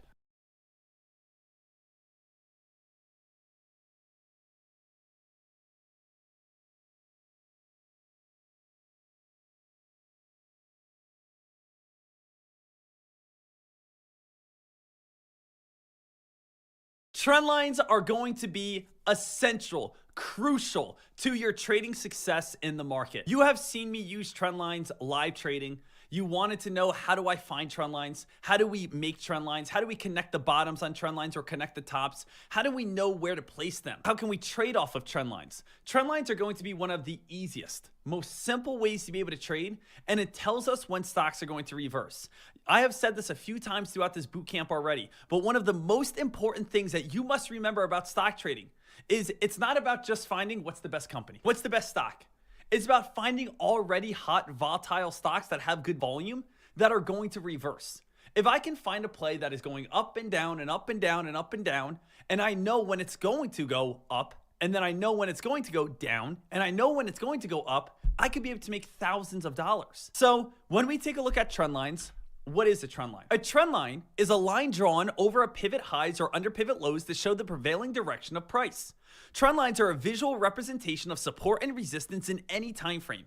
They show direction, speed of price, and also describe patterns during periods of price contraction. So a trend line is simply enough just going to be a line between 2 points. Point A, point B, and as that goes on, we can do C, D, E, F, and it's really just going to show us our support line. Anything above a trend line is going to be bullish. Anything underneath a trend line is going to be bearish. Let's just talk about one more thing, and then I'm going to show you a ton of different examples. So what is an uptrend? An uptrend line has a positive slope, and it's formed by connecting 2 or more low points. The second low point must be higher than the first for the line to have a positive slope. Note that at least 3 points must be connected for the line to be considered a valid trend line. Uptrend lines act as support and indicate net demand. It's increasing even as the price rises. So when we're taking a look at uptrends, what do we really want to be focusing on here, traders? You can just take a look at today's S&P 500. Today's S&P 500, we did have a few different uptrends that help us understand when this is considered bullish and when we're considered bearish. I'm going to bring up a couple different examples here where we can see clearly where a trend line was able to help us become a better trader. Here is SPHS. SPHS has this orange line. This orange line is going to be our trend line. We know by seeing this trend line that as long as we are above this orange line, we are considered bullish. And we know the moment that we go underneath this orange trend line, we are considered bearish. And now this makes our trading extremely simple. At the end of the day, trading comes down to 50-50. I could be the worst trader in the world, and I'm either going to buy it, it's going to go up, or I'm going to sell it, and it's going to go down. I could buy a play, it could go up, it could go down. Those are the only two options. When I take a look over on SPHS right here, I'm already putting the odds in my favor. If I see that SPHS is currently above this orange line, I don't have a 50-50 if I say I want to buy it. I probably have a 60-40. I probably have a 70-30. I'm going to be saying to myself, hey, this trend line here is showing me that there's more buyers than sellers, which is great. So I can take a look at other examples as well. Here's SGY. SGY, we have a bounce play, a bounce play, a bounce play. As long as we are buying above this trend line, we have the odds in our favor. So I could be the worst trader in the world. And if I see that we have a trend line, I know that I want to be leaning towards the buy side. And if I see that the trend line has cracked, I want to be leaning towards the put side, or I want to be leaning towards the short side. Same thing, put contracts, we're betting the stock market's going to fall, and short, we're betting that that stock is going to fall as well. So same exact idea. We could take a look over on SGY here. We could see bounce play, bounce play, bounce play, bounce play. And then once it cracks this, we could see it starts falling. We could see NYMX, bullish, bullish, bullish, bullish. And once we crack that, we know it's going to start fading back on down. So let's get to this next topic here. And let's understand a little bit more about trend lines. How do we draw a trend line? Well, as we've talked about already in our very short presentation that we've had, is all a trend line is going to be connecting 2 points. We are always going to be looking for one low point, and if it's followed by a higher low point, we can then go ahead and connect those plays. We could also do the same thing on the opposite side. If I see that we have a high point, we have a high point, and we have a high point, there's no trend. That's, again, strong resistance. But what if we start having points that are slightly underneath? What about here? And a point here, and a point here, and a point here, and a point here, and a point here. Well, now I can connect that trend line. When we see support and resistance that are horizontal, those are just normal support and resistance lines. When we see some sort of higher low or lower high, that is going to be showing us a trend line. One of the easiest ways to know that a breakout is going to be happening is when we build higher lows. Higher lows is when we start doing this. This is the easiest way to know that a breakout will happen. That every single time we have a pullback, it's a little bit higher than its last pullback. And that's going to bring in a lot of hype, and that's going to bring in a lot of momentum. Because even though we are having these drops, we are having much bigger buying volume, and we have progressive movement towards the upside. So higher lows is a great way to be able to connect trend lines to know that that stock has more buying volume and is most likely going to be squeezing towards the upside. Same exact thing when we have lower highs. Lower highs are showing us when a stock is falling and bouncing back on up, but every fall is going to be stronger than its bounce on up. And every single time it hits a low, it eventually makes a new low. Now, when we see something like this, we could be able to connect the bottoms if you want to, or be able to connect the tops. Whenever I see a downtrend, I always connect the tops because I always want to make sure I know where it's going to reverse back on down. But if you're saying to yourself, hey, Dek, could I connect the tops on this as well? And basically just say to myself, we're in a channel that we're essentially horizontaling up into? Yes, you can.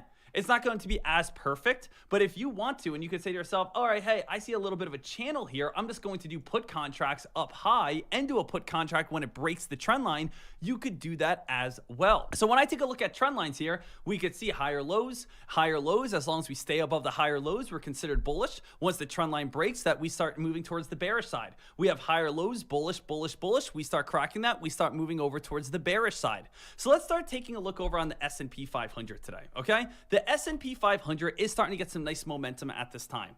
Can anyone see what I see? Can anyone see a current trend line at this moment? Well, if I'm taking a look over on the S&P 500 at this exact time, what I would be saying to myself is I see that the S&P 500 did have some sort of low right here. I can see that we did have a low right here.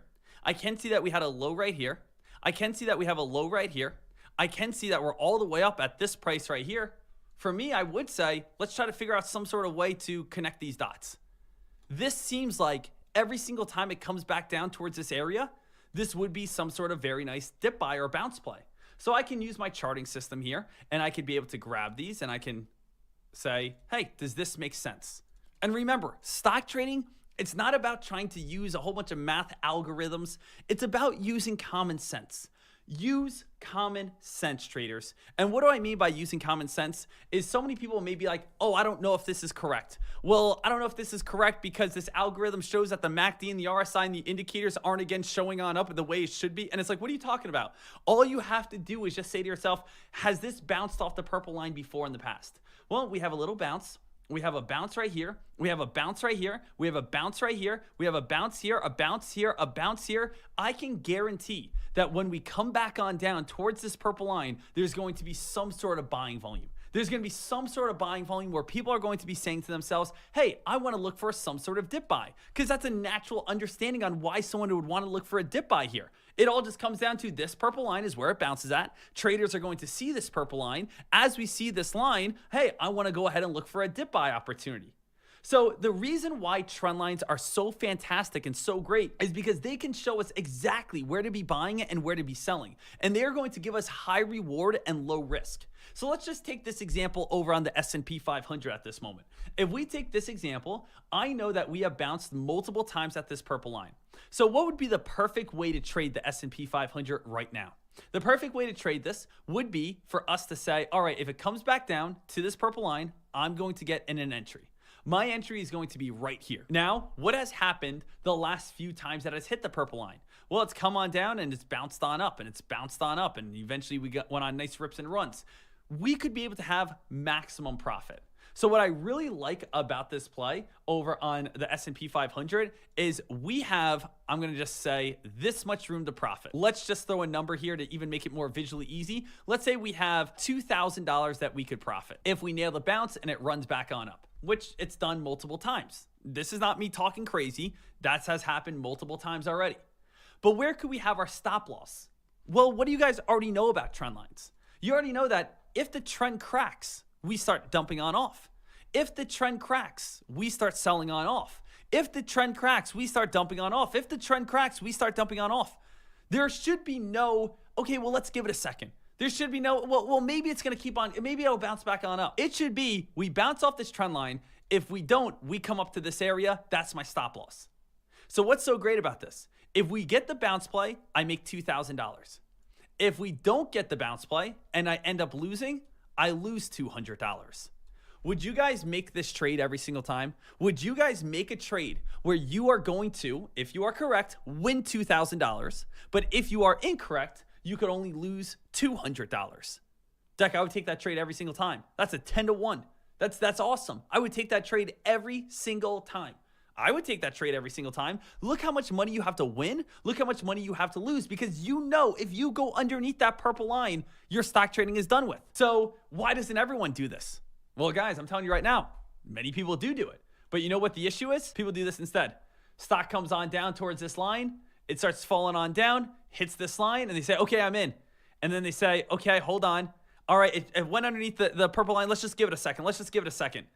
Oh, it just cracked on down to 417. Hold on a second. Let's just see if it bounces back on up. Okay, hey, guys, it's starting to bounce back up. Don't worry. Boom. Oh, hold on, guys. I'm down $3,000 at this moment. I can say it all I want.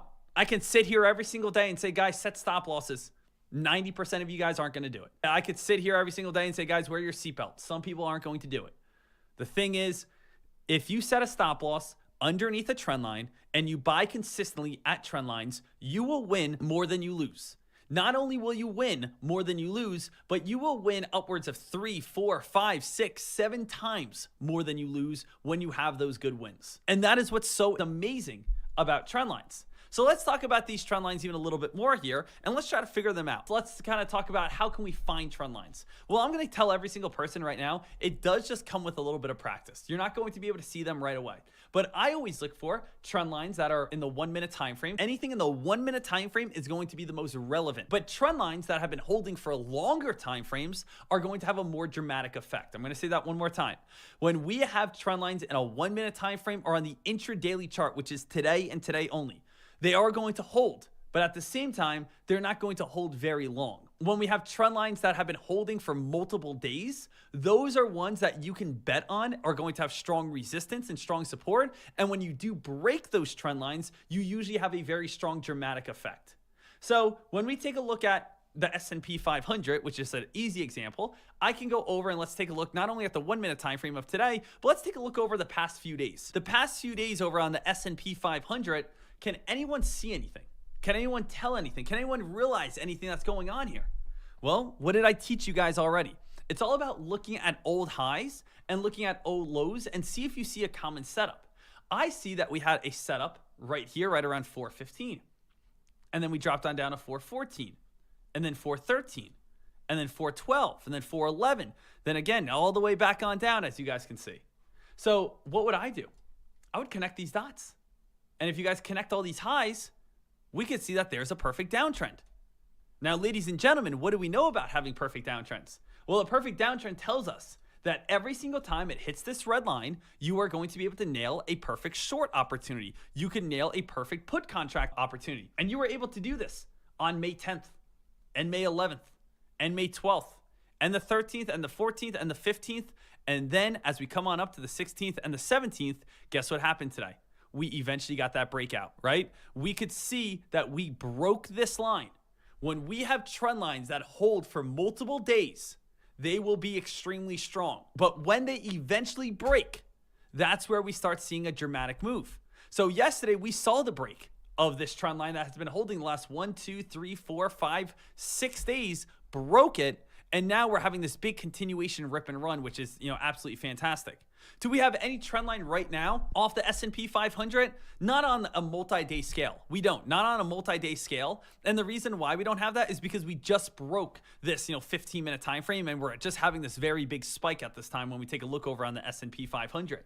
But, well, Dek, what about on the bottom side? Is there any sort of uptrend? What about on the bottom side? On the bottom side, I'm not seeing any sort of uptrend or downtrend. There's not always going to be an uptrend or downtrend. What I see more is I see that we just had a lot of 410 support. When I take a look over on the S&P 500 right here, I'm saying to myself, okay, we come down to 410 bounce, 410 bounce, 410 bounce, 410 bounce, 410 bounce, 410 bounce.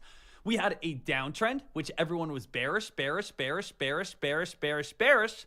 And then we broke the uptrend, which now makes us bullish, bullish, bullish, bullish, bullish. Just like the examples that I showed you. We had bullish, bullish, bullish, bullish, bullish, and then we cracked that trend line and we have bearish, bearish, bearish, bearish. We have bullish, bullish, bullish, bearish, bearish, bearish. So remember, when you guys wake up in the morning, or you guys, let's say, are midday, it's right now, and you're saying to yourself, I don't know if I should go on the long side or if I should go on the short side. Find a trend line. If you're on the upside of the trend line, you're going to be more bullish. If you're on the bottom side of the trend line or on a downtrend, you're going to be more bearish. That's what it really comes on down towards. Now, we do want to also bring in something that is very important. We also want to talk about getting too far away from the trend line, okay? The trend line is almost like gravity. You always get sucked back to the trend line. So if I put this trend line right here, let me ask you guys a question at this moment. Is it a good idea to buy the S&P 500 right now? And you might say, well, Dek, it is a good idea to buy the S&P 500. Well, why? Well, it's on the bullish. It's above that purple line. And you are correct in that sense that we are above that purple line. But does anyone notice something that usually happens when we're above that purple line? It seems like the farther away we get from the purple line, the harder the pullback. The farther away we get from the purple line, the harder the pullback. The farther away we get from the pull line, the harder the pullback. The farther we get, guess what? Harder the pullback.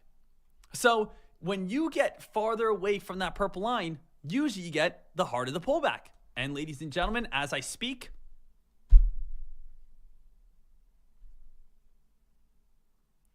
harder the pullback. Now I know, guess what? 90% of traders at this moment are saying to themselves, Dek, what's going on? What's happening right here? Why is it every time I jump into a play, every time I jump into a stock, it goes the opposite direction? Traders, it's predictable. It's predictable. If you're running around with your head cut on off, not knowing what's going on in the stock market, yeah, you're going to lose. It's simple as that. You're going to lose. So the S&P 500 is starting to get this very big drop, and take a look at this thing right now, team. The S&P 500 is getting a massive collapse at this moment.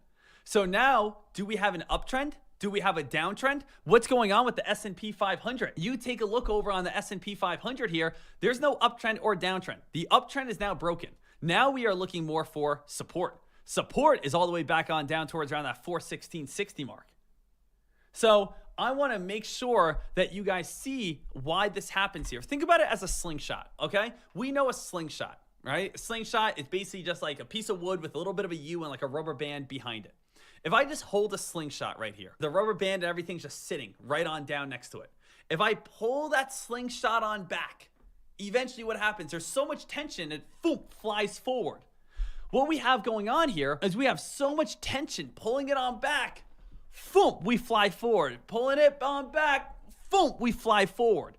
So the best area for a lot of these trades, team, when you are looking for the best opportunity to be able to get filled, closer to the trend line, the more reward and the less risk. When you have more reward and less risk, that's absolutely beautiful. When you're far away from the trend line, you have less reward because you know a pullback's going to be coming on back, and you have more risk.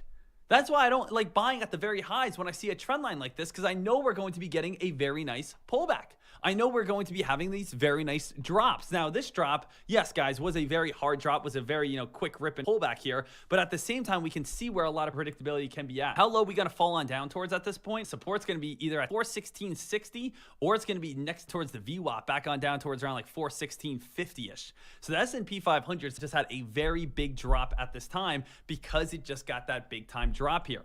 What I want every single person to start doing, do it every single day. Switch over to a 1-minute chart, go through the top gainers of the day. Top gainers in penny stocks, go over top gainers in blue chip plays, maybe your favorite play, and just ask yourself, just say to yourself, is there any sort of uptrend that I can see at this moment? Is there any sort of uptrend that, I could have said to myself, all right, I could see this?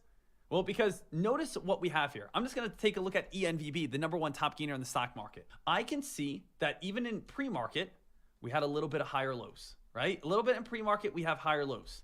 This led to a very nice spike. Let's connect the dots. Let's connect this dot, the start of the day, to this dot, and let's just continue out here. Continue out all the way across this entire pattern here. And let's turn it into a dark blue. And what do you guys realize? Okay, we bounced here, we bounced here, we bounced here, we bounced here. Look what happened when it cracked the trend line. You got that random sell-off. You got that midday sell-off. Guess what happened when the S&P 500 just cracked its trend line? We had that midday sell-off. We see these sell-offs when trend lines crack. They don't happen randomly. It's usually they get too far away from their trend line and start cracking on down. ENVB, guess what? Got too far away from its trend line. It got a big time crack all the way back on down. So go over towards a different place. Type in Tesla if you want to. See if you can find support and resistance. Tesla, does anyone see a trend line that I see? Well, team, don't you see higher lows? I see a low here. I see a higher low here, I see a higher low here, and I see it bouncing right here. Do you guys want to be able to find a good entry over on Tesla? Well, you have a good entry at this point. You have, hey, if I jump in at 174.90, I should get a dip buy. If it goes on down to 174.75, I'm out. I could possibly be able to make $1 profit, and I'm going to risk 15 cents. That's a possible trade right there. Tesla, does it have any sort of downtrend? No downtrend I see. I see that we have more of an ascending triangle pattern. Top resistance across the board with a top high with a nice little bounce playing opportunity. I see more on the upside than on the downside. All right, go to another play. Go over to Amazon if you want to. Amazon, does anyone see any uptrend? Does anyone see any downtrend? Does anyone see anything? The correct answer is I don't. I don't see any sort of uptrend. I don't see any sort of downtrend. Right here, I see that we keep on bouncing right off the 117.40-ish mark. Here is strong support. And I also see that we do have a lot of strong resistance right across the board, right around 118.15. Not every play is going to have perfect uptrends and perfect downtrends, but every play will have support and resistance.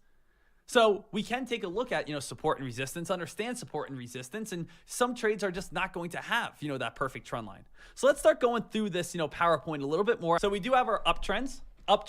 You guys can see we connect the first two higher low points to be able to get our trend line. Sometimes trend lines may get slightly overextended where we could add another trend line as well. We also know at this point downtrends. Downtrends is a negative slope formed by connecting two or more lower high points. The second high must be lower than the first line to have a negative slope. So our downtrend is we're just connecting the dots right here. And what do we know as we already talked about? Anything underneath, we're automatically bearish. Anything above, we are automatically bullish. And as long as we stay underneath our trend line, we are good to go. If we want to do put contracts, we are doing put contracts as close as we can to the trend line, and we're having stop losses right above the trend line. And yes, if you're wondering, could I do a put contract on a downtrend, and if it breaks above it, could I switch over to a call contract and then look for it to spike on up? Absolutely. But I know there's way too many people out there in the world right now that are doing what every single day? The people that are getting themselves involved in this, okay? And we went over this example yesterday where we have a stock moving on up, moving on up, moving on.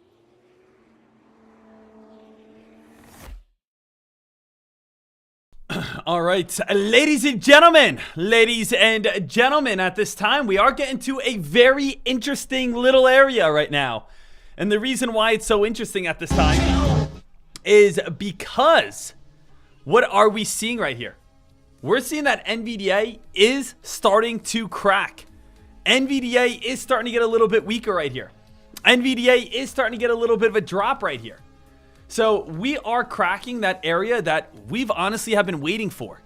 And if we get a little pop back on up, I would say we want to look for an entry as close as we can to that purple line without going above that purple line.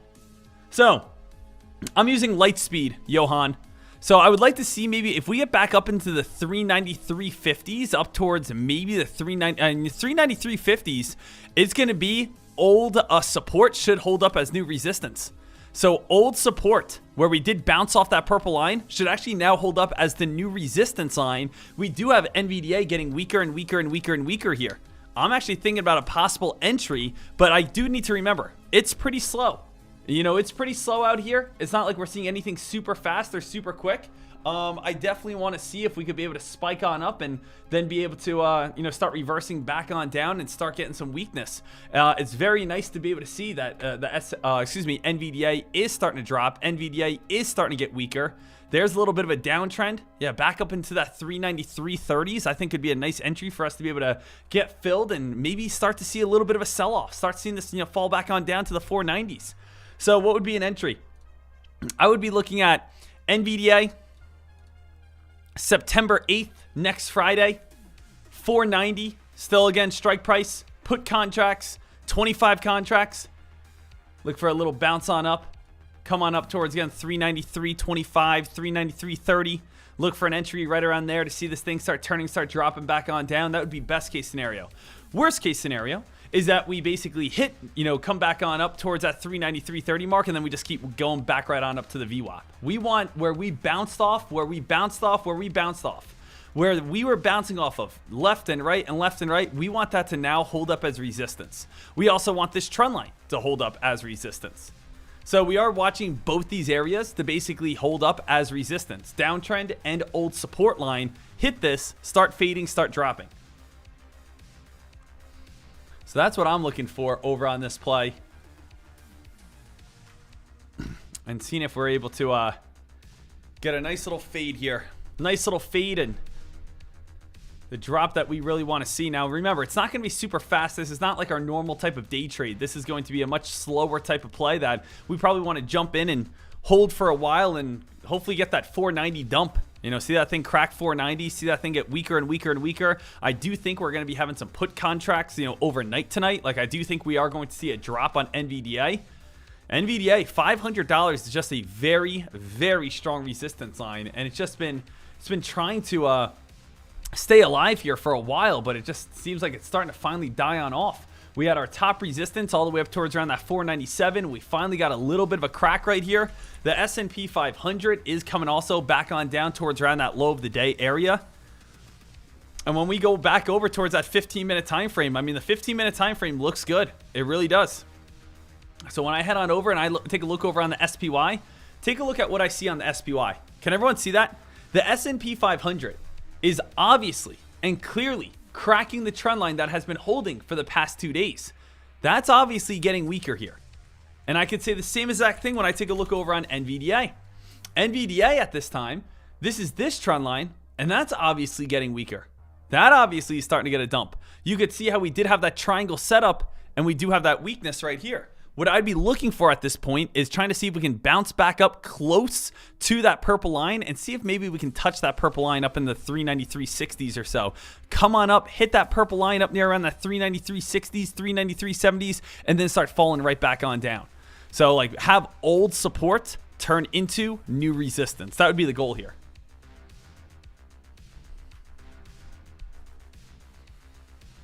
So can that be able to get some movement?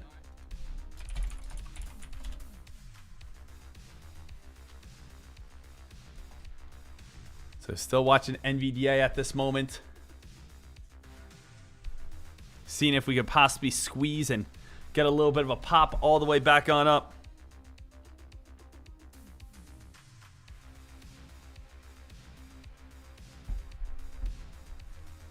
NVDA though, very, very close.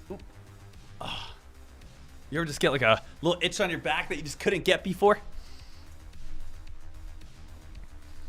All right now, team, still watching this. Want to get up towards 393.50, 393.60, a little bit of a pop. The only thing I'm a little nervous of is I don't want to jump in and it be so slow and it be so dead that I'm basically having to fight time decay and theta. That's my one concern here, is I just don't want to be fighting time decay and fighting theta where it's basically like still just moving sideways throughout the entire day. Like, that's what I don't want. What I do like is how NVDA is definitely very weak. I want to see this thing pop itself on up, get on up above that 393 mark, and then start fading itself back on down. Because we are underneath. We can clearly see. We're underneath that line. We're underneath that line. We can clearly see we definitely have our weakness. We can clearly see that things are dropping. We can clearly see that this downtrend is holding. And we want to see a nice sell-off all the way back down towards like 480.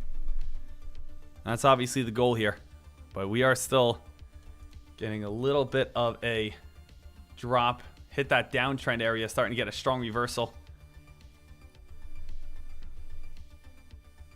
Low of the day is 391.80 at this moment. Just one big downtrend so far here, team. Oh, I have a feeling it's just going to keep on falling and fading. I have a feeling it's just going to be a nice little fall and fade throughout lunch hours, and it's going to be very difficult to know where the perfect entry is. I feel like this is one of those plays that you kind of have to just jump in and let it do its thing. Because we're coming on down. Here's a new low of the day. New low of the day just hit. 491.33. Brand new low of the day just hit.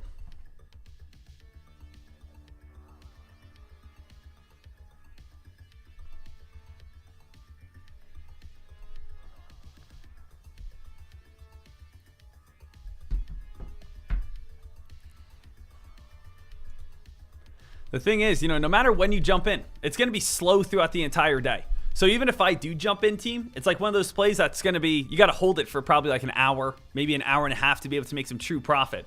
Please don't, and again, I'm saying this, you know, for everyone, please don't think this is a play you jump in and within 10 seconds you're going to be up $1,000, $2,000, $3,000. This is not that type of trade.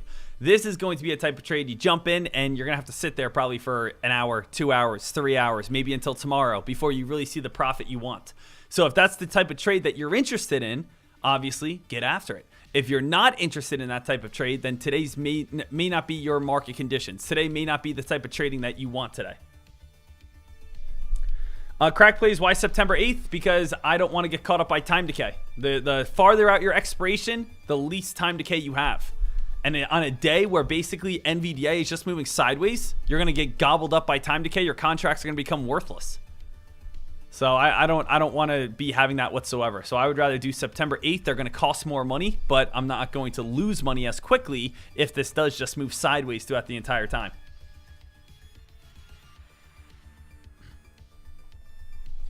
So a little bit of a downtrend here still. Still like to see that.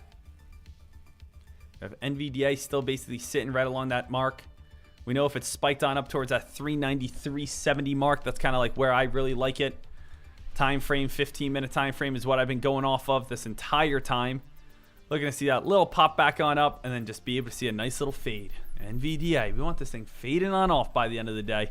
We finally got a little bit of direction. It's taken us about 3 hours for us to be able to get any sort of direction on this market.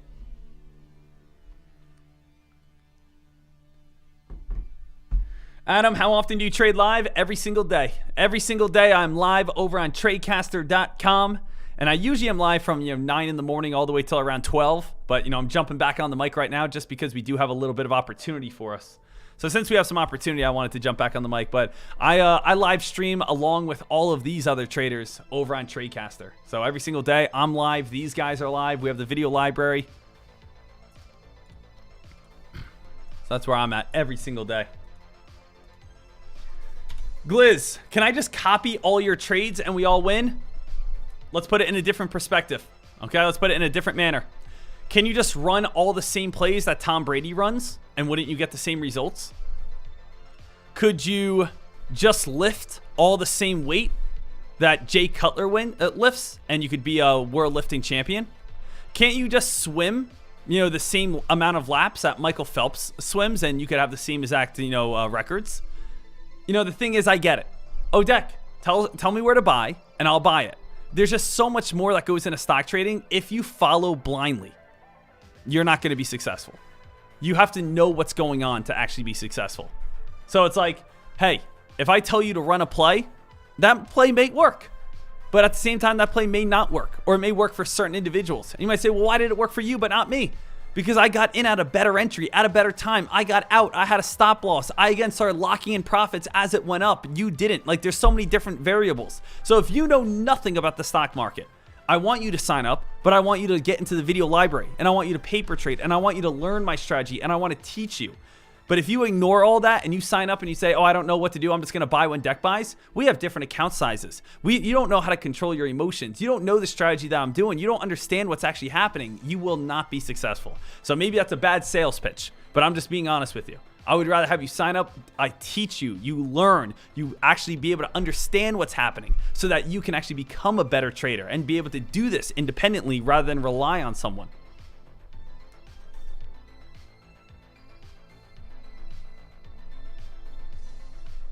S&P 500 still getting a little bit weak.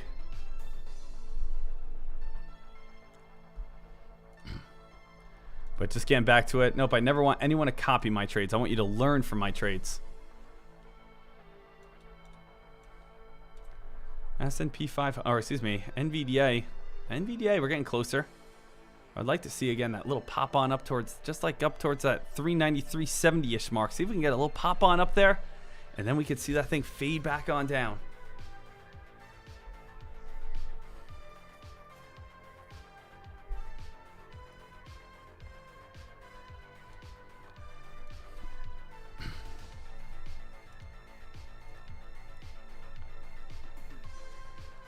Come on, still waiting for a little bit of that pop. Try to get a nice entry on this day. Then basically go from there.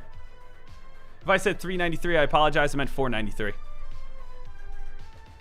So 493.70-ish. Right now the SPY is still getting weaker. SPY definitely starting to crack its main trend line. S&P 500 definitely cracking that trend line. S&P 500, you can see that 15-minute time frame just basically giving so much back here. So that's starting to give a lot back. I just want that NVDA pop. Give me that NVDA pop.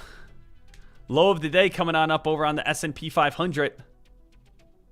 It's going to have 450 support. Or 451-ish support. Low of the day, still again sitting right here. NVDA. Definitely starting to get a little bit weaker here over on NVDA.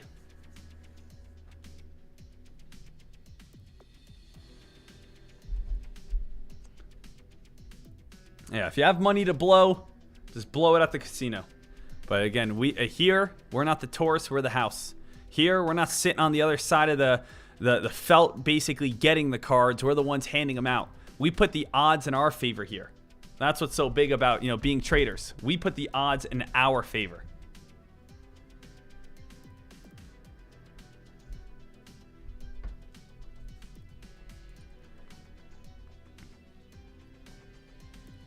Now, NVDA still watching, still looking at this one. NVDA starting to get a little bit of a drop, though.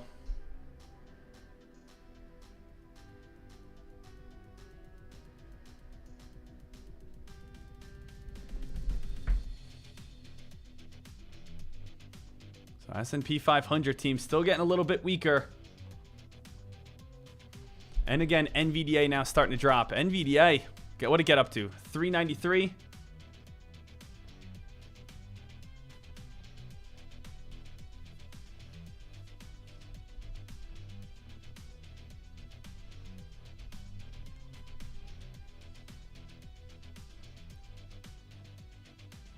Guys, the NVDA still getting weaker. Guys, look at this. I mean, so much getting weaker. SPY starting to drop now pretty good.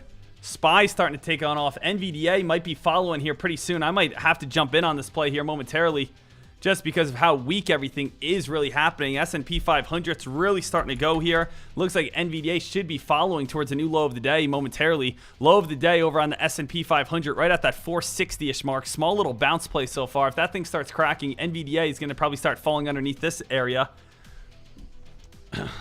Man. NVDA, I mean, I know it looks like we're moving a good amount, but we still barely haven't even, moved that much. We still barely haven't even moved that much.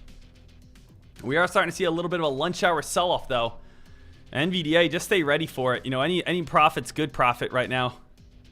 We're back on down towards the low of the day right here. Guys, we are still going. We are still going on down. NVDA looks like it's going to crack. I'm going to give it a chance. I'm jumping in. I'm going to give it a chance here, team. Let's see if we can get a little bit of a crack. If we can't crack, I'm just going to get out right away. But I'm going to be willing to give it a chance here. If we can't crack, I'm going to get out right away. Okay? But if this thing does fall apart, I'm going to give it a chance and go after it.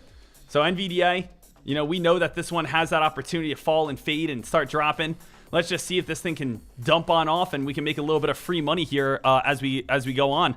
NVDA starting to get a nice sell-off. Guys, NVDA up 500, 562. Let's see if NVDA can just keep on going lower now. So NVDA, a little bit of a bounce play back on up. Guys, we're up $187. A little bit of a dip buy. Come on. I like when the SPY, we start getting paid when the SPY is back on down to 450. Guys, starting to bounce back on up right now. I don't like the bounce. I don't like the bounce back on up here. It's got to hold this downtrend. If it holds this downtrend, then A-okay. If it doesn't hold this downtrend, then it's not worth it. We have to see the SPY, though, back on down towards around the 460s, 450, 50s. So you guys see the 70s here, the 60s. Right now, we're still waiting to see, can we get that, nice reversal and that nice kind of fade on off. NVDA, back underneath 491 is where we start getting paid nicely. So underneath 491 over on NVDA is where we start making some good money. I'm just hoping that we could see a little bit of a flush and we can actually get a nice little sell-off. So NVDA just basically hitting right at that 491 area. S&P 500 still getting a little bit weaker here. I am in on this play, as you guys know. You guys can see this live. I want to see, can we actually get a drop? I like the bids back on down to 490.80s. Low of the day so far is 490.58. Watching to see, can we get a nice, kind of next level, next leg crack here. Basically sitting even at this moment, right next to that 491 mark. So 491, we're basically sitting even. Guys, here comes a possible another low. That would be awesome. Possible another low. Let's see if we can keep on dumping here. Try to push ourselves on up. Guys, new low of the day coming. New low of the day. Let's go, baby. New low of the day right now. 490.50. Crack underneath 490.50. We'll be sitting pretty good. Can we crack 490.50? Trying to, get like this lunch hour sell-off at this time. That's what we're looking for. The lunch hour sell-off. Bids right now, 490.50. Want to see 490.40s. 490.52s. Come on. We got to see the 490.50s crack. I think we're going to get it here in a second. 490.52s. 490.54s. Still trying to hold on up. We're sitting with a 500, guys. Nice little crack right back on down. Nice little crack, 490.39s. Got a nice little dump so far. Currently up $625, guys. It's starting to get a little bit of a bounce. Have your finger on the trigger. Just lock in profits if we need to. Guys, I'm going to get out right here. Guys, I'm getting out. $500 profit. I'm going to take $500 in profit and just be happy right now. It's a lunch hour trade. It's a little bit wonky right here. I'm going to take $500 and just be happy with that. So here are my orders right here. NVDA, September 8th. And then again, NVDA, September 8th, was about a 3-minute trade at that time. I definitely think we could get a little bit more of a sell-off, but I just want to take profits on this rather slow day. So we know it's a little bit slow. We know things are dropping. We're finally actually getting a little bit more of that crack right here. NVDA is getting some weakness. All I did was just take profits just because I'm happy with a free $500, right?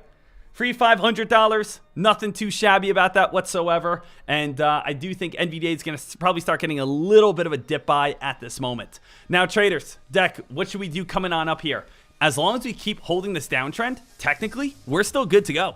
Right? As long as we keep holding this downtrend, technically, we're still good to go. But honestly, I'm happy with a quick little $500 profit right there. Seeing this thing fade on off, seeing this thing continuously dropping. So, guys, little lunch hour trade, and it really comes on down. Go to that 15-minute time frame. 15-minute time frame, what have we been watching? Crack of this trend line, crack of this downtrend, crack of this triangle. So, I mean, every single person here has to be prepared for that trade. We've been doing this the last 3 hours. We've gone over this trade about 7 times. We've gone over the entry box about 7 times. We talked about the orders. We talked about how we're going to trade it. So we've gone over absolutely everything. Now, again, let's take a little bit of a breather for lunch hours, and let's see what's going to be coming on up here, in this near future. So, guys, quick little $500 for lunch. Not too bad, not too shabby, and awesome job for everyone. Has made a little bit of lunch hour money right there. So, team, we're not slowing down. I am going to take it off YouTube. I'm just going back over to TradeCaster members, but I want to get our live trade in, showing again a nice little $500 profit right here. So not too bad. Great job and great work for everyone locking in some gains right there. Just getting a little bit of lunch hours. Now we can head on out to Buffalo Wild Wings, get back here for Power Hour and see what we have. Anyone want lunch? Anyone want a free lunch? If you guys want a free lunch, drop your Venmo, and maybe I'll hit one of you guys on up with a free $100 or so. Pay for your Buffalo Wild Wings and go from there. Guys, hey. TradeCaster members, I'm just going to refresh the YouTube live stream so it's private for just TradeCaster members. YouTube guys, I know again it was a little bit slower than what we wanted, but I definitely wanted to get my get that live trade in. All right, awesome. What I do, that was a put contract. So I did a put contract to be able to make that money right there. Ladies and gentlemen, ladies and gentlemen, ladies and gentlemen, awesome work, awesome job. And I'll see you guys again back here getting ready in about an hour and a half for Power Hour. We're going to get some more trades in, try to push ourselves up over $1,000, $2,000. Let's do it, team. I'll see you guys back here very soon. There's nothing that if I tell everyone how I made this money, that it's going to affect me in any sort of way. AMD, if we get a quick little pop above $12, I'm thinking about maybe a quick little short over on AMD. Finger on the trigger to lock in profits when it starts moving back on up. Here we go. Nice job. Let's take it. $979 in profit. Look at this spike, baby. Taking some gains right off the top right here. 124,000. You just got to know what you're doing. 200. Every single person can be successful. Dollars in profit. There's no reason for you not to become a full-time now trader. Now we're currently up $2,100. Let's just keep it going even more. I want every single person. Now we're up $2,500. Now we're going up to $117.40. It's not like it's a competition. It's if I tell you how I was able to do this, go out, make that money, make a killer, and let's all absolutely crush it together.